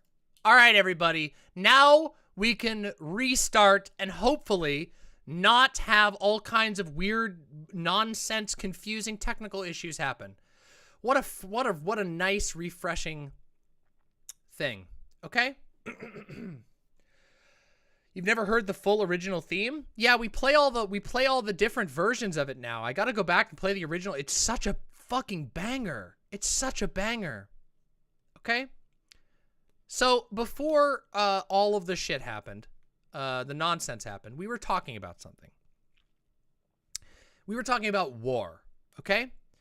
And specifically, I wanted to have a short conversation with my lovely, lovely chat about the nature of war between states and how there is something uniquely horrifying about war between nation states that is unlike nearly any other type of conflict, okay?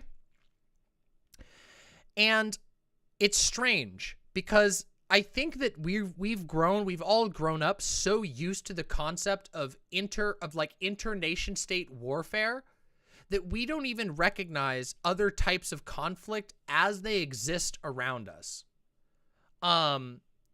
It is wild to think about, okay?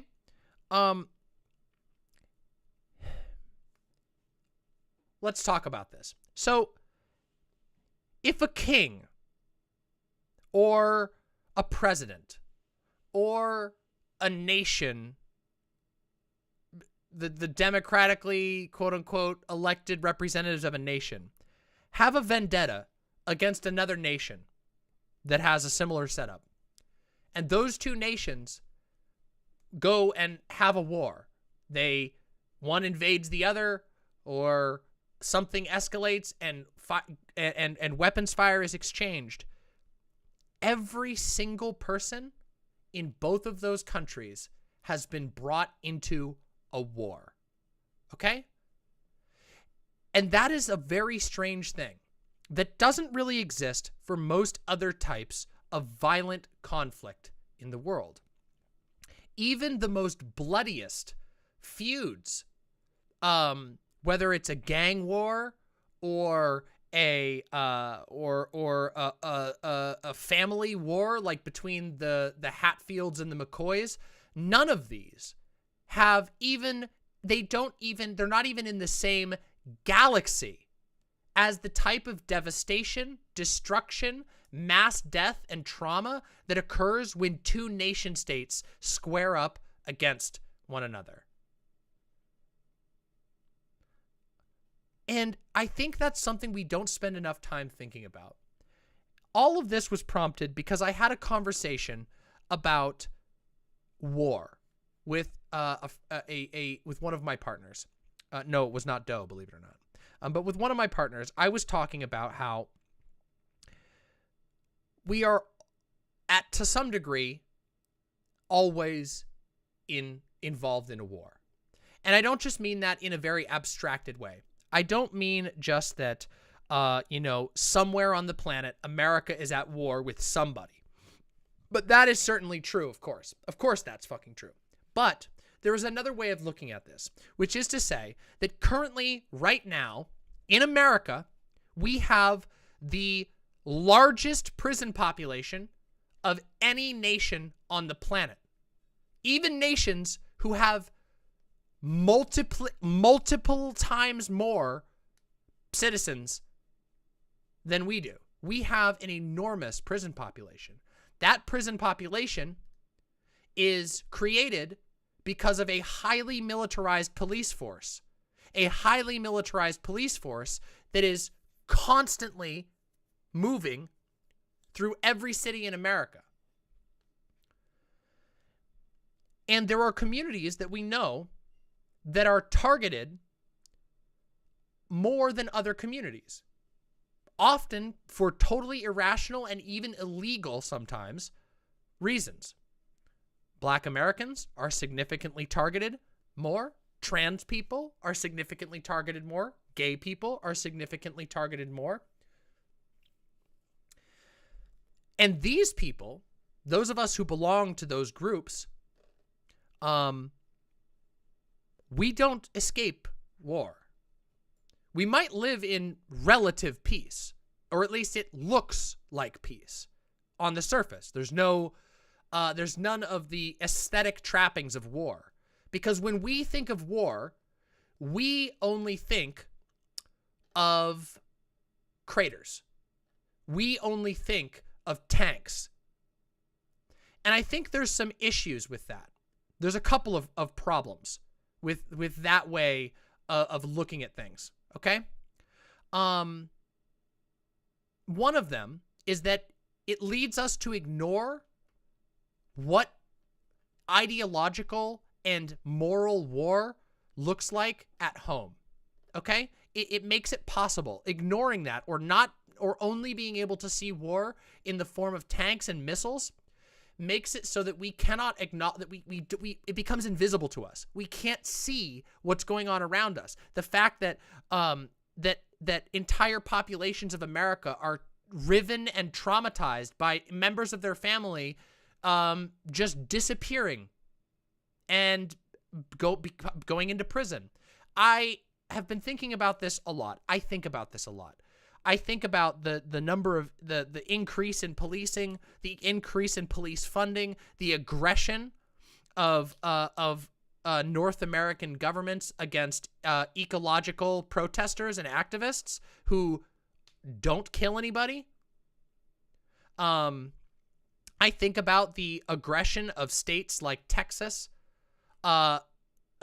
using state power, using the power of the institutions of the state to interrogate, threaten, and introduce a rule of terror over trans kids.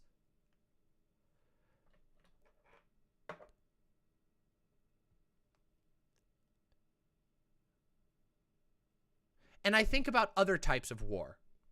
War between individuals.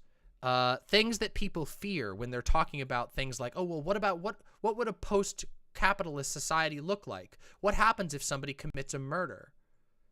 And people get worried about that. And they go, what, is everybody just going to be murdering everybody else? But I want people to realize that that is not even possible. That the horrible deaths, the mass death, the nightmares that we think about, the things that terrify us most, the things that are most likely to get us killed with regard to warfare, has nothing to do with conflict between two small groups of people. It has nothing to do with conflicts between, you know, one family in a town and another family in a town, or one guy and another guy.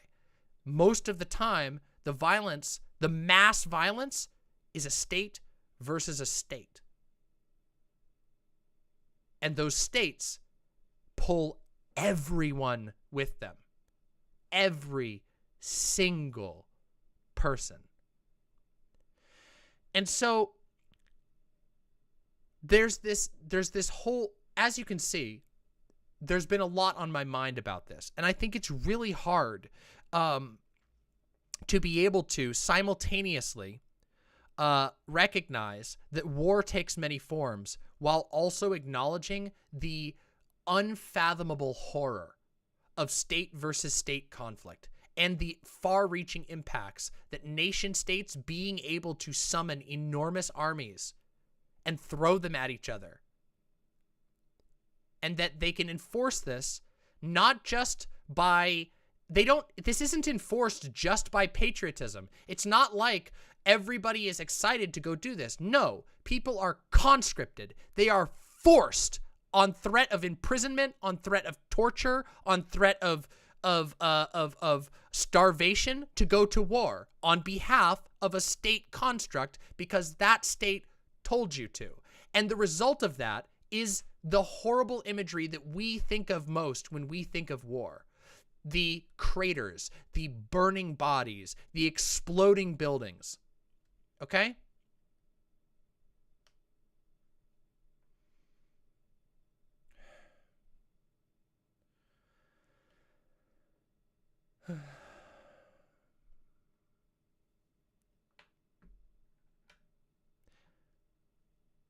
In short, things are getting really bad in Ukraine, okay?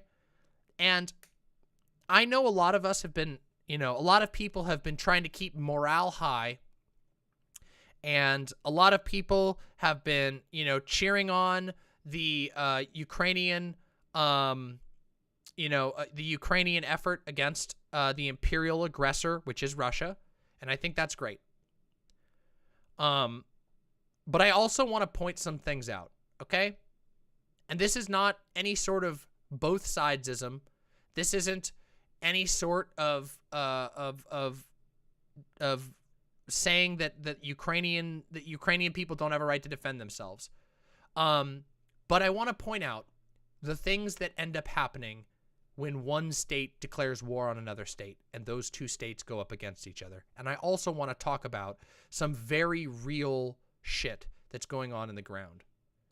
Infernatrix Sophia says, sons, brothers, fathers, and husbands are currently being seized at the border to be conscripted for a fight they don't want in Ukraine. Even the good guys are captured by the monstrous logic of the state. That is correct. That's one of the big reasons. I talk about this all the time, how states are like, they're an abstract construct that you and everyone else gets chained to the moment you're born. You never asked for citizenship, unless you immigrated somewhere, and even then, that's only technically asking for citizenship. You were born with a citizenship. You were claimed by a state from the time you were born, and you never had a say in it.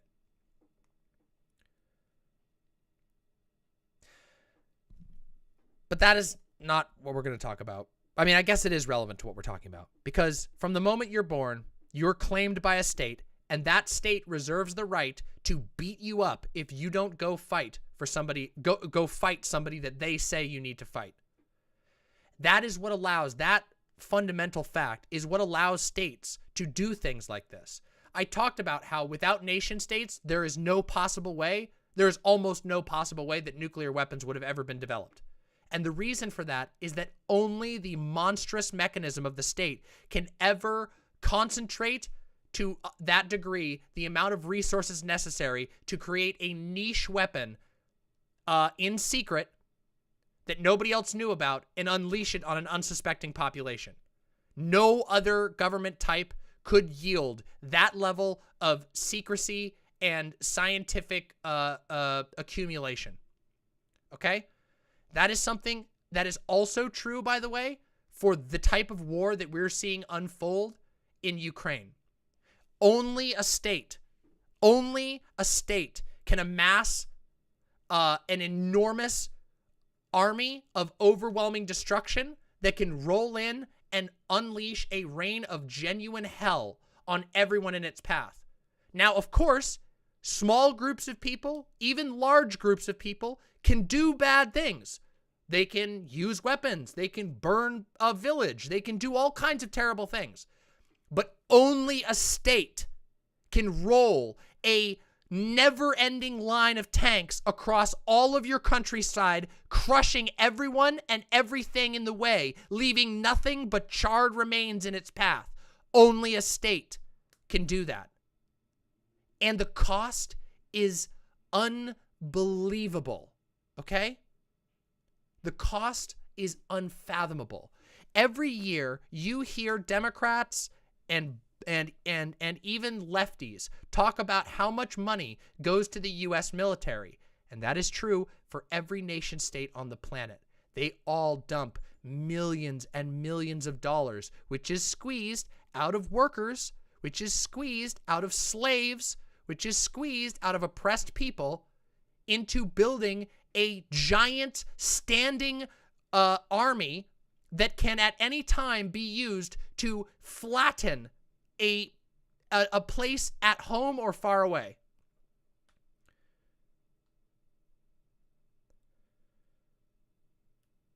Okay?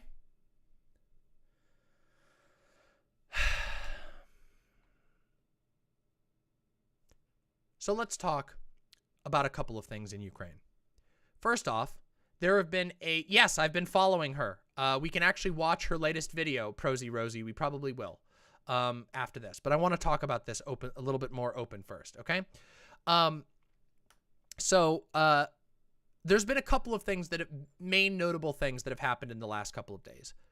First, Ukraine announced pretty openly across their military radio that they will be taking no quarter for Russian artillery convoys. What that means is that they have given the order for soldiers to execute commanders, support, drivers, etc.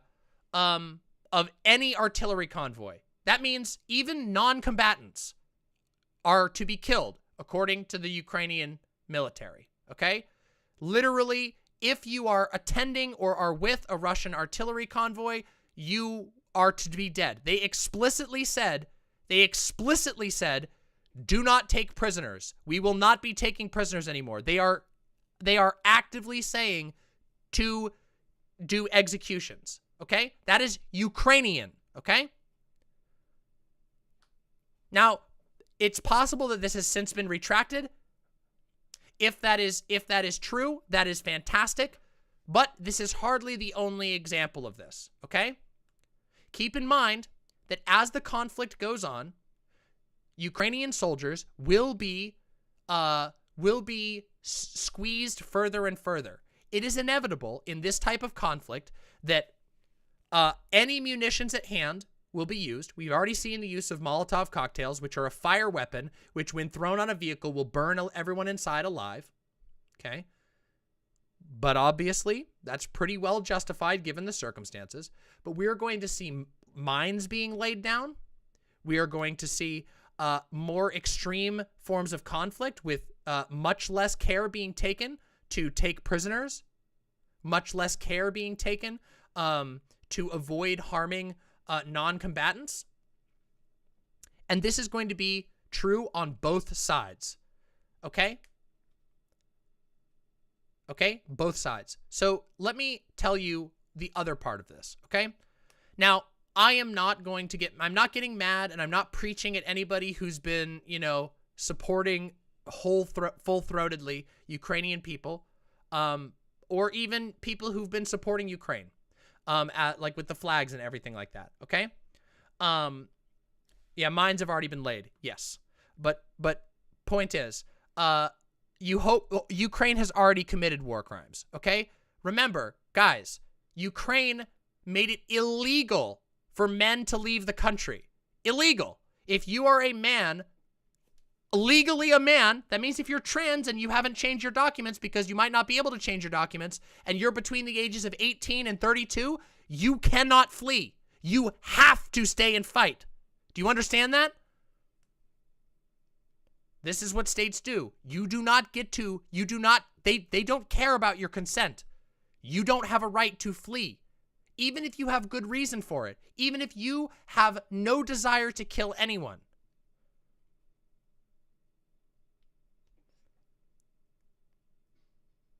There's a trans refugee workaround. That's great. If you have information, please post that in the chat right away. Okay. And here's the other part. Like I was saying, I've seen a lot of people posting a lot of positive sentiments about Ukraine. I've seen a lot of people posting, encouragement, and I think that's perfectly fine. Okay? I get it. I get the support. But I want you guys to be real about something, okay? This war is not going to be won by Ukraine. You understand that, right? It's not going to be won. It's already been lost by Ukraine. There is next to no chance that Russia, with its overwhelming numbers, even though Russia has completely bungled the entire invasion and has lost a lot of money, tanked its economy, and lost a fuckload of troops and equipment. Their equipment is like 11 times. They have like 11 times in sheer number the amount of troops and tanks that Ukraine has. Okay? And if nothing else, Ukraine is most likely going to lose the Donetsk and Luhansk regions that were claimed by Russia. There is almost no chance that this won't happen. And the reason for this is because the harder Ukrainians fight, the harder Russia is going to retaliate. Now, I think it's relatively honorable and respectable to fight until the very last breath, okay? But I want you to recognize what that means, okay? Because if Russia can't win playing nice, if they can't win by blitzing, do you want to know what follows next? You want to know what happens if the blitz doesn't work? Then the shelling, the bombings, the infrastructural destruction, the sieges begin to happen, okay? The mass death events, the indiscriminate shelling of civilian areas. And yes, it has already started. Okay? And a particularly rough thing, to recognize is that a lot of this conflict is about like physical resources. A lot of it is about access to important manufacturing resources, industrial resources, oil, okay? Black soil, okay? That's what a lot of this is about. And what that means is, for Russia, wait, that's what I'm saying right now, Like a Faye. Russia can destroy large portions of Ukraine, because they want the resources that are in the ground. That's a very scary thing. They want the resources in the ground. They don't care about what's on top of it. Minus a couple of exceptions. You know, they don't want to destroy the stuff that they don't want to have to rebuild everything. But because their war goal is to capture land that contains a resource, they can do crazy shit. You know that the people of Kiev are scared that Putin will blow up the dam and flood the city. Do you know how scary that is?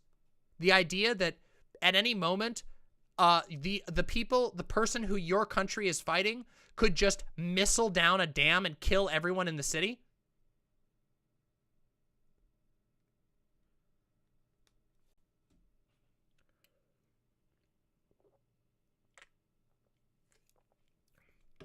It's not good.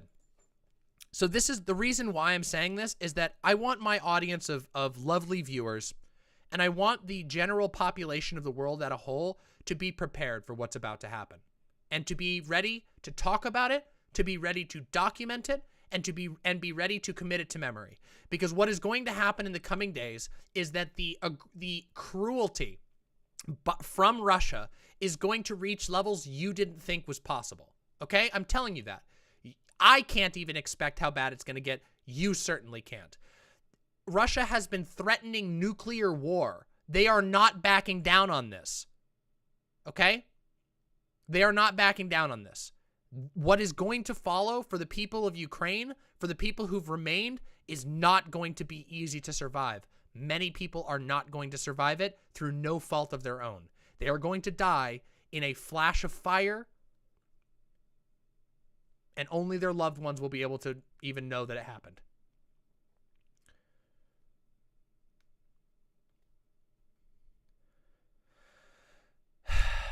And I just want people to be ready for that, okay? There's already been 3 assassination attempts against Zelensky, the president. It is most likely going to succeed. One of these assassination attempts is most likely going to kill him.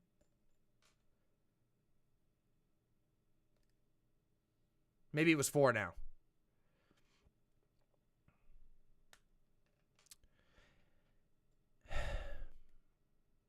And unfortunately, back home in Russia, dissidents are being already punished. There is already extensive evidence of the Russian government cracking down on anti-war protesters and anti-war activists. Arrests are being made. People are being put in prison for speaking out against the war.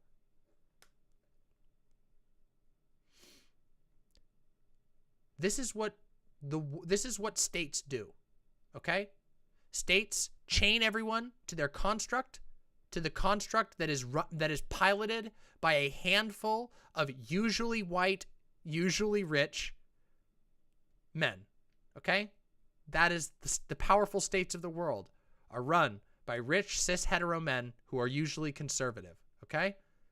Those who are the people who actually pilot these state constructs. And these state constructs can force everyone into the meat grinder. Gayfesh says, I have some old friends from Russia that I can no longer communicate with because we talked via Facebook. I'm really sorry about that.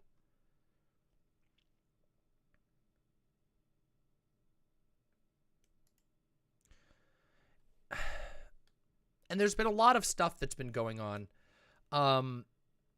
with regard to different countries responding to Russia. But the fact of the matter is that the underlying truth of all of this is the uncomfortable fact that every state in the world has engaged in this behavior or is engaging in this behavior. Well, all of them are currently engaging in this exact same behavior.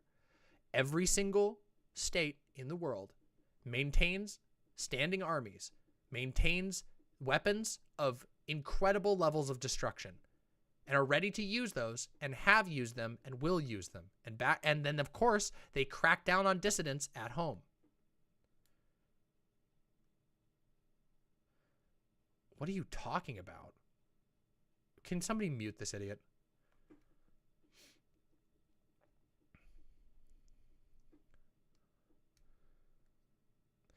No one will buy because of the sanctions. Hold on a second. Do you think Russia will use white phosphorus? Almost assured. Okay? Almost assured. Somebody was just like, we need more trans fascists? What the fuck? That's so stupid. That's like so low effort. Here's a resource. Okay, Piftle Cakes has posted a resource for trans women trying to leave Ukraine. Get that shit out. Get that shit out there. Any opportunity like that, get that shit out there. Retweet that shit. Get that shit around. Okay? All right. So now we have to talk about a very specific occurrence, okay? Which I'm going to bring up here in just a moment, okay? Let me just bring this up. We have to talk about a specific occurrence that happened last night and why this is relevant. Let me just grab this. Oops. This is not the right one. One moment. I clicked the wrong link. Here we go. Here it is. So here's what we have right here. I need to bring up the articles about, where is it here? Oh, here we go. Here's an example of exactly what I was talking about. Russia to deploy up to 1,000 mercenaries to Ukraine as official warns that Moscow could bombard cities into submission. Russia is poised to deploy up to 1,000 more mercenaries to Ukraine in the coming days as a senior Western intelligence official warned that Moscow could bombard cities into submission, an escalation that could lead to significant civilian casualties. This will happen. This is going to happen. The U.S. had already seen some indications that Russian mercenaries may be involved in Moscow's invasion of Ukraine in some places. We've seen indicators they're being employed. This is the mercenaries here is not the important part. The bombarding cities into the ground is the important part. Stalled forces. Some Russian forces have struggled with morale and setbacks on the battlefield, including a massive convoy north of Kyiv that has remained largely stalled for the past several days. Mercenary forces would fortify flagging units. The official added the U.S. believes mercenaries have performed poorly, and that many as 200 such mercenaries have already been killed. Meanwhile, U.S. and Western officials expect Russia to increase the pace and strength of its strikes on key Ukrainian population centers, including the capital of Kyiv. Do you understand? They're not winning. Their ground invasion isn't going well. They have one option. They have two options. Surrender, which is not an option. They're in whole hog. 2, begin bombardment. Or increase bombardment. They've already been bombarding. They've already been missiling. They've already been firing shells in. There is only one logical path forward for Russia, and that is to bombard the shit out of every city in their way. The thing that I was talking to you about before. The state war. The war of a machine of unbelievable strength that will flatten everyday people. I did see that North Side Star. Russia now seems prepared to bombard cities into submission. It's a very crude approach. The heavier weapons are not just heavier in weight, they're also heavier in terms of the damage they can inflict. They're far less discriminate. But no explosive weapon is discriminate. The days to come are likely to be worse. More death, more suffering, more destruction, as the Russian armed forces bring in heavier weaponry and continue attacks across the country.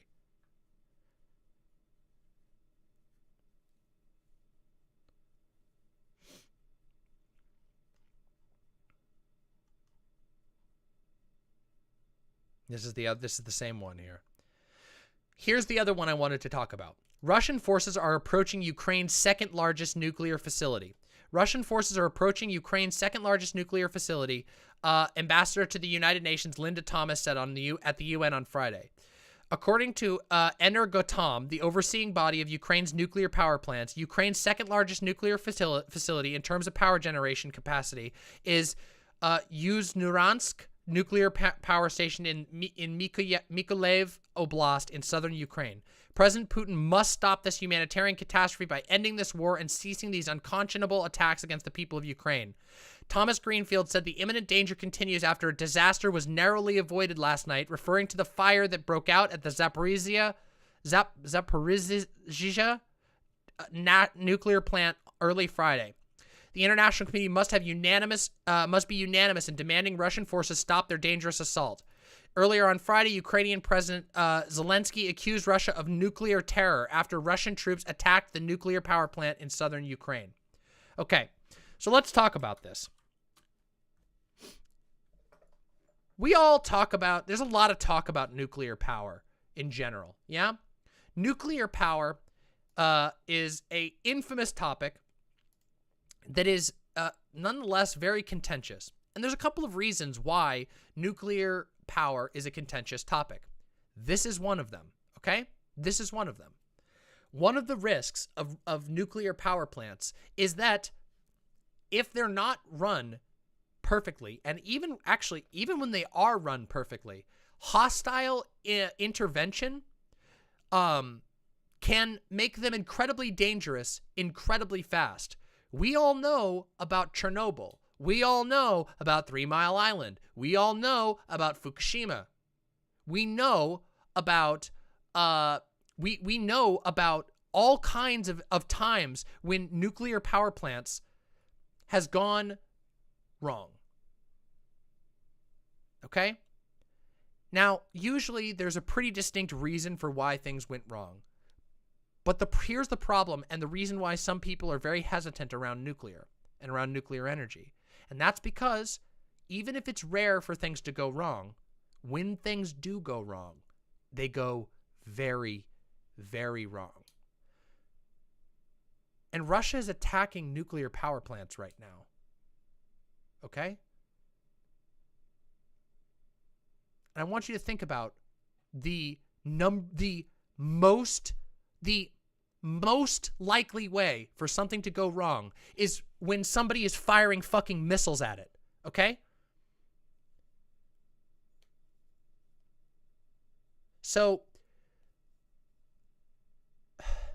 there's another, of course, concern with nuclear power plants, which is the waste that they create.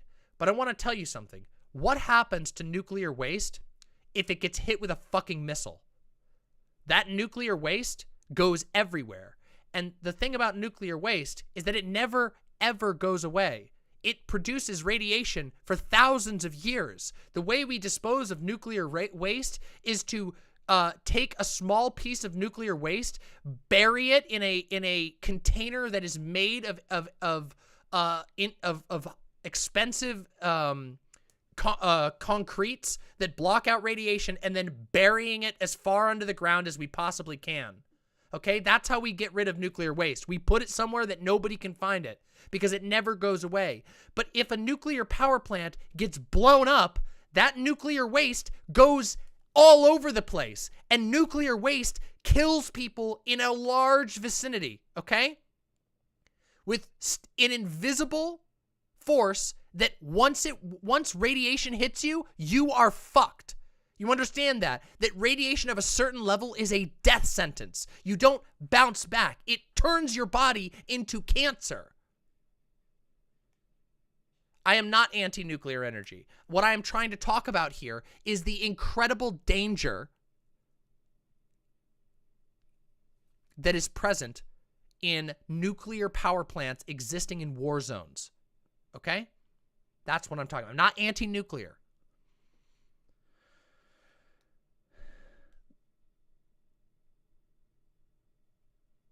So, it's really bad. And it's something that a lot of people are afraid of, with very good reason. And I'm telling you that if it comes to it, there is no reason for anyone to believe that if Russia needed to, they wouldn't blow up a nuclear power plant. They wouldn't endanger or fuck up a nuclear power plant. Okay? Simone says, nuclear waste is so bad that entire new iconographic languages are created to warn future humans in case all modern society is wiped out by nuclear catastrophe to communicate there's something incredibly dangerous there and that it's just energy waste. That's pretty scary. Yeah, it's really scary. Yes, I know they've been shelling one already. The nuclear power plant that we were just talking about, there was the Zaporizhia power plant was hit with shells. There was a fire because a errant shell hit the fucking nuclear power plant. That was incredibly close to a unbelievable disaster. And I want you to understand what that would look like. If that shell had done more damage than it did,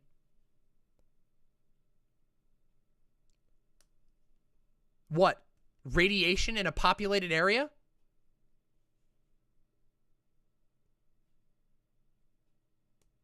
We are incredibly close to some genuinely horrifying outcomes, worse than anything we've seen so far. We've already seen the horror of cars blown to shit, of looking at a Ukrainian webcam and seeing a fucking burning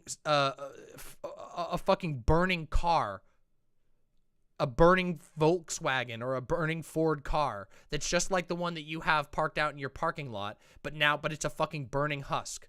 We've already seen the buildings getting detonated by missiles. We've seen videos of people walking and accidentally catching a missile fly over their head and blow up a building. If these power plants are damaged, or if these power plants are destroyed, they could lead to a literal, not just a total ecological disaster in the area. I'm talking dead zones, okay?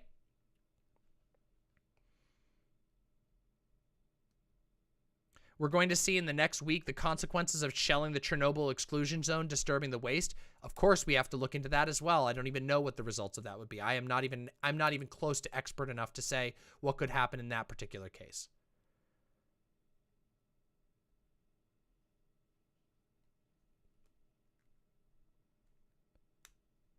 Exactly.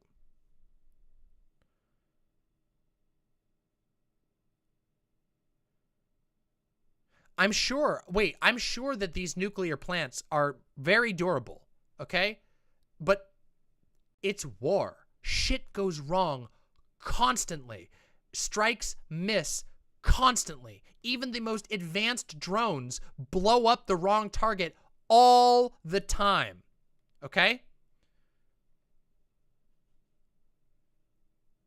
This is a very, very, very horrifying concept. And on top of all of this is the strongly implied threat of nuclear war coming from the imperial aggressor.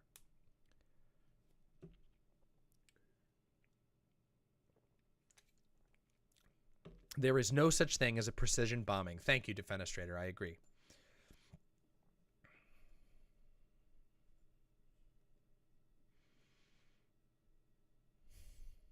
Unfortunately, we don't know what Russia will do.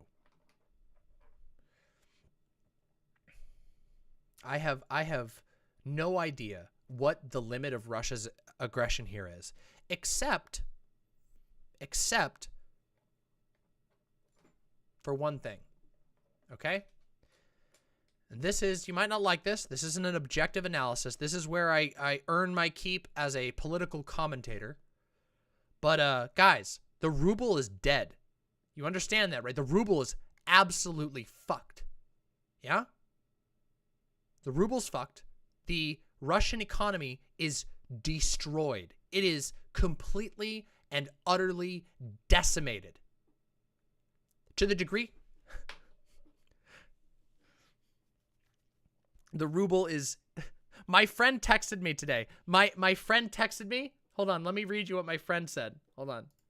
My friend texted me and said, "Hey, quick update from the old school RuneScape community. The ruble is now worth less than a rune plate body." Okay? So, for those of you old school RuneScape players, there's a little bit of there's a little thing for you, okay? It's in bad shape, all right? It's really bad. The ruble is destroyed. And let me tell you guys, do you know what happens when a currency goes like this? Let's do a little thought experiment, okay? How many of you, wait, so a bunch of you in chat are probably really hungry right now, okay?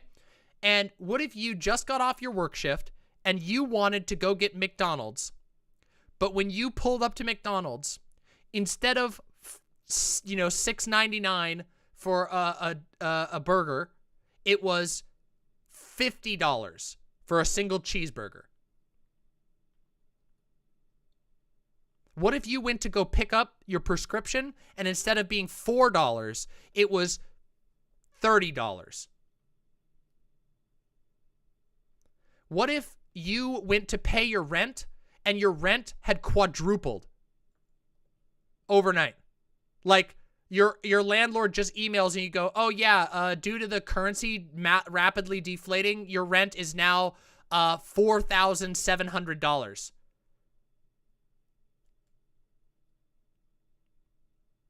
That is what is happening for people in Russia right now. Just so you all know, it's really, really, really bad.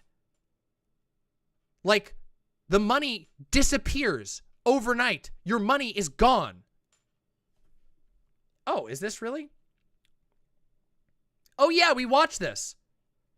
We watched, we didn't watch this one, but we watched another one.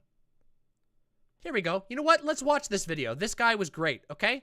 You know what? Let's react to this, okay? We're going to watch a little short video real quick from a Russian YouTuber who's been really good on this one, okay? This is called Russia versus Sanctions, How They Affect Regular Russians. Let's listen in. March 1st, 2022, St. Petersburg, Russia. We just arrived here. It's like the only ATM in the entire city that's available. We got screamed at by the guards, telling us that there's no money in the ATM and that we should leave immediately.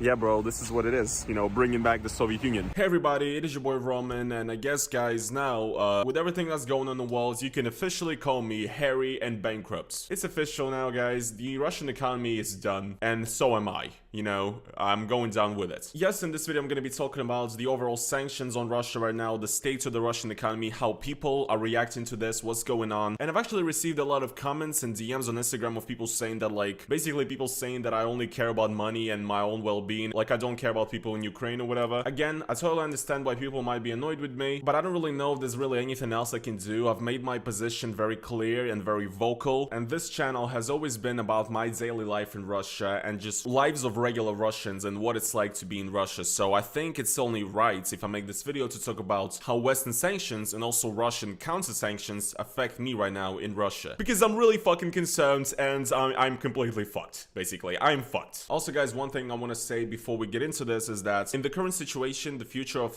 Western social media in Russia is very uncertain. I actually would not be surprised if like YouTube or Instagram or whatever actually get blocked. So I made a Telegram channel, Roman_nofuckers. Go and follow it. I post updates there. So yeah, if you want to keep up with me, follow it just in case. But now let's get into the video. So the sanctions, these are really bad. I mean, honestly, the Russian economy is in shambles right now. And look, it's really hard because I feel like for the majority of the time, like before when sanctions were imposed on Russia, the majority of them were imposed to like harm the elites. Right now, the sanctions are very much there to, you know, cripple the Russian economy as a whole and also to make the average Russian suffer, should I say. And I guess the overall thought process of the Western countries is that like if people in Russia really get it hard, then they might actually, you know, rebel or whatever, but I don't really think that's gonna happen, honestly. And also because the sanctions that I impose right now in Russia. You want to know why that's not going to happen?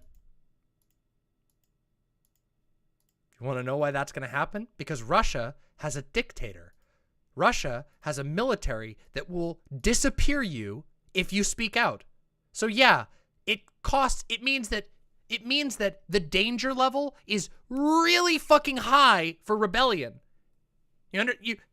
You know, we were just talking about the danger of having federal informants around. We're talking, if you speak out, if you criticize Russia, if I was a Russian YouTuber right now and I was criticizing Russia's war effort, there is a very good chance that my channel would just disappear. You understand that? Like, literally. Like, you guys would just go, Demon Mama disappeared one day.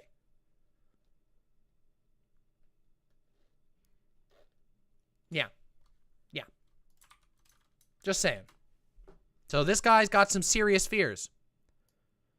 As it turns out, the brutality of dictatorship is something we fight extremely hard against. I mean, these pretty much harm the average person. And honestly, I'm not gonna try to give you guys like a complete list of what happens. I'm gonna, I guess, pinpoint the main ones, kind of describe what that does to me and the average Russian. But yeah, guys, I mean, at this point, it's really hard to keep up with this. You know, when you, like, every single hour I open the news and I see that some new sanction has been imposed, some new company stopped working in Russia, some new service decided to shut down its operations in Russia. And at this point, like, yeah, I get it. Nobody fucking likes us. Anyway, the sanctions are as hard as they could have been, I guess. I mean, Russia got cut off from SWIFT, which is already an issue for me.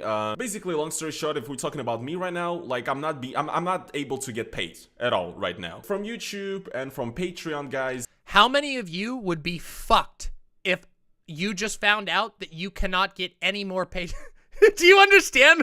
Do you understand what that would be like? What if your job just said you can't get the money that's entitled to you anymore? There is literally, the other world power has said you don't get your money. You are never getting your money. Now, if you're enterprising, you might go, maybe there's a way for me to get my money outside of the usual channels. Bing, bing, bing. But then you're a criminal all of a sudden. Are you ready to be a criminal? Are you ready?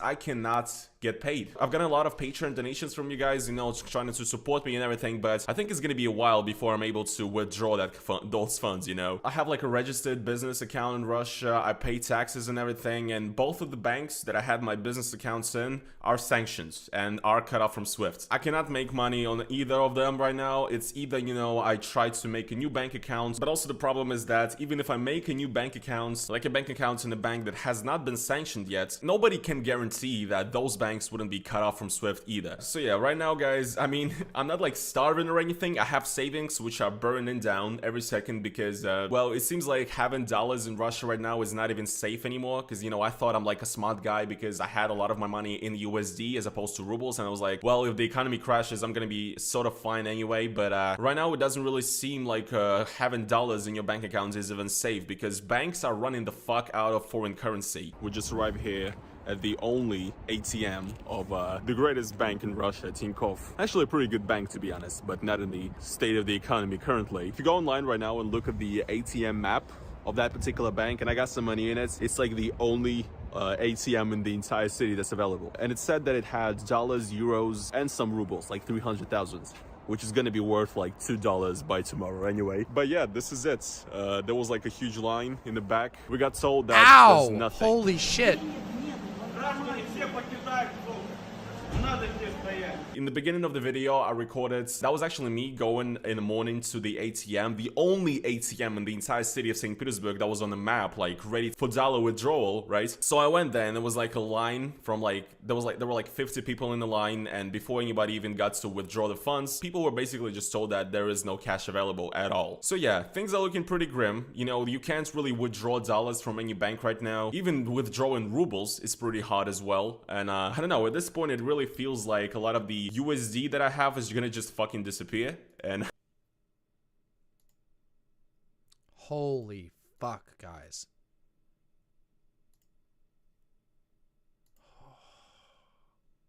I can't even imagine that. Can you imagine just waking up and all of your money is gone?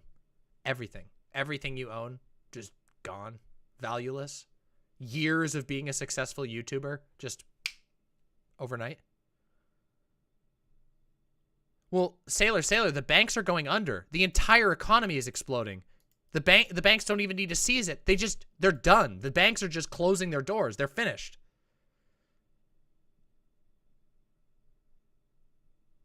Yeah, the economy is fucking finished. We got to keep, we're going to finish this video and then we're going to talk about exactly that.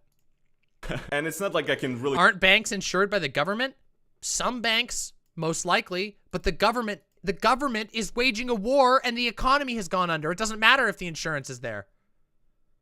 Send it anywhere either because Swift is fucked. So yeah, pretty much anybody right now in Russia that's like kind of like me, who's been making money and paying taxes and everything, who's been making money from abroad, I guess, or in foreign currencies, all of these people are fucked. So these are like IT engineers, you know, YouTubers, streamers, everybody's fucked. What can I fucking say? It's over. It's actually over. And yeah, since the ruble is pretty much crashing every single day, all of my ruble savings, you know, are turning into nothing. That's what I said. You guys can call me hairy and bankrupt now. And people already noticed this as well in like the span of 3-4 days when Russia got sanctioned and everything. Prices for tech products, like whatever, you know, phones or something, went up by like 50-60%. Same is happening right... Look at that. Look at that. He's saying electronics went overnight, doubled in price, or 50% up in price. So you want to go buy a you want to buy a mouse? You want to buy like a $50 mouse? Nah, $75 mouse. You want to buy a phone that costs $400? Nope, $600. You want to buy a $600 phone? Yup, fuck it, $1,000 overnight. Whatever, you know, phones or something, went up by like 50-60%. Same is happening right now to apartments, cars, whatever. I mean, I cannot stress this anymore. It is fucking over. Now, one of the more interesting things as well about the current situation is that Vladimir Putin actually signed like an executive order combating the sanctions of the West. Actually, this is really an order that's meant to regulate the flow of like money out of Russia and just the overall flow of foreign currency in Russia. Long story short, the most important parts in this order is that, according to it, now, Russians are not allowed to deposit money into their own foreign bank accounts abroad. So, let's say you have a sum of money, like you have cash or whatever, you move to another country, and if you put that money in there, and if you're like a resident of Russia still, well, you're like breaking the law, basically. And another very interesting one that directly affects me is that, according to this like new executive order that's been signed, every single person that is making money from abroad, basically, in foreign currencies, so that's basically again somebody like me who's getting paid from YouTube or Patreon or Twitch streamers or IT specialists, you know, who work in foreign companies, whatever. First of all, these people, including me, have to, in 3 days after the signing of this order, which was on March 1st or February 28th, they must convert 80% of all of the foreign currency earnings that they've had since the beginning of 2022 to rubles. Even if you have foreign currency savings, the government is ordering you to convert it into rubles to support the war effort. Holy fuck. You get it? So if you were making money from the start of the year in like dollars or whatever, you cannot keep that money in dollars. You have to exchange in your bank 80% of that income from the start of the year to rubles. And second, every single new payment that you're going to be receiving now in dollars as a YouTuber, IT specialist, whatever, if you're getting money from abroad in a foreign currency. Like a face says, how does that work? How does it work is you have a bank account, the government goes to your bank and goes, give us a list of every person who has American currency. Okay, those people's American currency is now our American currency, and now their accounts are full with the equivalent amount in rubles. If they can't get access to your bank account, then they show up at your door and they go, give us your American currency and we will give you rubles, or you're going to the gulag. That's how it works. Like dollars. Now, when you receive those dollars, within 3 days of receiving... Like it's still their money? Yeah, it's their money. States do whatever the fuck they want. Like, guys, I want you to realize states, okay, laws only matter. Okay, first of all, laws never matter. States do whatever the fuck they want all the time. They ignore their own laws constantly, but especially in times of crisis, the laws don't matter. They will just say, what are you going to do about it? And what are you going to do about it? You're going to take it, or you're going to resist. And if you resist, well, there's a good chance you'll die or go to prison. That's how it goes.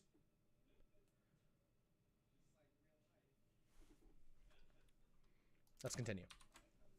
The funds, you also have to sell 80% of those funds. I mean, not sell, but exchange 80% of that income to rubles. I'm speechless. I am speechless. Now, I clearly understand why this was done. Basically, actually, one of the hottest sanctions, one of the harshest sanctions that was announced on the Central Bank of Russia, which is like the main bank of Russia that actually regulates the use of currency and funds in Russia. And also what they do usually is that the Bank of Russia, it has, well, they had a pretty big like reserve of foreign currency, like dollars and euros and Chinese yuan. So basically, they would use that currency in order to essentially just sell them and to buy rubles to sort of keep the rates up. Because right now, obviously, with the panic in the economy and everything, a lot of people are changing their rubles to dollars, but the supply of dollars is so low that in most banks, like when you go to buy dollar on the app, it says that you can buy a $1 for like 150 rubles. It's over. It's fucking over. Holy shit. Anyway, so one of the hardest sanctions that the West imposed on Russia is that actually the United States and the European Union decided to seize basically all of the dollars that the Central Bank of Russia has. So essentially what this means is that the Central Bank of Russia doesn't really have the foreign currency anymore to keep the ruble rates up from basically... Like I said, not just are everyday Russians fucked, the Russian economy is destroyed. Hyperinflating. So essentially what they did with this like new law or order, they basically don't have dollars, so they're getting them from the citizens of Russia in order, I guess, to make their own dollar fund bigger and to battle the devaluation of the ruble. It's really smart, isn't it? So yeah, I mean, I did it, but it's like, yeah, what can I fucking do at this point? And you know, guys, even if I get a new bank to which I'm actually able to withdraw money from Patreon and YouTube, you know, the thoughts of having to convert all of that money that I'm getting into rubles instantly, a currency that is super, you know, fluctuating right now, you know, it doesn't sound particularly fun to me. So yeah. Do you think it's going to get as bad as, say, the Great Depression? I think it's probably already worse than the Great Depression. The Great Depression was a really bad event, but it was nothing like this. I don't know that we've seen in recent memory a destruction of an economy of this level. Yeah. I mean, I understand, guys, that maybe this video might seem one-sided to you guys or whatever. You guys might say that it's like insensitive to talk about this or whatever, but this is what my life is like at the moment. It's really weird, it's almost surreal, and it's frustrating, and I just want to share it with you. So yeah, I really don't know what the further move is now. What I did is that I actually opened up crypto wallets for donations. So if you guys want to donate some crypto to me, be my guest, I guess. Problem though, when you openly say that you have crypto, then if the government comes to you, they go, we know you have crypto. You recorded it on your channel that you have crypto. Give us your crypto or you're going to jail. You're kind of fucked. I mean, again, I'm not gonna pretend like I'm fucking starving over here. Not yet. So yeah, you might need that money more than me. Some other people might need it more than me. But yeah, if you're like a fucking crypto billionaire and if you're into it and if you somehow share my pain in the situation, I guess, so I'll put them like in the description and in the comments down below. So yeah, I mean, this is pretty much it for today's video. What can I say? Not really fun. I really got no good news to share, guys, and I cannot think about recording any other type of content right now. So yeah, guys, hopefully we all get through this. I'm trying to stay strong and trying to hope for the best, you know. I will see all of you beautiful people in the next video, and peace. Wow. So that kind of sells home exactly what I was talking about. Thank you for that video recommendation. Excellent recommendation. Excellent recommendation. Okay? That basically tells you exactly what I was... That illustrates for you exactly what I was talking about. The repercussions of this war, of these states aggressing and moving, is horrible. Defenestrator says, I'm so torn on all of this because on one hand, I don't want ordinary Russian people to suffer. On the other hand, Russia has been actively undermining democracies around the world, so I don't shed many tears at the idea of their government collapsing. I feel very saddened by what will inevitably follow such an event, though. It's just the idea itself. I don't think the Russian government is going to collapse. That's the thing. I don't think the Russian government is going to collapse. I think they're going to just lean into being an empire for as long as they can, getting as many wins as possible. I think what we're likely to see is, with this level of economic devastation, we're likely to see the creation of a new currency, or perhaps a radical attempt to revalue the current currency. But there, I don't think that the Russian government is going to collapse. especially with the fact that they are actively invading their neighbor. The people of Russia, however, are going to suffer unfathomably. Again, I just want you all to imagine if every single person in this chat could not get, if every single person in this chat right now, including myself, if all of our money overnight lost 70% of its value, overnight, we would all be fucked. Every one of us would be fucked at once. And when every single person is fucked, everything that you know falls apart. How do you get food when you don't have money to afford food? Well, you have to find somebody who has food and you need to offer them something. Maybe they're going to say, suck my cock.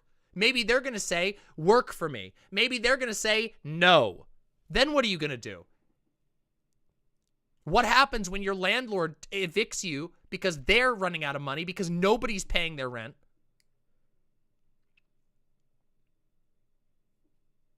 How are you going to pay for heat in the middle of winter, in the middle of a Russian winter?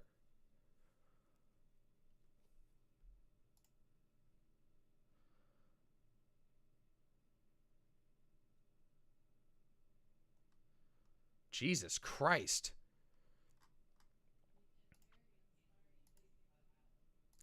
As of this comment, 100 Russian rubles is 81 cents. That's insanity. The currency is destroyed. The paper is paper. The money turned into paper. Do you understand the enormity of this?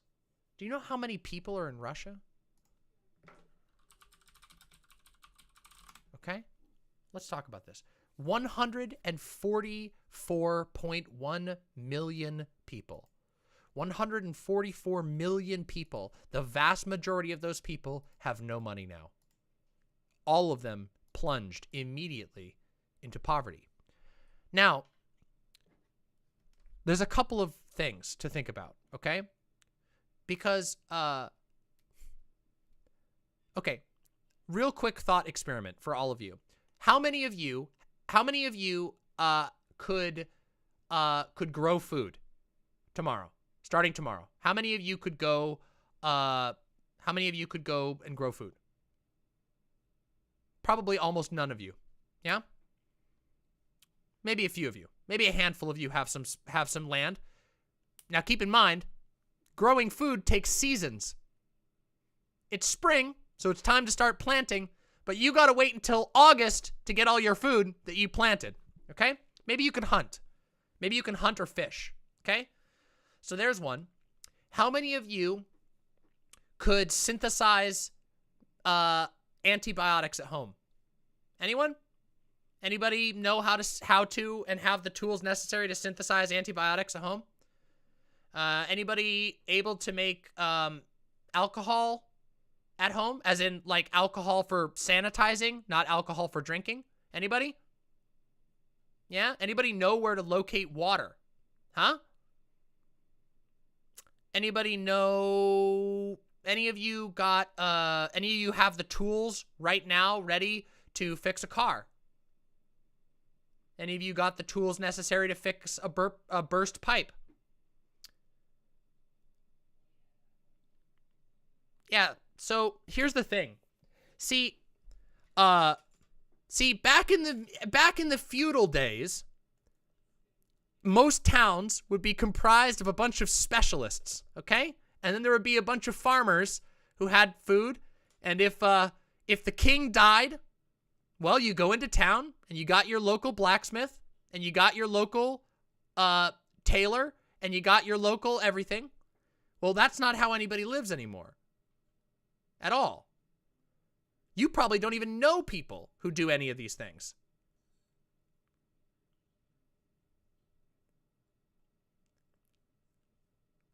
So, for a lot of Russians who weren't expecting an invasion of Ukraine, they just went from, you know, playing video games, doing their daily life, to, oh my God, how are we going to get food? How am I going to get water? How am I going to have a home? How am I going to get medicine? And every single person is going to be rushing the stores to get what they can, and all of that shit is going to disappear. So if you're not fast, and if you don't already have the tools necessary, you might be shit out of luck.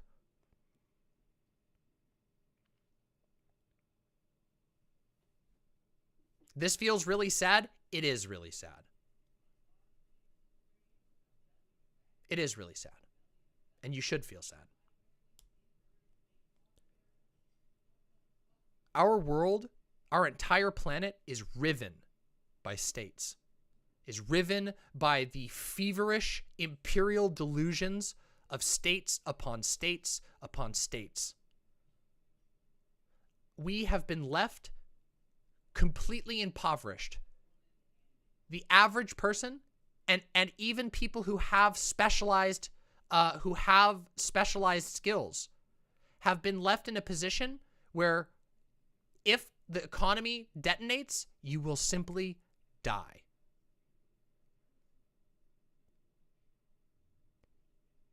America could do this to us.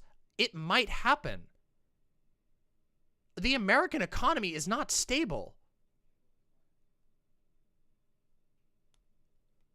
This is why I say frequently on this channel, we protect us. We protect us, okay?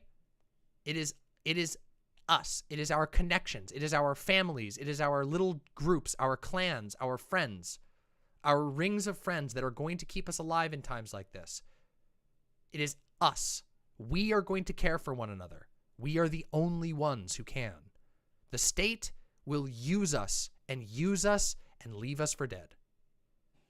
Do sanctions affect food trade? Russia can't grow food. Are these people going to literally starve? Many of them, yes. Many, many people in both Ukraine and Russia are going to starve in the coming months.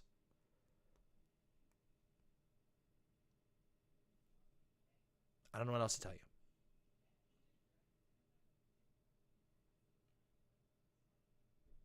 That's just true. There are going to be a lot of people who cannot get medication and are going to die from something preventable. There are going to be a lot of people who cannot get access to water, clean water. There are going to be a lot of people who cannot get access to food. There are going to be a lot of people who can no longer drive, who will lose their job, whose jobs will simply disappear, and then they will become homeless, and then they will die from the cold. Is protesting in the US going to help? I'm not sure. Maybe a good time to go over your advice on how to not doom out. If you're watching this, you're not in danger right now. If you're watching this, it isn't happening to you. And that means you have time. You have time to think about this. You have time to develop skills necessary to care for one another. You have time to develop structures, social structures, connections, meet people, build strong, trustworthy bonds with other human beings, work together on things, get together. Give each other space, take care of one another, help each other survive. Watch out for one another, protect one another.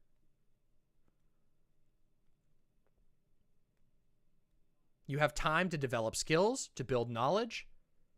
I'm not telling you to touch grass. I'm telling you to link hands with other people, to become strong, to believe, to accept as a part of your existence that we are the ones who care for one another, that we look out for each other, that we are the only ones who can ever do that, and we are the only ones who can ever do that.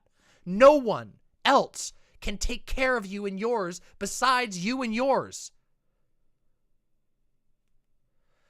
I don't think we need to escalate for doomsday prep, but do you think it's practical to have a list of resources in the Discord? Yes, I want to develop that, but I am working. When I'm done moving, I'm going to put together a little community document that will help people learn how to do basic prep, okay?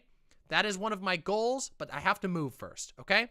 So when the moving is done, then that will happen.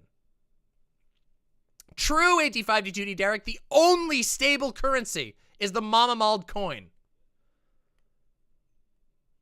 Eddie says, you are the only leftist that advocates for community organization. It's very sad. It's why the right has a glaring advantage over that. Guys, the right actually does community organization through churches primarily. The right has churches. Churches bring people together, build a social space that helps each other. The reason why churches are so powerful is because they supply things for people. They circumvent the state. They are dual power. However, they support the state. Because the state currently is Christian, white, and conservative. So yeah. But like it or not, they have a base of power.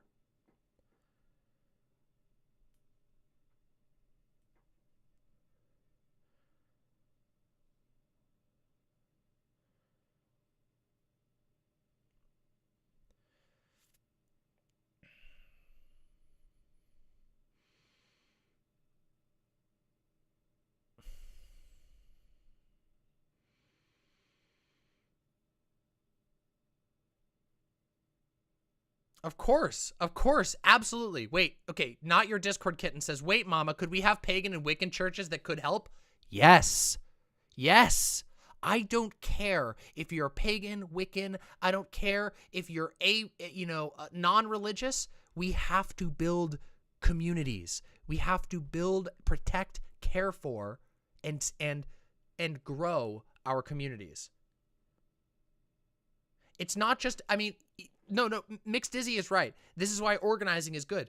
It's not just organizing. It's any building of structures together. It's any mutual agreement. It is mutual aid at its core, okay? Us working together, helping one another because we care about one another, because we want to see good things flourish in the world. Building those affinities is so powerful. It's not just traditional organization like through political parties. It's not just traditional organization through unions. It is coming together, building bonds, and becoming strong. Your local mosques and synagogues are also doing good community work. That is true.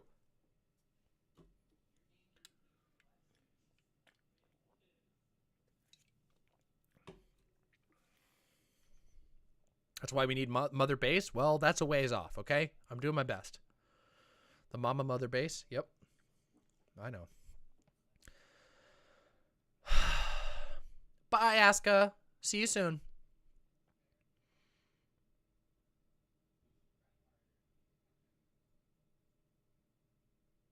Yes, I agree with you, Striped Kidder. Although that Christianity can be a way of building community.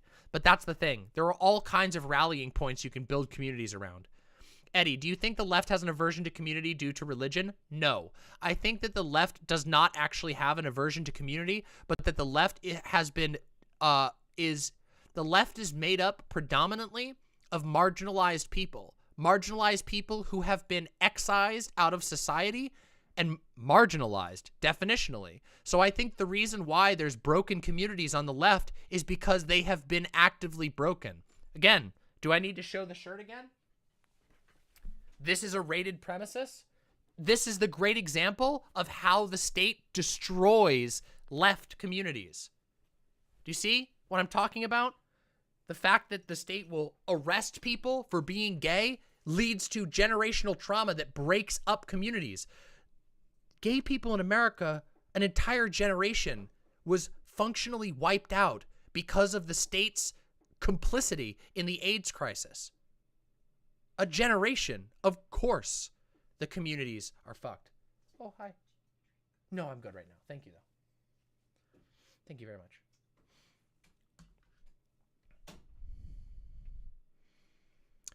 But guess what? We can resist that.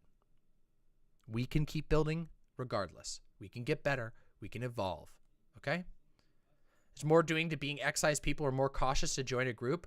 That, and also that the groups that exist have been like heavily co-opted and sanitized.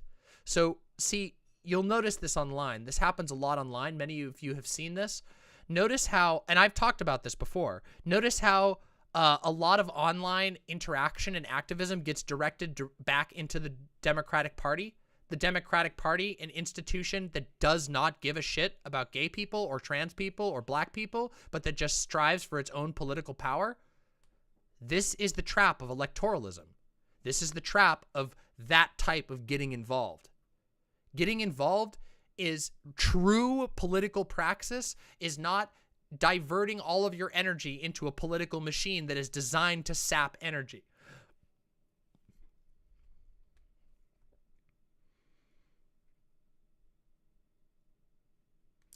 Taco Cat says, it's to the state's benefit that communities like the left are shattered and fractured. I wouldn't be surprised if actual effort is put into keeping that way. It is. We went over some of that tonight.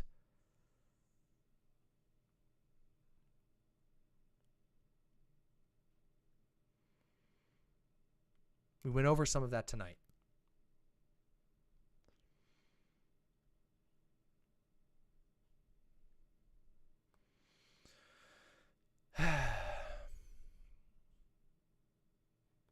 It's not about unifying with the left. That is not the point. The point is not for lefty unity. It's not about all people on the left unifying into a single viewpoint. It's about working together with your allies against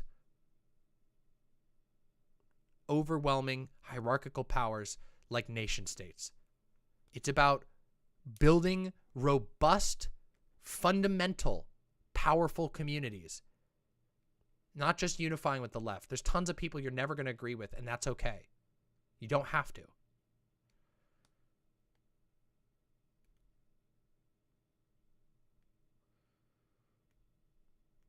There's lots of stuff you can read about this. They always do that, Puerto Rican musician.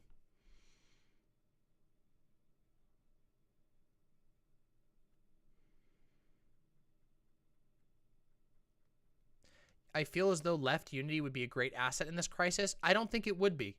And the reason for that is because I don't agree fundamentally with a lot of the prescriptions of some so-called leftists.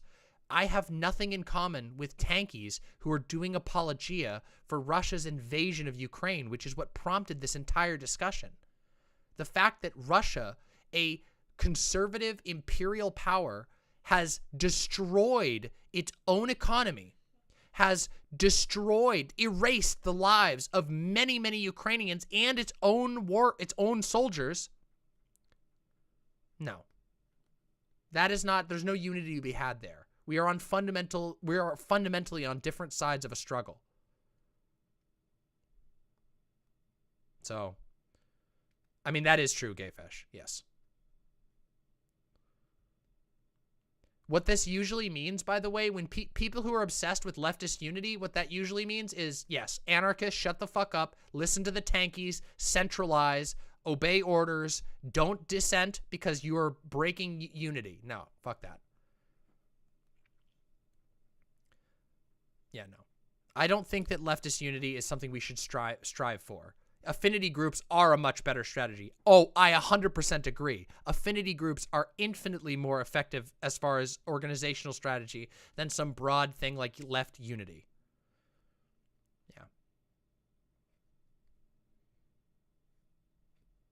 Yeah. Danbo says, I really like that my job is cooking because as long as there are means to make food, I will always have a way to help out even if an entire economy collapses. Yes. There are some practical skills that are always useful and that make you useful to other people and make you valuable to other people on a material level. Cooking, medic work, being able to cut hair, being able to, knowing medicine, being able to hunt or prepare fish, catch fish. These are all things, these are all practical skills that are not like, they're not for a job. They are because you are always valuable. They are universally good. Of course, Devious Chilster.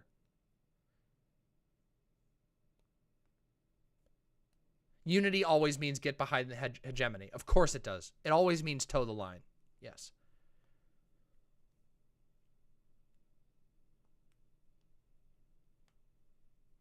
So life is D&D and I'm a sapphic fairy. Listen, some people have very high value placed on sapphic fairies, okay?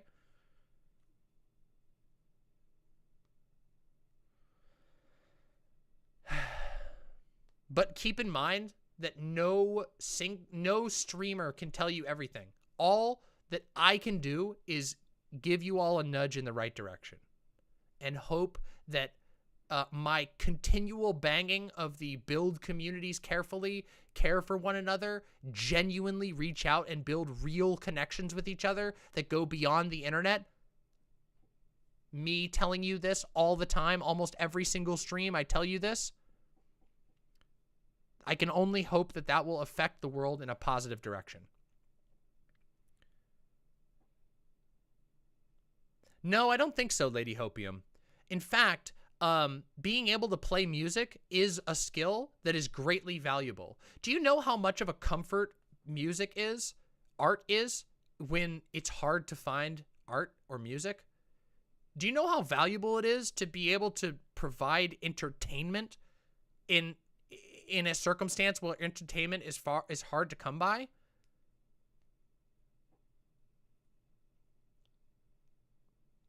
They're really important, but you also have to recognize, oh yeah, it is Bandcamp Friday.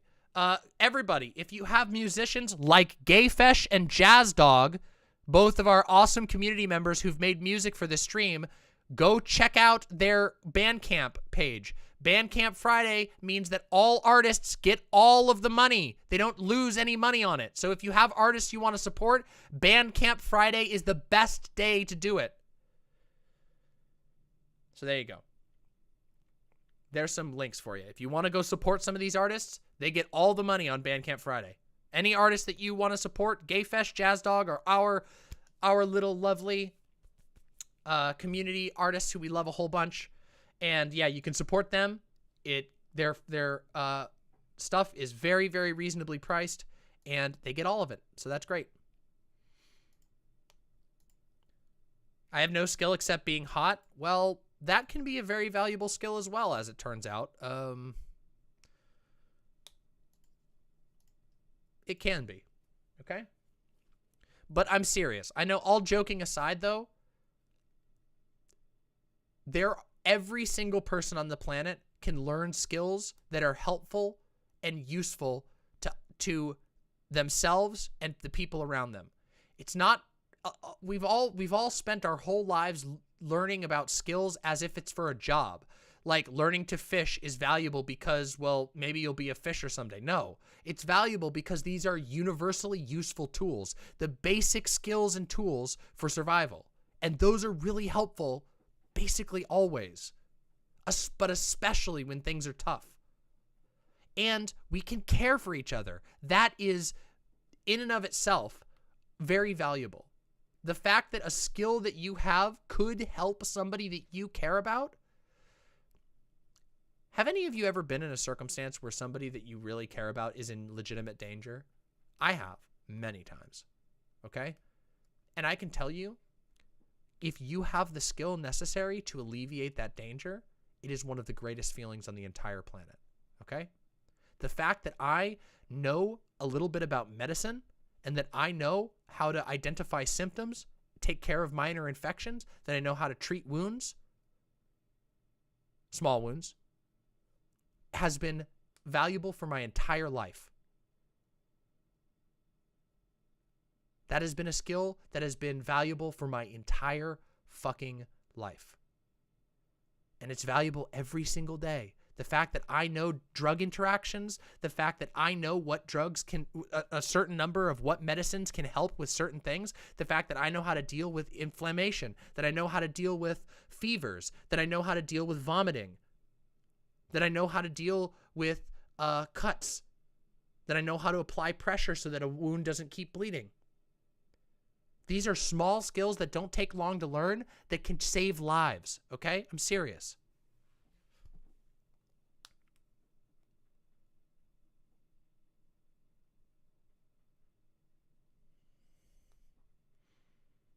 I don't want to like open up about traumas, okay? But I've been through some fucking shit in my time.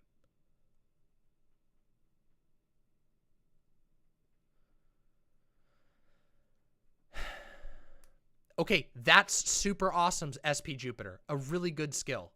Really fucking good skill.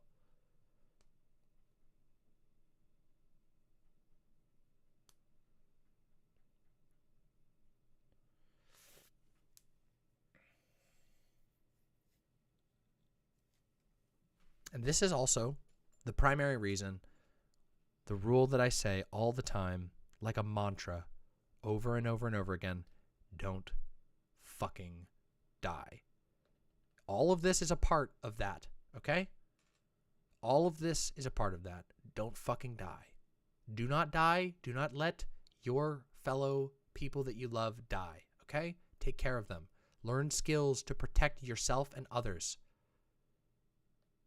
We can help we can ensure that you guys realize that it is our actions. It is our actions, the choices we make and the choices we make together that will decide how many queer people thrive and live long enough to make an impact on the world.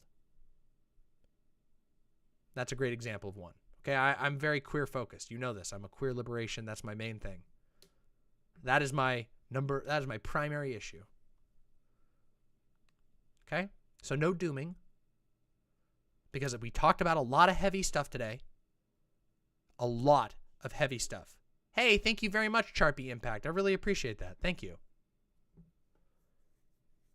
We want all gaybies to become old gays. Yes. I want to see 1 million ancient queers. Okay? 1 million ancient queers. I want every single one of the queer people in my audience and all the non-queers as well. I want all of you to live to old age and die comfortably surrounded by loved ones. Okay? That's what I hope for.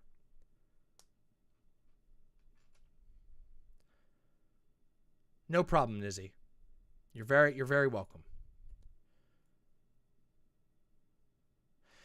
So, to summarize this extended segment about Ukraine, war, states, and economies, war is really fucked. But there are many forms of war. And the most disgustingly fucked form of war,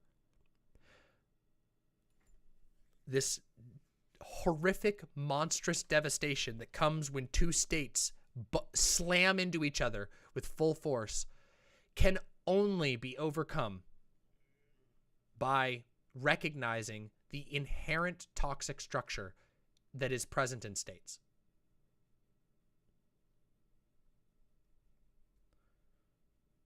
That is it. And by us taking care of one another and reducing our dependence on structures like states. And remember, the state sells itself to you by saying, oh, our institutions will provide for you. And yet they don't. It sells itself to you by saying, how will you get your education? How will you take care of yourself? But they don't do any of that. You do.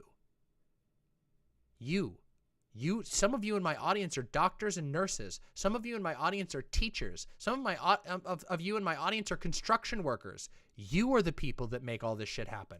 You and your bonds to other people are what make everything go around. It is not the institutions. Do you know what states enable?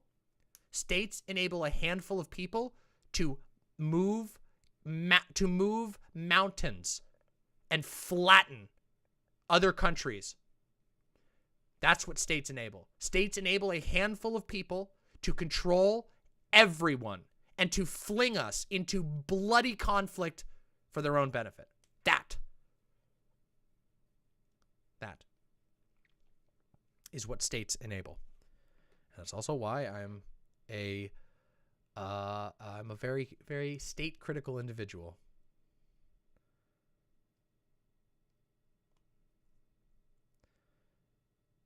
I agree, Rumi Red, but that's why I talk about this shit. I want people to develop anarchist criticisms of states because they're right. They are the correct position.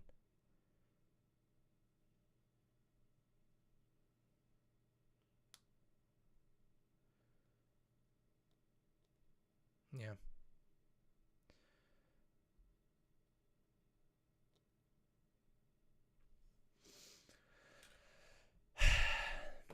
And of course, I wish there was more I could say besides I wish the best for all of the Russian people who are suffering from the sanctions, who are suffering from this madness this war, this crackdown, and more so, perhaps, or I don't know if I would say more so. I don't really think that the state really matters at all in this. All of the people, Ukrainian or Russian, and everyone in between, who's suffering from this fucking idiotic conflict, this imperial, unbelievably greedy, aggressive, imperial, deranged, fictionalized nonsense. The real people who are being ground to a pulp. Fucking Roman, the guy we just watched, that YouTuber named Roman, whose life is completely destroyed. Everything that he knows has completely changed. Him and many, many others. And I just wish them all the best. But I recognize that a lot of dark times are to come for many people. But yeah. No, I don't think so, Chrissy. I don't really think so. I don't think the size really matters all that much, but it's more about the structure.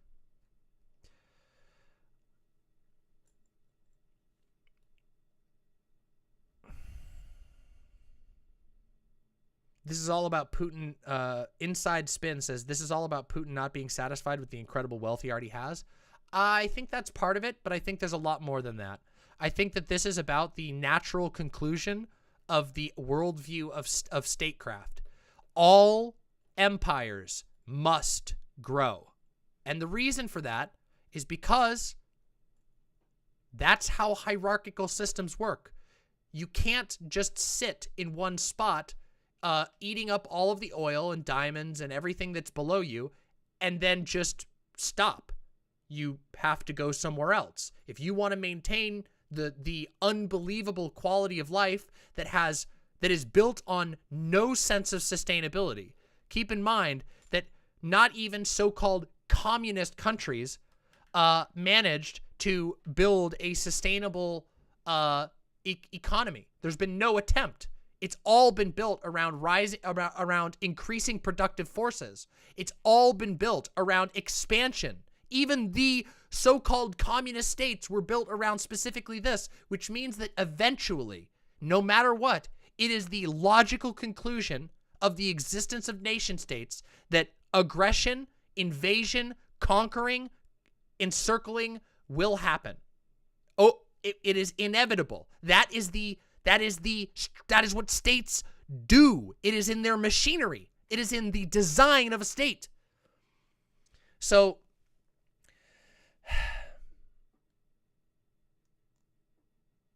I wonder how with Ukraine, how this would work. I have no idea how to apply anarchist critique to them. If you talked about it already, then just disregard this. In a time like this, I don't even know what you could do. I don't even know that, like when you're in the middle of an invasion, this is one of the problems. When you're in the midst of a genuine crisis, all the rules fall apart.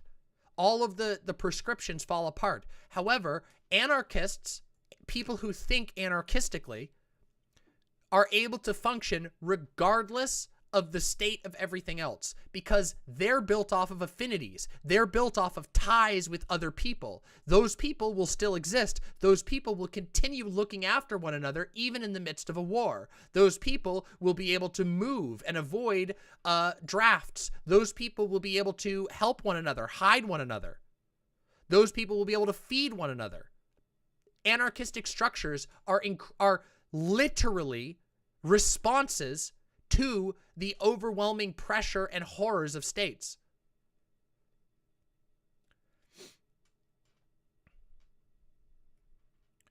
Global food prices are likely. Did you know that 29% of the wheat supply is from Russia and Ukraine, which means global food prices will rise? That is a almost guarantee. I didn't know that specific number, but yes, I expected increasing prices all around the world. It is not going. Oil is going up. Wheat is food prices are going to go up. The American economy is not flourishing right now, so we're not going to be completely unscathed. But thank God, in this case, thank God we don't have to deal with what the Russian people are dealing with. And if you have friends, family, whatever in Russia, do what you can to help them. Do what you can to help them. Infernatrix Sophia says, Russian sons, brothers, fathers, and husbands are being fed into a grinder to expand state power. The system cares not for their lives any more than it does a Ukrainian. Yep, that is the point. That is literally how states operate. They remove the individual. All individuals are flattened down into numbers. Those numbers can be thrown at other states so that you outnumber their numbers. And then your numbers win. And their numbers go down and your numbers go up. But we're not talking about numbers. We're talking about people, humans, which are infinitely complex and cannot have a price tag put on them and should not have a price tag put on them. I agree, 85 to 2D Derek.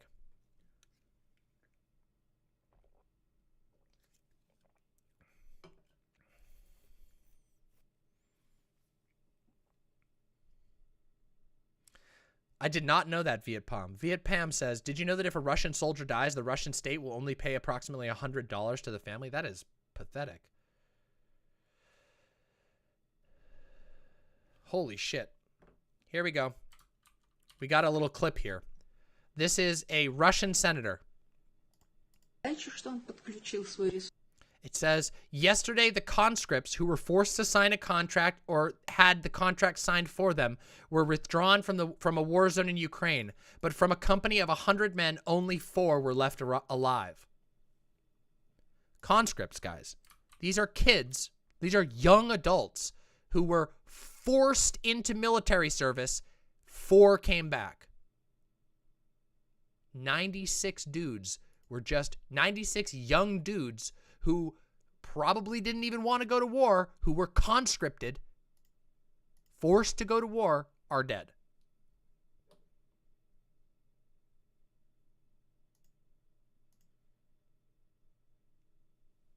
It's really fucked.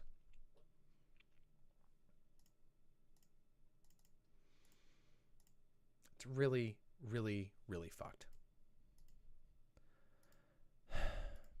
This is why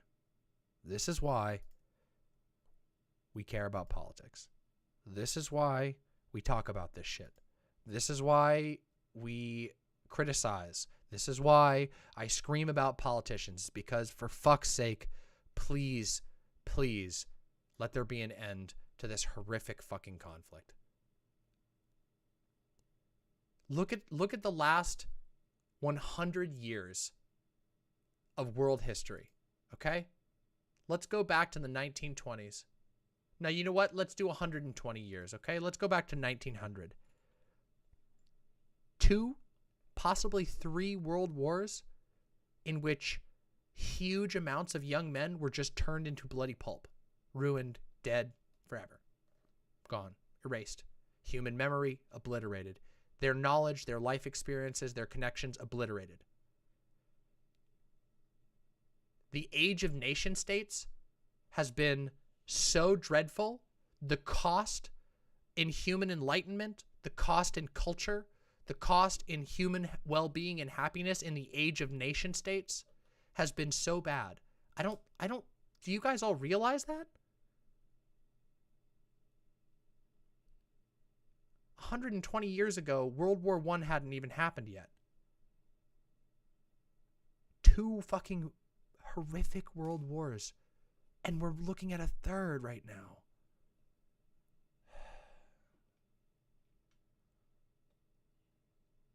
I'm not sure, Posadas John. I don't have that detail.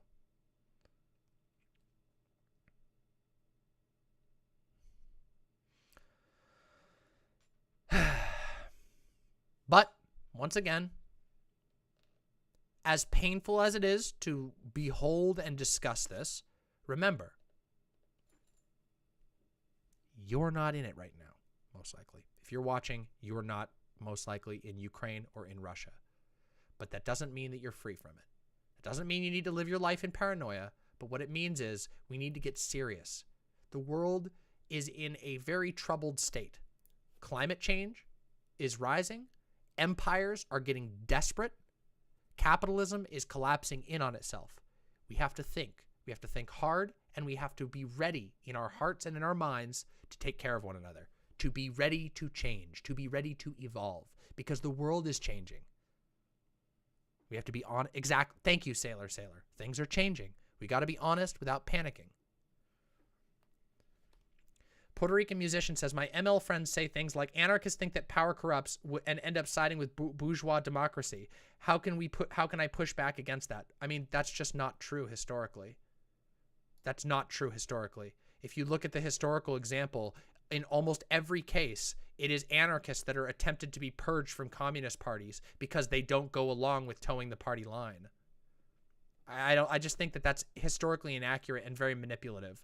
And if that's the case, please ask them to present an example of any of their ML parties producing anything other than a dictator, because that's what they do. MLs specifically, Stalinists, ML meaning Stalinist, Marxist-Leninism, which was invented by Stalin, aka Stalinism. Those guys are going to tell you that power doesn't corrupt. Those guys are going to tell you that? Rezel says, hello, DramaMama in chat. I'm going to my work in a Ukrainian school in Vienna right now. Tomorrow, my grandparents arrive here from Kiev. People in Kiev and Kharkiv are starving. My mentor, a PhD in chemistry, says that stays in bombed Kiev with his sick mother, literally counting food. My best friend, Sergey, is in Prilivki, huddling with his family. Please help us in any way that you can. Rezel, please, if you have the ability, please DM me what resources you have. I will try to do my best to participate, but to be honest, my following is very small. But if I can get it to in front of bigger names, if I can maybe put something together, perhaps we will. Please, if you are willing to, send me what resources you have.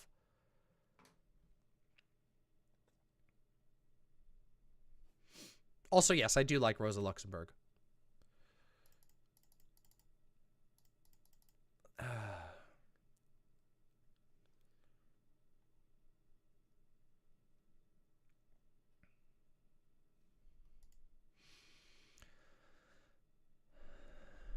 I know Vosh is doing a big charity effort. I'm going to be completely honest. I don't have the following to do all that much. I was able to do a really cool thing with Bad Bunny when we did the trans community fundraiser with Bad Bunny. We raised like $20,000, which was awesome. But the truth is, like, I can't do that by myself. I'm not big enough yet. Maybe someday. Maybe someday I'll have that type of reach. But for now, I don't really have that. So, you know. Thank you very, very much, Rezel. I appreciate that. Just send me a friend request and I'll add you. I'm sure Vosh would have me on the charity screen. Of course, I will do my best to be there. Yep. Maybe we could merge forces. Yeah, we probably could. Yeah. I can still do what you can. Well, I am, right? I'm doing fuckloads of coverage of Ukraine. I've been specifically focusing on the stories of people in Ukraine and the development, keeping people informed on what's going on and focusing on the people of Ukraine. That's what I'm a broadcaster. I got the somehow I have the talent to talk about this shit for 8 hours at the time. But, you know, I'm really limited, okay? Oh no, that's weird. That's weird, 85D2D Derek. I'm sorry about that. I don't know what's going on. Yeah, I do what I can. I do what I can.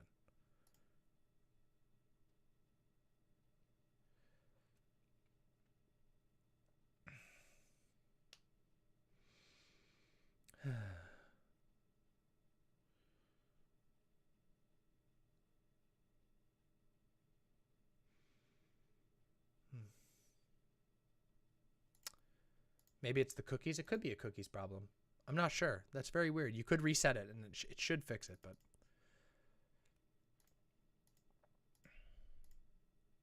Yeah, I would love that, of course. Oh, yeah, if Vosh wants to do joint charity stream, you know I would do it. I'd help him hype it all day, but I know that Vosh tends to like to do solo stuff. I think he was talking about doing an Elden Ring-based charity stream, which, honestly, that sounds fucking sick. That sounds fucking sick. So...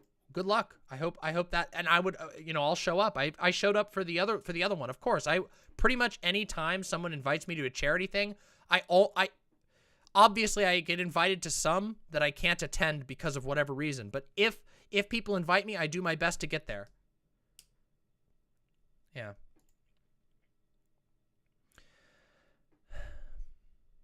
So, all right, everybody. I don't have anything else to talk about tonight. We've done a lot of heavy topics tonight, and I am really, really hungry. So what I'm going to do is ask you all, if you are here and watching me, first of all, subscribe to my channel. Second of all, follow me on Twitter, at Demon Mama Real, okay? The real Demon Mama, at Demon Mama Real. Follow me on there, because then you can know when I'm going live, okay? Put that fucking bell so you know next time I'm going live. I want you to come back. If you were here today, please come back. Join the Discord, discord.gg/Demon Mama. Come hang out with us. The imps are fucking awesome, and we would love to have you be an imp too. Get your horns, you know? We're going to do some Death Stranding probably day after tomorrow, maybe? I don't know. Yeah, I think maybe we'll do that. I got to do that review of Metal Gear Solid too, so I got to write that up this weekend, and I've got a thing I got to do tomorrow too. I'm going to be on a podcast tomorrow. Mr. Krabs says, when times are tough, I listen to Crush 40, Open Your Heart. It gives me a lot of hope and pump me up as I want to continue fighting for my fellow trans allies and my fellow POC. Yo, Mr. Krabs, much love to you. Thank you for the support. And thank you all for being here. Much, much, much communal love. And I will see you all very, very, very soon, okay? Mwah! Good night, imps. I will see you very soon. Bye.